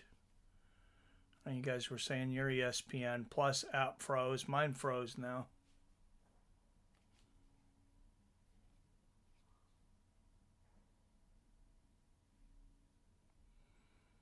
Come on, ESPN, get your shit together.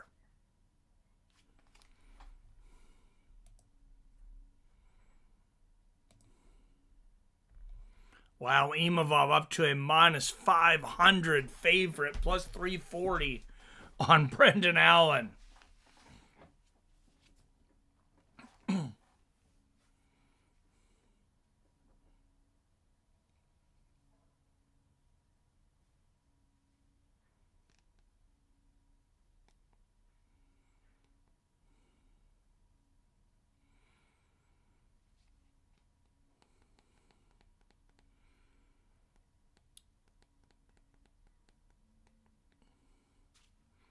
We'll get ESPN back up. Thank you so much for the super chats. iRock and Chef Johnson, $5 and $10. 13 up in the chat. Don't forget to hit that like and share button. Main event on deck. This has been a back and forth co-main.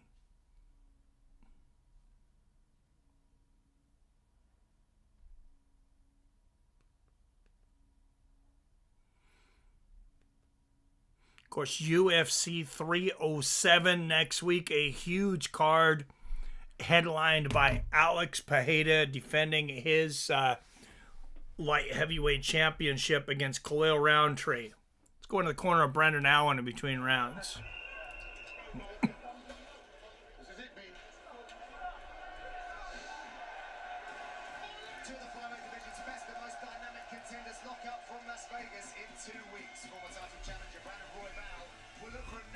Win against undefeated Japanese sensation Tatsudo Tada. Don't miss our next fight Saturday, October. All right. 1-1. Yeah, definitely. I would say a couple of good low leg kicks from Allen. Good right hand from Imavov over the top. Yeah, I think it's 1-1. They have Imavov as a minus 600 favorite. Minus 810 now. Jesus. Brendan Allen plus 500. There's 1-2 from Imavov. You know what? I got to throw $20 on Brendan Allen at plus 500. That's ridiculous. That seems pretty ridiculous. All right, let's add 25. Let's add 20. Excuse me. That'll be 20 to win 100.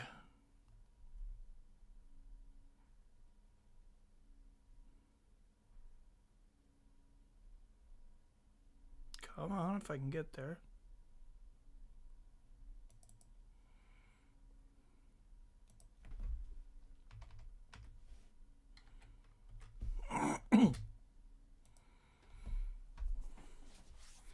And Imavov on top. Yeah. Might have just thrown away $20. Because Allen just moved to a plus 750. But you never know. When this guy gets up, he can do things very quickly. Imavov up to a minus 1450 favorite. Oh, another big left. Two big left hooks from the top from Imavov. You never know. Yeah, you don't. Oh, man, more big left hooks from Imavov. Now he grabs the ankle of Allen to turn him around and takes the back. Brilliant move there from Imavov. And Allen's able to get back to his feet. Oh, now he's going for the takedown. Allen dropping levels. Good defense here from Imavov. Allen's moved to plus 1,100. Imavov minus 2,500. So the odds makers have figured out at this point, like, you got to dominate to get the decision if you're not the French fighter. So it's kind of like Brendan Allen needs a finish, even though it's a round apiece.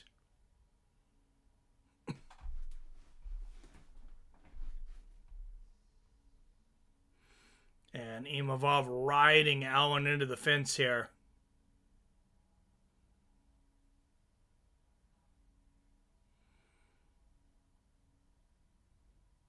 See if Allen's able to push him wide. Oh, big shots up against the fence from Imavov. At least rock him hard, right? Oh, big left hook there from Nassourdine. Good knee from Allen. 20-1 odds on Brendan Allen right now. Good left hook there from Allen. There's another right hand. And Imavov comes in and gets the body lock. Allen throws him off, though.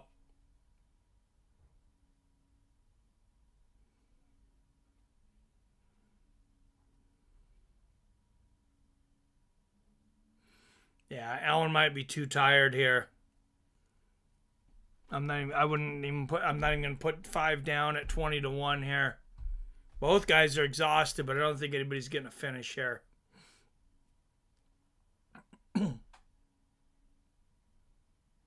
$120 left in the third. You got to consider jet lag on some of these guys too.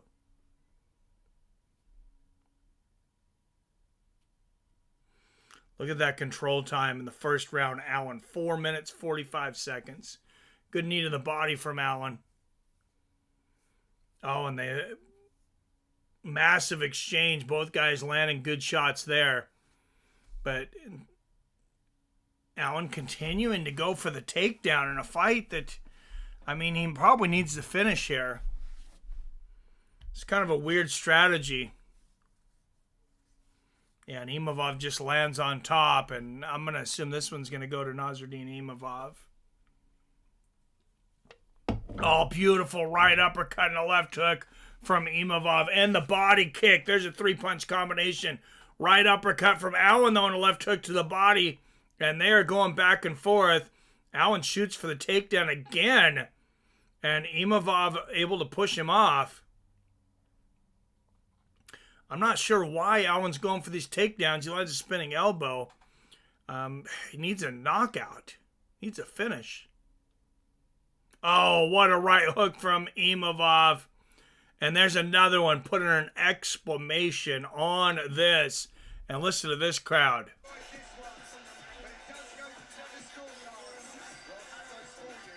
They're going nuts here. I don't understand why they're playing all the music and stuff so people can't hear the crowd. You can listen to music at your house any fucking time you want. People want to hear the crowd.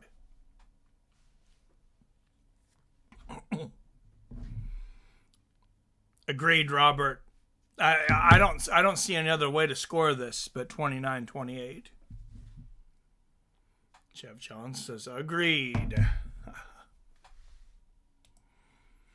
All right, so it turns around that quickly. We were up $290, up $130 heading into the main event.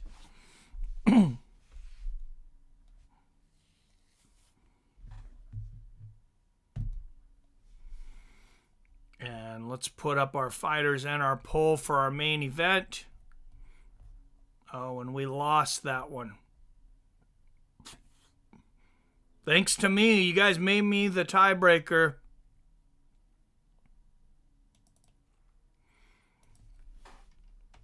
$60-41.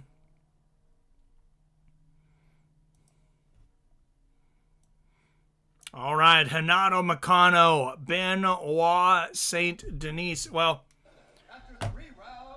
we know who won. All 3 judges scored this contest 29-28 for the winner. Yeah, easy fight to score.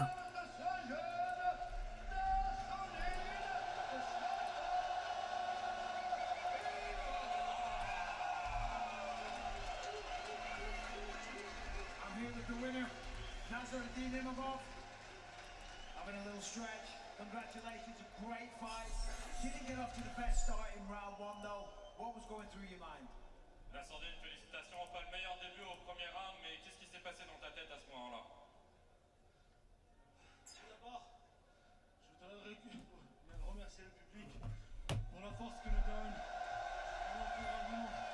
Oh, I didn't realize Nassourdine Imavov spoke French. I didn't realize he was French before this. But, all right, Renato Moicano, Benoit St Denis. Up next.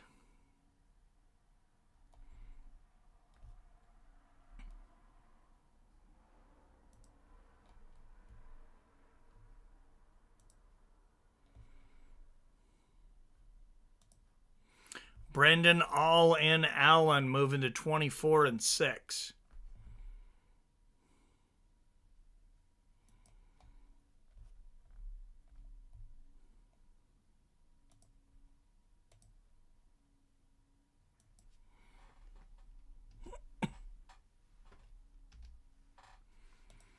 First, let's look at the odds here. Renato Moicano, a plus 210 underdog. Benoit St Denis, minus 258 favorite.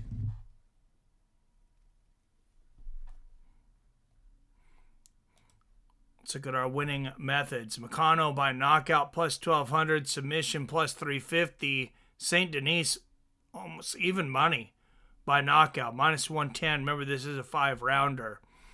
Plus 350 by submission, plus 800 by decision. Moicano is pretty tough. God, Benoit St Denis by decision, plus 800. It's interesting. All right, let's go. What have you done for me lately? Let's start with the underdog, Renato Moicano. 19-5, 10 submissions, just 1 knockout. Been knocked out 3 times, been submitted once. 8-1 when it goes to decision. He has won 3 in a row over Brad Riddle, Drew Dober, and Jalen Turner. His last loss was in 2022 to Rafael dos Anjos, so he's won 5 out of 6.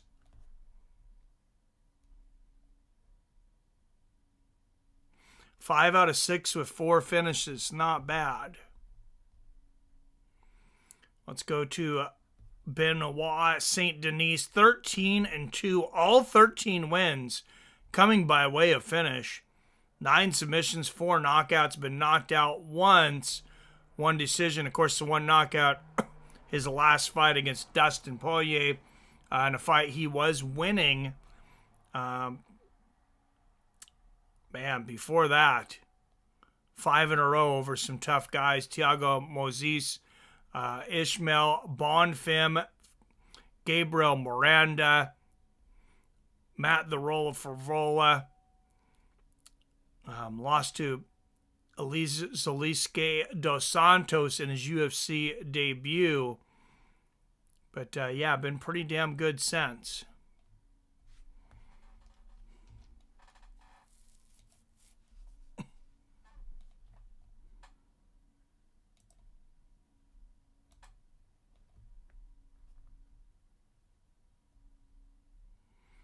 Oh, and I had to change the donations to 15.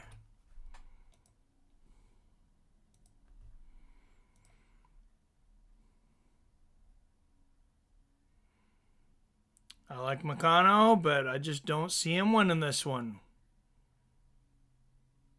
Oh, we need a poll here, don't we?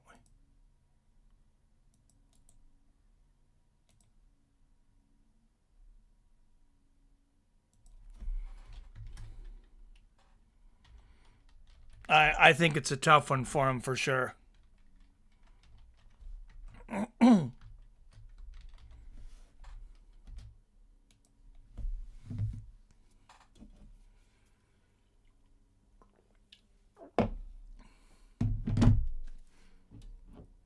right, let's get a little more water for our main event, and I will be right back.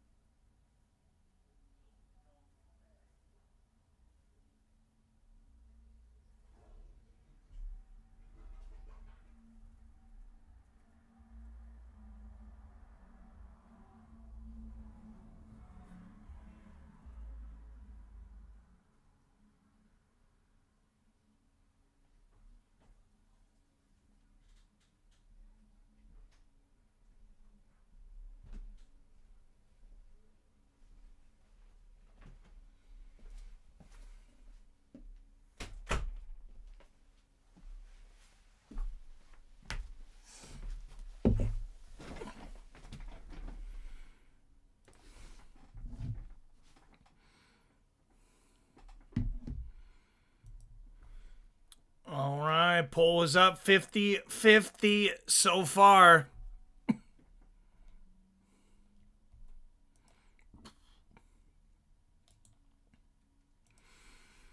And let's pay a couple bills. If you've been having fun watching me break down the odds on these fights, thinking, hey, I could do better than Mike. Don't let me down, Mr. Frenchy Pool. Oh, yeah, you bet this one, right? Parlay. All right, guys, if you like doing these bets, go to DraftKings.com, deposit up to $100, and they're going to match every fucking dollar. Then they're going to match these dollars again and send them to me. So if you deposit $100, it becomes $300. You get $100 matched. Fights Your Friends gets $100 matched. There's no better deal in sports betting right now. Parlayed with the big bad Doug. Yep, that's right. Yeah, Doug the Thug. I think she's going to get it done.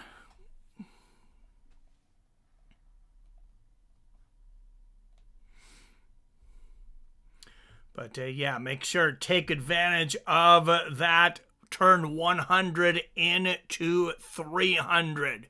The DraftKings magic.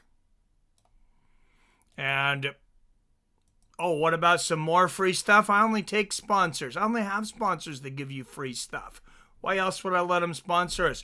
Robinhood.com. They're going to give you a free stock worth up to $200 just for signing up. You can trade stocks, trade crypto, trade options, all kinds of different things you can do there. They even have a brokerage, an unmatched, I believe, brokerage, 6.5% just for keeping your money there. Why keep it in your checking account when you're getting like 0.2 fucking percent? Don't be a jackass. Go over to Robinhood and get 6.5% on your money. Yeah, I remember when you showed me, yeah. Yep, no, I remember the parlay with Doug and St Denis. I'm pretty confident that's a pretty good parlay. You got what, minus 185 combined, or was it better?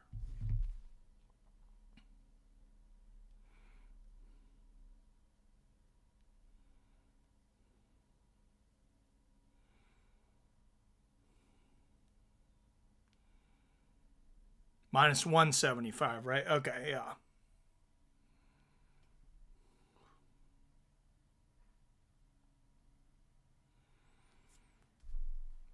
All right, here comes Renato Moicano.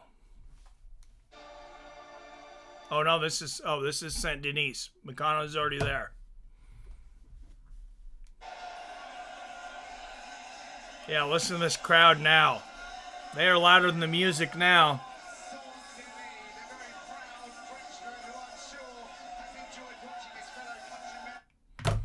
Good luck, copywriters, figuring out what song that was over the sound of the crowd. Here, do you want another chance?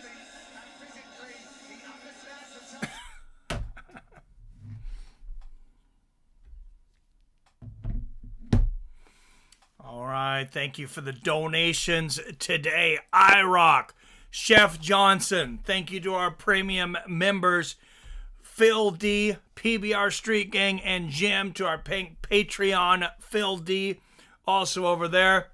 Robert, part of the Patreon. Benoit St Denis won 5 of the last 6 fights, finished all 13 wins, 4 knockouts, 9 submissions. Yes, someone in her gym gave her that name because every name they picked for her, she turned down. So they said, fine, we will just call you Doug then. Ah, what's up, Frankie Trezo in the house? How you doing, Frankie? Jim says, back in time. Yep. Back just in time for the main event. Sweet, man. All right, 14 up in the chat. Don't forget to hit that like and share button For a main event, BJ Penn versus Kayla would be fire. Right? Does that answer your question, Wyatt? Oh, Wyatt knows the story of the Doug. We've talked about this. We did a video on it.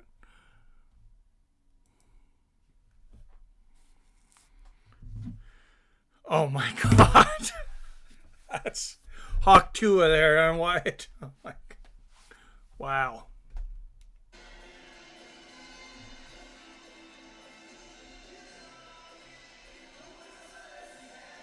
Oh, I see. Renato Moicano is walking out second. I'm surprised by that. Because St Denis is the favorite. And also they're in France. So, okay, maybe it must be the higher ranked fighter. All right, here comes Renato Moicano. I thought maybe I was like, how'd I miss his walkout? Super weird. Moicano's coming out second. Must be ranked higher. You're going to listen to this and think I copied you. No, I'd already said that.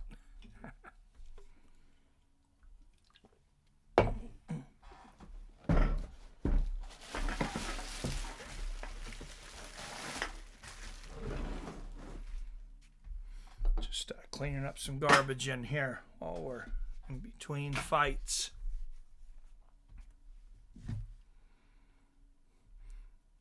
Yeah, it is super weird, though, for sure. Moicano ranked number 11. It says St. Denis not ranked? Or is he ranked below? I don't know. I can't remember what they said. Maybe he's ranked below, though. I can't imagine he would fall off any losing to Dustin, even though he was the favorite coming into the fight. I'm sure Moicano's getting some boos. Renato Moicano, 3-fight win streak, tied for third most rear naked choke submissions with 6 Brazilian Jiu-Jitsu black belts. St. Denis is ranked number 12. Oh, okay, so one difference. Y'all don't think Penn versus Harrison? Plus, y'all would sell out MSG. I want to see the fight. BJ Penn, current BJ Penn versus roided up Doug. I think that's a good fight. Kayla Harrison versus BJ Penn. My bro just texted me and said thanks for the subs. He's uploading his last video from yesterday. He finished editing it. It's Disney Fantasia Show. Nice. Yeah, I want to talk to your brother before I go to Disney World, Robert. So I'll have to set something up. I'll message you later.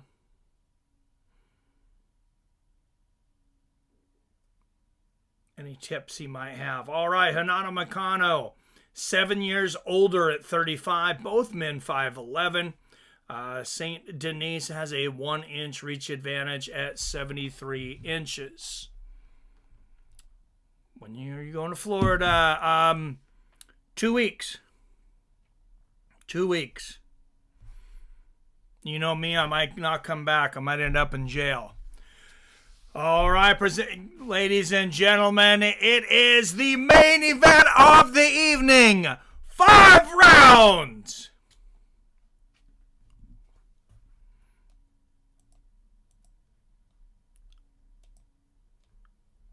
In the lightweight division.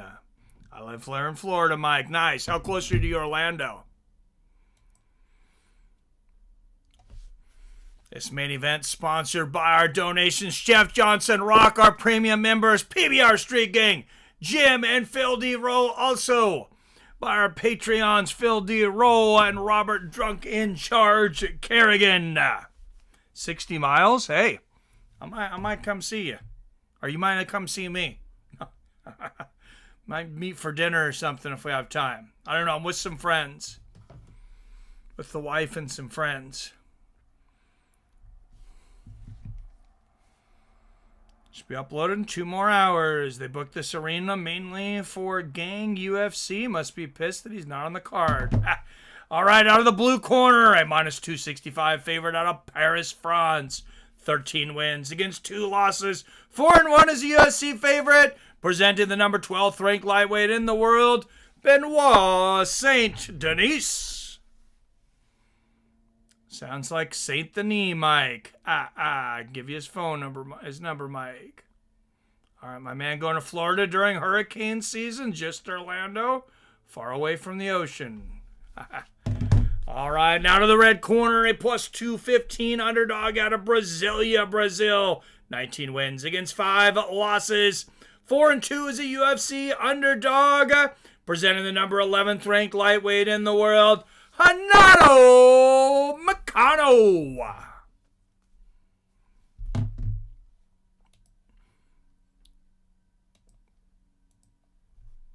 All right, well, I thought we might talk on the channel. I don't know, man. I don't know what he's up for. Might be good for him, though, because he's trying to build a YouTube channel. If people are interested.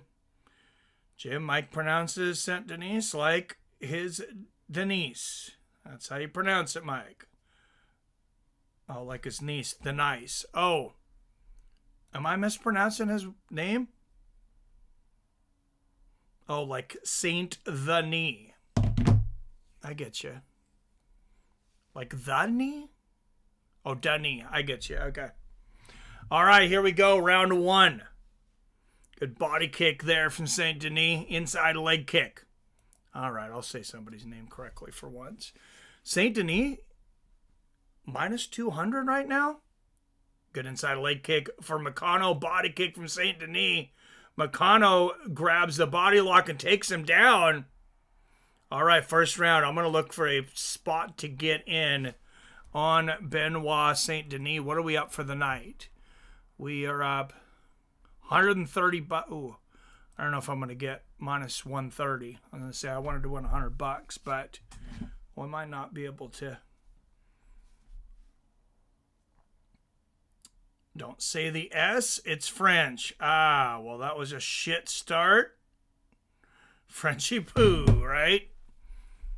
Oh, there it is. 130, minus 130. All right, I'm going to take it. Everything's on one bet. 130 to win 100.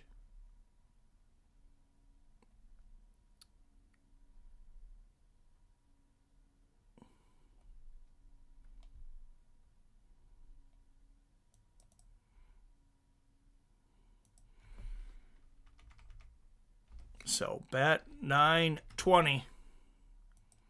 130 to 100. I'm taking St. Denis. And Moicano gets the back again, though. Hooks in. Oh, of course, St. Denis all the way to a plus 190 now. Shit. Plus 220. Gonna teach you French names, Mike. Are you fluent, Jim? Nice. Hey, those who just came in, Chad, you can do me a favor and help my other brother. Yeah, check out his channel. Oh, man, St. Denis all the way to a plus 340 now. Oh, big elbows here from Moicano. St. Denis in trouble. Wow, did anybody expect this? Big elbows and right hooks. He's about to get stopped. Oh, my goodness. Renato Moicano laying waste to St. Denis at the moment, who moves to a plus 450.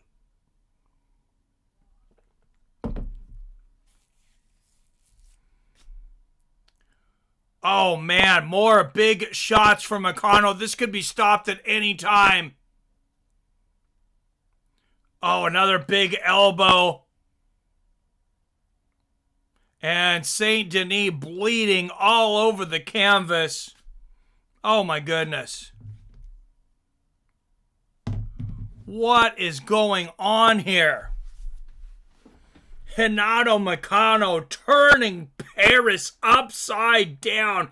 Oh, that is a brutal cut on St. Denis' right eye. He's not going to be able to keep going. If they get up and look at that cut, they may stop it. No freaking way. What? Yeah, this is brutal. St. Denis just moved to plus 575, and I'm still not taking it.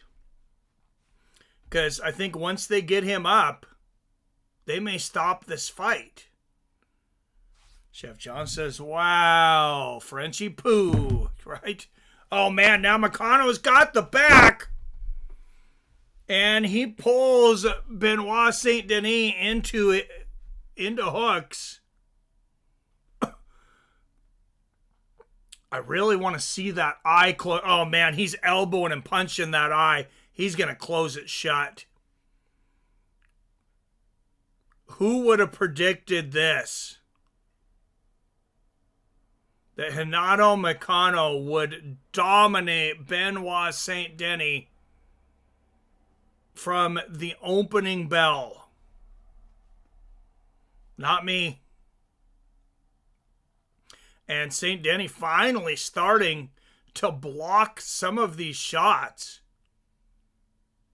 Oh, man, another nasty elbow.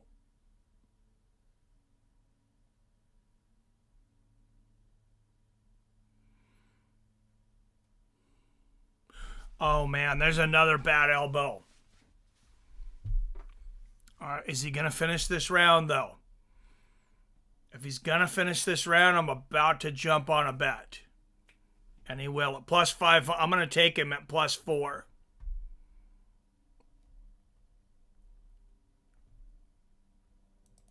I'm going to throw another $50 on it to make it $970. This is how you lose. I was up $290. This is how you lose money. Thought I'd teach you guys how to make money. Moicano is no joke. Benoit is a one-trick pony. Seen this coming. So, all right, let's go into the corner. Oh man, that eye, both those eyes are swollen shut. Benoit, you're at home. This is your home. Wake up. This is your home. Wake up. We told you was gonna come and get you on the ground, Benoit. Damn. Benoit, this is your moment. You've got to get excited. And I wonder if Benoit St Denis is choking here. I don't know. I'm taking him +400. Like I said, only confident to put 50, but that would at least put another $250 on there and make it a profitable night. Holy shit. Hard to wake up when you can't open your eyes, bro. Right? Yeah, this is insane. Yeah, that right eye is probably closed, but they have not called in a doctor. All right, 58% of you voted for St. Denis. Win the lottery. Win the lotto, right? Good inside leg kick from Moicano. Well, it's a good learning experience, and I guess I'm glad that I didn't go if I end up in the red. Wyatt, good left hook there from St. Denis. And another left. Oh, there's a big left from Moicano and a right hook. Left hook to the body from St. Denis. There's another one. He's got a plan. He's going to go to the body now, and there's a left hook upstairs. Benoit, that might have kind of been what he needed. Not the eye being closed up, but he did come in flat, like his corner said. There's a good left hook from Benoit. And Renato shooting for the takedown. Benoit stopping it quickly. Odds coming back. +280 for Benoit now. There's a 1-2 for Moicano, though. The biggest obstacle for Benoit St Denis, in my opinion, is that eye. Oh, head kick from St Denis. And there's a good straight right. And this is the Benoit St Denis we expected. And Wyatt's got real money on this, so I'm really going for Benoit. Benoit just short with that left hook. There's a good straight right from Moicano. Oh, nice left hook there from St. Denis upstairs and one to the body. There's the left hand upstairs. Remember, if this goes, if St. Denis can get to the judges, if he wins 2 rounds, if it even looks like it's close to winning 2 rounds, he's going to get the decision.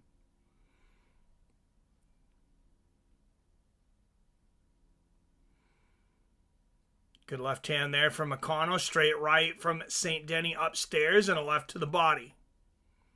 So far, 1,000,000 times better round for St. Denis. Inside leg kick from Benoit. And there's a straight right, and the left on the chin lands for Benoit.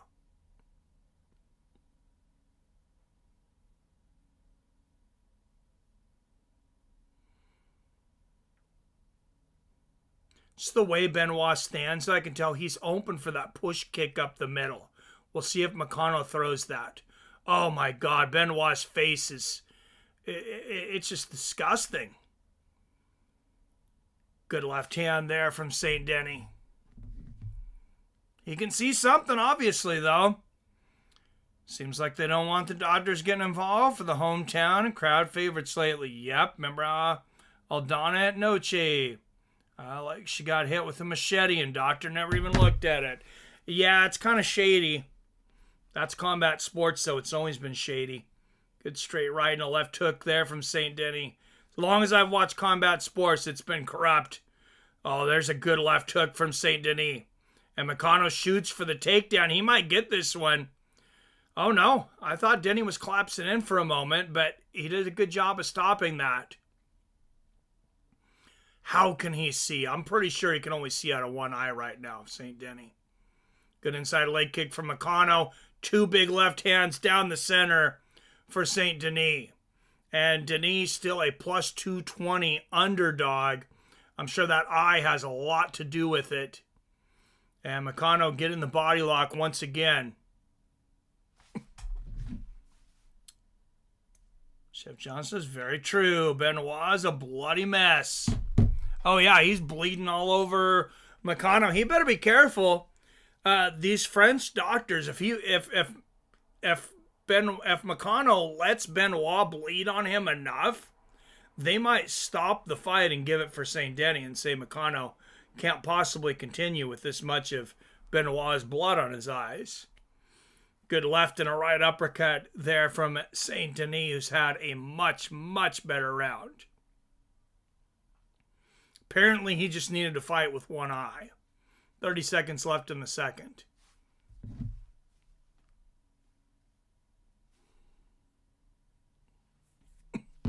All right, 15 up in the chat. Don't forget to hit that like and share button. And don't forget, next Saturday, one of the biggest pay-per-views of the year, UFC 307, Alex Pereira, Khalil Roundtree, and an absolute stacked card.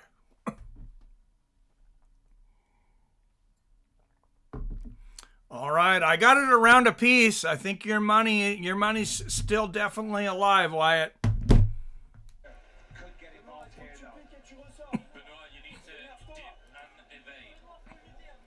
They're going to work on that eye immediately. Both eyes. Come on. You gotta fight on. You gotta stick to him. It's for you, Benoit. If it's in the clinch, go into the clinch. You boxed him well, now you gotta clinch with him. All right, anybody else having anything but around a piece? 19-19. Right eye is it's completely shut. Yeah. There's no doubt about it. And the other eye's almost shut.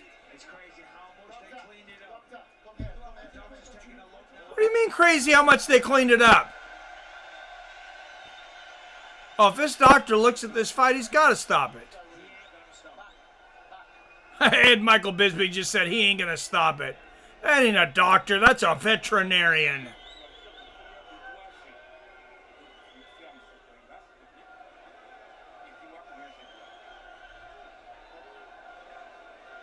Oh, no, he's going to ask him how many fingers he's holding up. He's got both eyes open, though. Uh-oh. He just covered one eye. He's fucked now. Oh, no. I didn't think they were going to do that. No, it's over. He can't see out of that eye.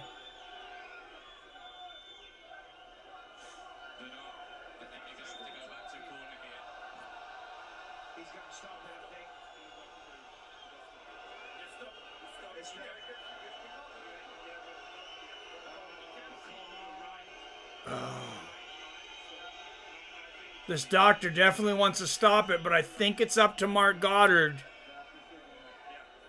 It is all over. Sorry, Wyatt. Oh, that sucks. Oh, man. They are going to be pissed in France tonight. Gonna stopwatch.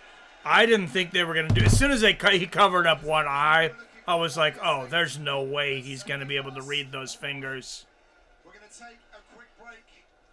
And we're Man. going to make this one official. That's tough. Yeah, at that point, they have to look at it. They would definitely look corrupt if they didn't.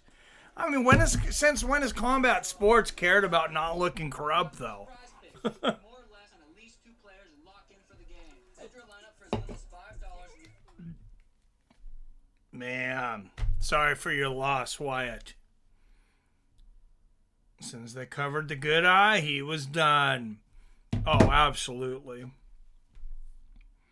Without a doubt. All right.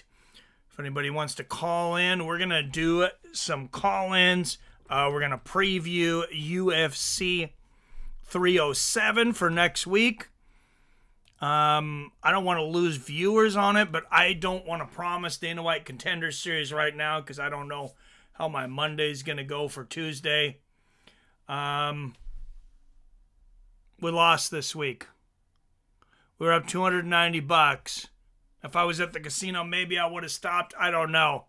But I would have been down. I would have lost $50 after all that. Coming up after the Octagon action, we recap it all on the UFC Fight Night post show. Don't bet against national favorites. To break down all the action plus, all the big winners check in with Ailín and Roosevelt. Don't miss it after the main event. All good, PBR. That's on me. You lost $1,300. Why? No more betting as an MMA casual. Probably a good lesson. Referee Mark Goddard has called a stop to this contest, declaring the winner by TKO Renato Moicano. Well, I think St Denis would have had a good chance at coming back and winning this fight if it wasn't for the eye. How can you predict something like that though? You can't predict an eye. I think most people here would have put money on St Denis. I would have. Oh, 80 Canadian. Okay. What about now? I didn't quite catch that. Listen, nobody wants to see a fight end like that. 80 Canadians are about 70 American. From start to finish, the referee stopped the fight. But If it wasn't for the eye being messed up, I see Benoit picking up the pace in 4th and 5th. Renato's got a hell of a gas tank too, though. It would be, God, I want to see him do it again. It was a great fight. And I wanted to talk a lot of shit about France, but I went to the Louvre, I went to the Arc de Conquiste, I went to all beautiful places in Paris, and I just have one thing to say. People of France don't suck, but government in France is fucking horrendous. French Revolution 1789 tried to erase God from the map, but guess what? Jesus, Moicano's got a speech against the country of France. Damn. Oh, wait for this fucking reaction. Are they going to accurately translate that, I wonder? And also, another massive win, we gotta say. Oh, cheers. He got... Fuck Macron, fuck all club. Oh my God, this guy might be my favorite new fucking fighter. Corrupt agenda. If you want about politics and economy, I advise you read Why Democracy, the God that failed us. Jesus Christ, Moicano sending flames to the country of France. So, please read Hans Hope and Hey, PBR, one second. Let Moicano finish this sentence here. Sure. Is fucking beautiful. And next, I want easy money. Paddy Pimbless, easy money. Don't hook it, easy money. Don't come up with bullshit fights. Don't come up with guys that are tough. I want easy fights. I just beat I want easy fights. Everybody was talking about Benoit St Denis, but guess what? Money Moicano is the man tonight. Congratulations, your winner, ladies and gentlemen, Renato Moicano. Oh my God, that is one of the greatest winning fucking speeches I have ever fucking heard. What's up, PBR? Hey, how's it going, bud? Hey, good, man. I'm in a better mood than that. That gave me a good laugh. Holy shit. It gave you a good laugh. Did you hear that interview? No, I had my computer turned down to call you. Oh, Good? okay. Oh, thanks. Yeah. Oh man, he just shit on the entire history of the country of France. That's funny. iRock says you should do an interview with him. Mike, he has a YouTube channel. I will reach out to him. Damn, that's one of my favorite interviews ever, I think. Was it pretty good? That was pretty good. You'll have to listen to it later. Okay. Yeah, I turned it down right when Bisbin was all like, they're not going to close that eye or whatever, or not going to call the fight because of his eye. Sure as shit. Well, when they covered up the one eye, I knew he was fucked then. Yeah, he didn't have a chance. I was kind of surprised that the doctor was all like, asked him how many fingers he was holding up when he had both eyes. Yeah. Man. But, I tell you, I'm definitely a Renato Moicano fan now, though. That was great. you like that one? That was a pretty damn good speech. Oh yeah, he said, what did he say? He said, "Fuck Macron," which is their president. Fuck Macron. Fuck the globalists. Learn some history. Oh goodness gracious.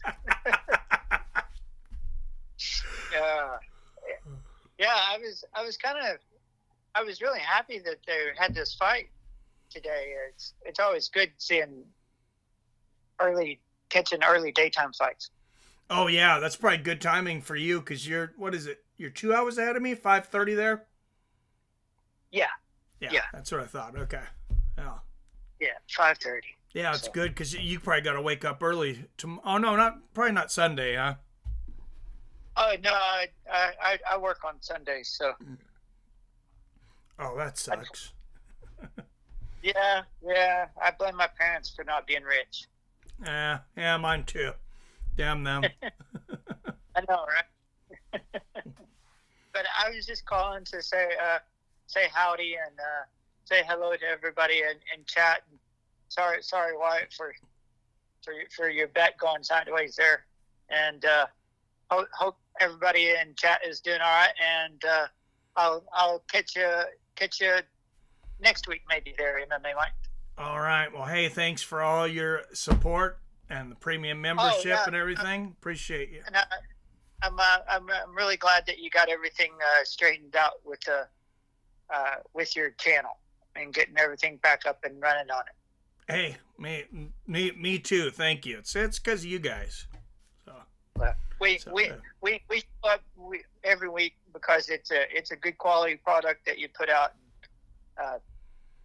Yeah. Glad that you got your channel back. Well, I'll talk to you later. Well, thank you, friend. Later. Bye. Bye-bye. All right, PBR Street Gang, everyone. I missed it. Oh, Chef Johnson, you got to go back and watch the main event, dude. Wish it was later. I missed a lot of it. Got time zones mixed up. Time zones are tough, man. It involves math. Been drinking since 6 a.m. because of the time change. It would be 9 where I live. Wait, oh, you're on the West Coast. You're in California right now. That's right. You're on our time. Let's go PBRs, Greg. Yep. All right, guys. Thanks, everybody, joining us. Looks like we lost some people, but that doesn't mean you guys don't deserve to go over UFC 300 with me. So let's do that. Let's bring up UFC 300 on SureDog. As long as SureDog's fight, their site sometimes when it's super busy, I can tell this is not getting near as much traffic because on a big pay-per-view, SureDog's website goes down. Well, you guys have heard me talk about it. It goes down or it gets like super slow.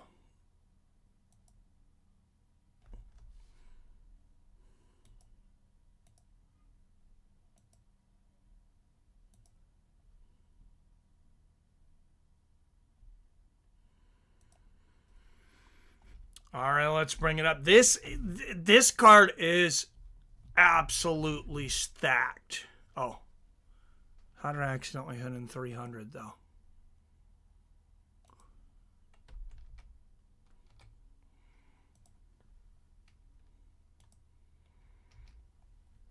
Another Pahea card. Look at this. Starting from the bottom of the card, Cesar Almeida, Ihor Poteria. This one's got 13 fights, too. Today's had 14. Court McGee, Tim Means, that's a great one. Marina Rodriguez, Eisman Lucinda. I don't know who these people are, but Ryan Spann and Oven St. Preux, Jose Aldo, Mario Batista. Oh, and the Drunken Charge is in the house. What's up, Robert? What's up, fellas? I thought the stream was over. I was just calling you to talk to you, but all right. I guess I'm on the air. Yeah, no, we're not quite done. We can talk later though. How's Cali going? Huh. No, that's going good, man. I mean, that's bad news about my dad. You know, I was friggin' talked to my brother Thursday night when he picked me up. He's like, Dad's doing good. He's been doing good for a week. You know, I'm like, thank God. I was like really thinking like I'm gonna come out here and he's gonna be in the hospital and shit. And then I put good thoughts on it. I went to the movies Friday. Went to see the new Beetlejuice, which was a really good movie, by the way. I was laughing my ass off. It is a great movie. And there's quite a few Easter eggs from the original one in it. I don't know that I've ever seen the original. I guess I need to go and watch it. How dare you? What kind of American are you? Dude, until like 25, I watched almost all just martial arts and violence movies. And I totally fucked my brain up, but that's another. No, this is fucking your brain up. I watched all those when they first came out when I was a kid. Yeah. Then I rewatched them as like a teenager when I was doing acid and mushrooms and shit. Those are trippy to watch. Oh, that's great. Yeah. Mushrooms. No, that's great. How your health doing well though while you're gone? Actually, not really. We went to the Cheech Museum and I walked around, and that was like the first time I walked around for like an hour straight. I used to get up and park when I go places. Oh crap! But I was like, I need to get used to walking with these legs, and after like that, they were like, oh, well, you guys get to go to the art museum too, like 2 museums in one. I looked at my stepdad and mom, like, I've been to the Riverside Art Museum about a dozen times. I lived out here. Never been to this museum. I'm cool with not going to that one. So that card would take you home so you can make it for your fights. Yeah. I'm thinking, yes, I'm going to make it for my fights. I wish I would have looked at my phone on a ride home. It took like an hour and a half to get home. I could have still been in the chat if I would have known you were live. But I can't hear my notifications, so I guess you messaged me and said we're live, and I didn't know because I didn't hear the notifications. Oh, crap. Well, I'm glad you found us. When people, Greg says that's good to hear. Yeah. Yeah, no pun intended. Greg says he's going to watch Beetlejuice next weekend. Oh, it's great, man. I loved it. I ain't gonna say nothing, no spoilers, but it was great. Yeah, it was a lot more than I expected. And there's a few people that had little cameos that I didn't know were in it, so like that was a treat. Yeah. Yeah. Well, that's good. Yeah, I'll have to check it out. I don't go to the theater. I don't go to the theater too often anymore. Actually, most people probably don't. It's pretty expensive.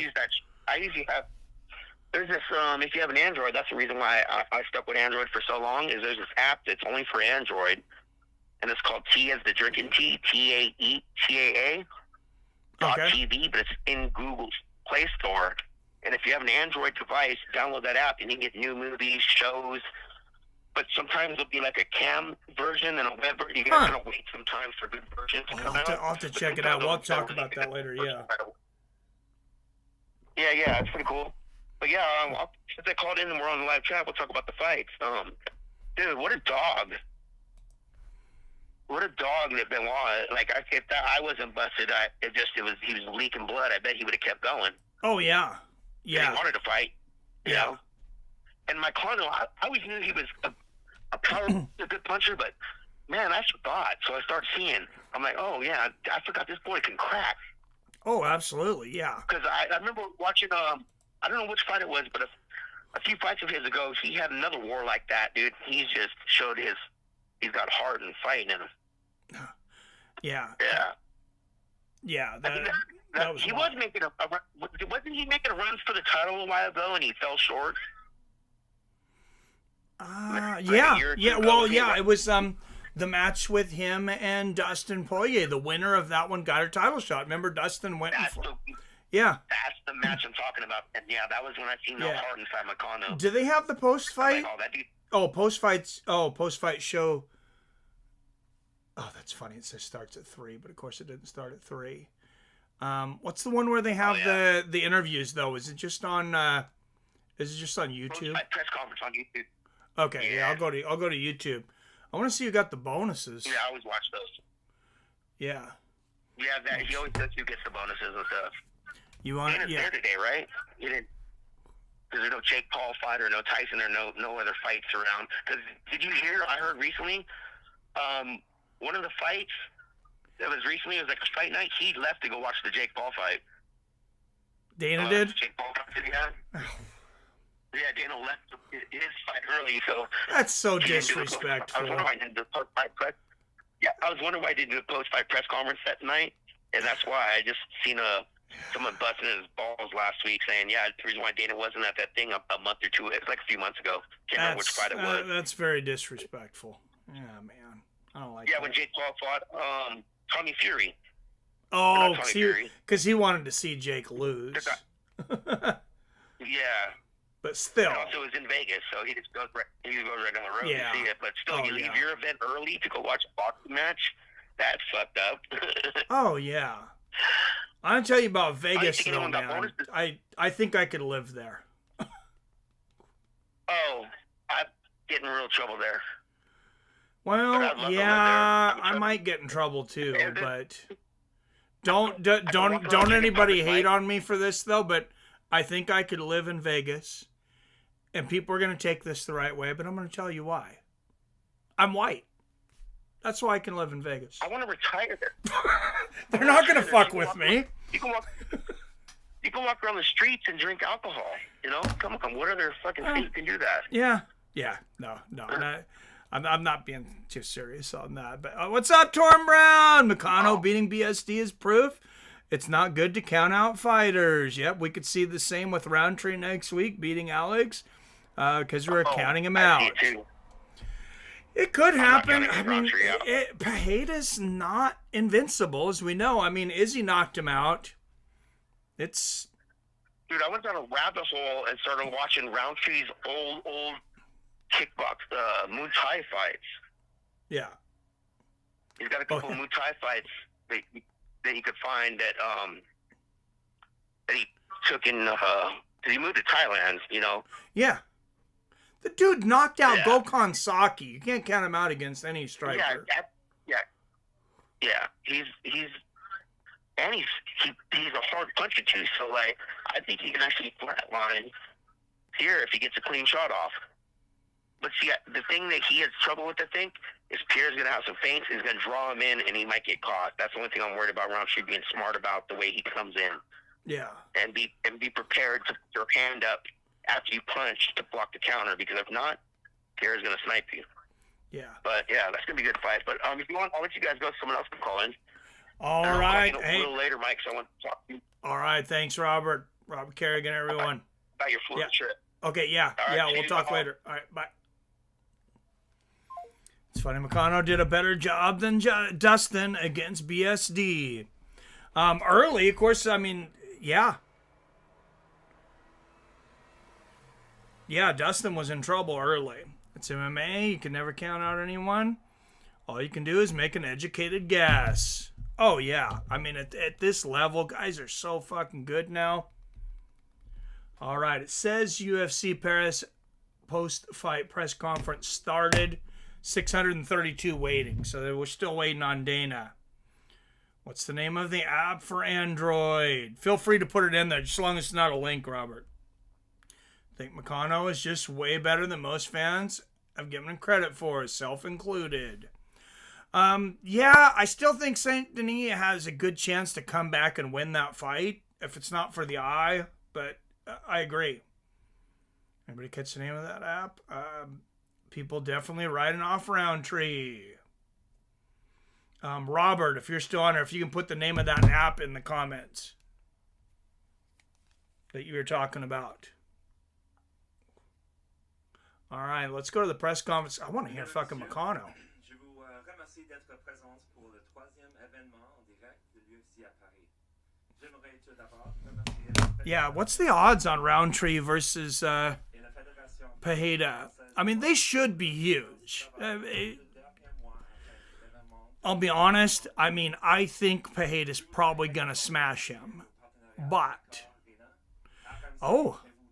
minus 455 Pereira, plus 350 Roundtree. That's not too bad. BSD going to lose his next fight, too. BSD was never that good. I've been trying to tell people. You have, Torn. Didn't you think he won the second round, though? I thought he had a good chance of coming back and winning that fight. The attendance tonight was 15,449, sold out, and the gate tonight was $4 million USD. $4 million gate? Not bad. Where the hell's Dana, though? Dana didn't make the trip, did he? No, I think BSD would have lost regardless. Possibly. I'd love to see a rematch, though. I want to see those two fight again.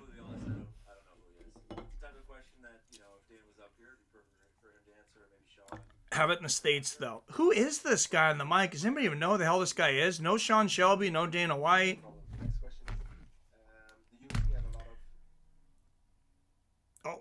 Oh, sorry. Whoever just called, I'm calling you back. I accidentally hung up on you.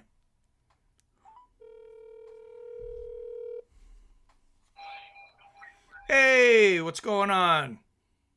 Hey, it's New Britain, Paulie. Hey, New Britain. What's up, my man? Hey, what's going on? Just checking in.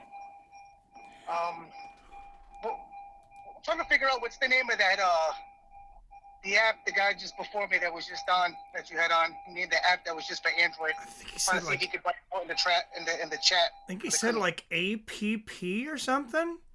I haven't seen Robert get back in. It was hard to hear him in the chat. I'm hoping he spells it in the chat. It was hard to hear him. I tried to rewind the video. Well, I got your number now, so I'll get it from him if you don't get it before, and I'll text it to you. Sweet. You just wanted to check in. Are we still on air? Yep. Yeah, still on air, brother. Yeah, the fight card this week is stacked. I'm super excited. Oh, me too. I think this is the most credible threat right now to Pereira is Roundtree. Like Robert, I went back and watched a couple of his Muay Thai fights, his early MMA fights, and he is it's going to be a barn burner. Yeah, stylistically, that's a hell of a matchup. Great matchup. He can knock Pereira out. Pereira can knock him out. I don't see it going 5 rounds. The whole card's stacked. Even Kayla Harrison's on the card. That fight's not even really being promoted. But this card's not even really being promoted. Dude, like yeah, and it's one of the most stacked cards of the year, and that's saying a lot this year. It is absolutely stacked. They could have spread these fights out. And what are they gonna? Who are they gonna book in December? I don't know. I don't care. November's a good card too. Yeah, I guess you book maybe have Ian come back, maybe Colby Covington. Well, MVP. I see they announced Clay Guida and Chase Hooper. Yeah, I don't think those guys are even ranked yet, though. That's more of a No, it'll be a prelim fight, but I like that fight. I'm just hoping to get good odds on Chase because I think he's gonna kill Clay. Wow, Clay Guida, I remember him. I think his first UFC was UFC 66 in October of 2006. Oh yeah, dude, the dude's been fighting for literally 20 years in the UFC. Yeah. Crazy. You can fight at that level. Yeah. Anything past your 30s, man. It's fighting at that level. Torrance says he's picking Roundtree to win. Hey, plus 350 odds. Oh, I won't be surprised. I wouldn't even touch that fight. That's too dangerous. They both have crazy power. Yeah.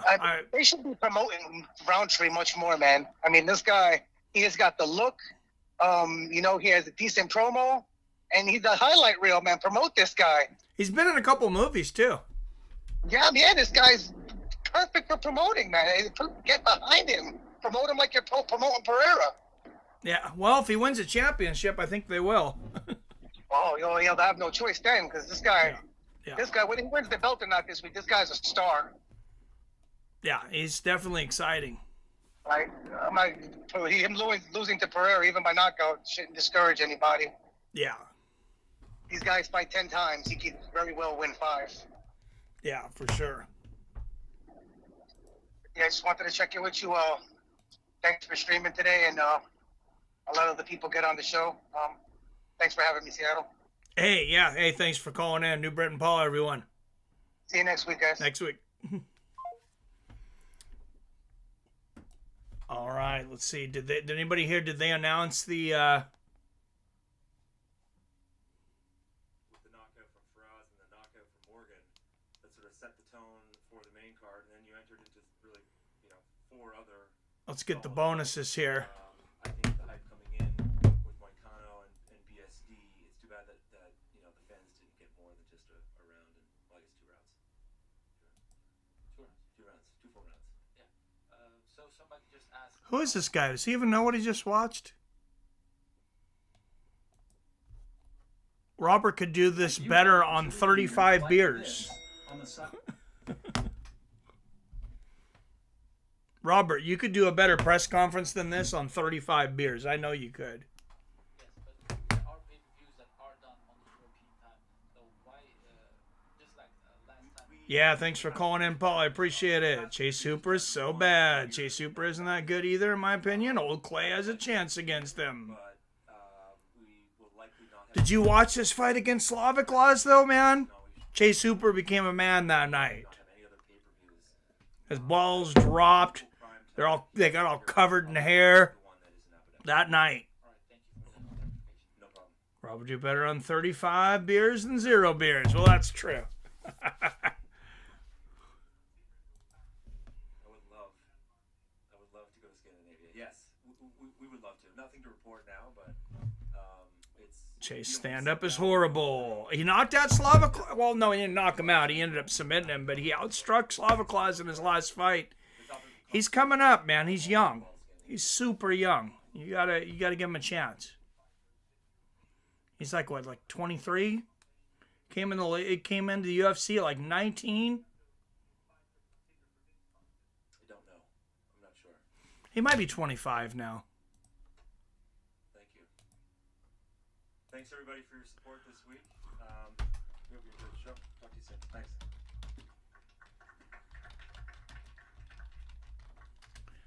Okay, Chase is 25 now. All right, that jackass is done talking. Let's get some fighters talking now.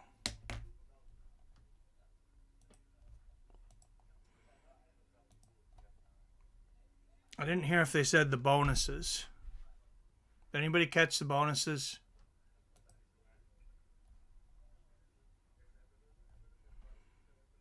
He had to have announced them there.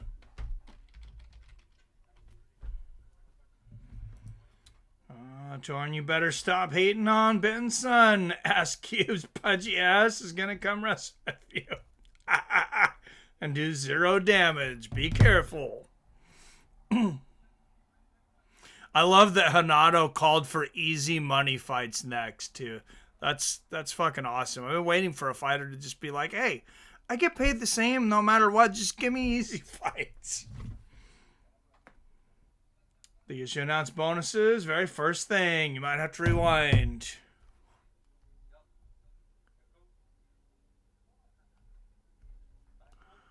I'll just go to Twitter. Somebody's got it up, I'm sure.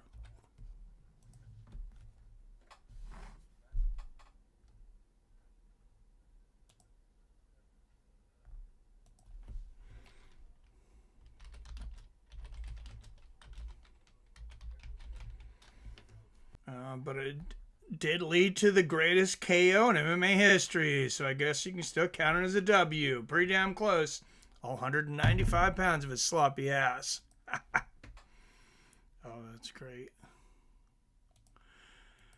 Yeah, sorry I didn't let everybody know earlier that this card was a morning card. I know people forget. Like you have more to your life going on than Knock, knock. than MMA? What's wrong with everyone? Knock, knock. Knock, knock. God, I got rid of YouTube Premium when they demonetized me, and God, the ads are insufferable. I can't believe how many damn ads they have.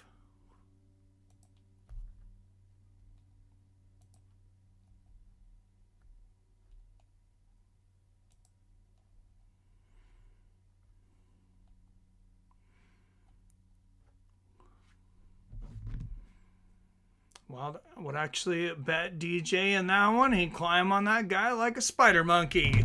I love it. Yes, yes, he would.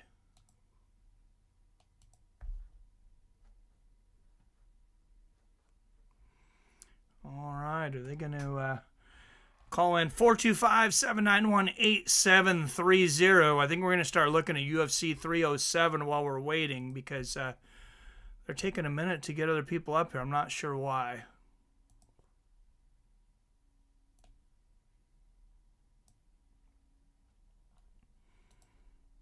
But let's look at UFC 307.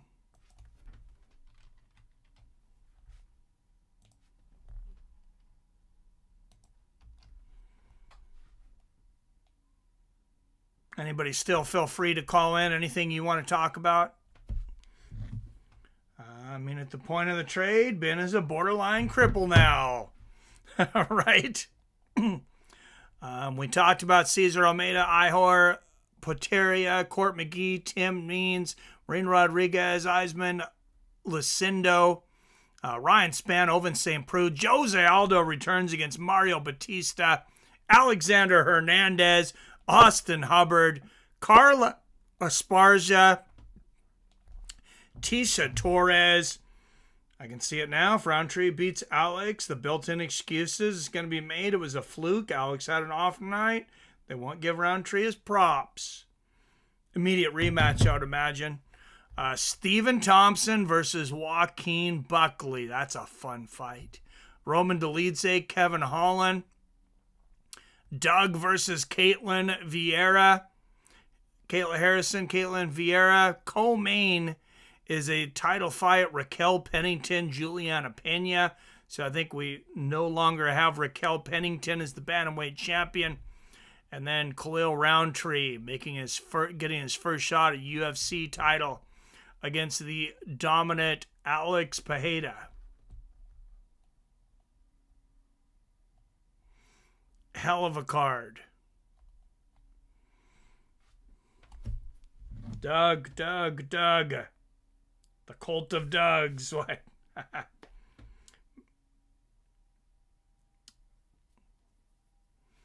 All right. I just want to hear Money Moicano.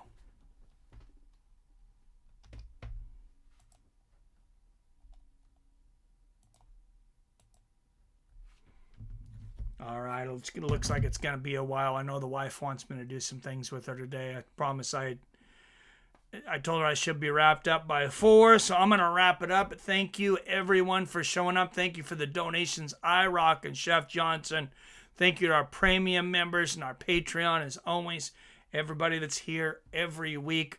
Cannot wait for next week. It's an exciting one. As always, I love you. I respect you. And I'll see your fine asses next week.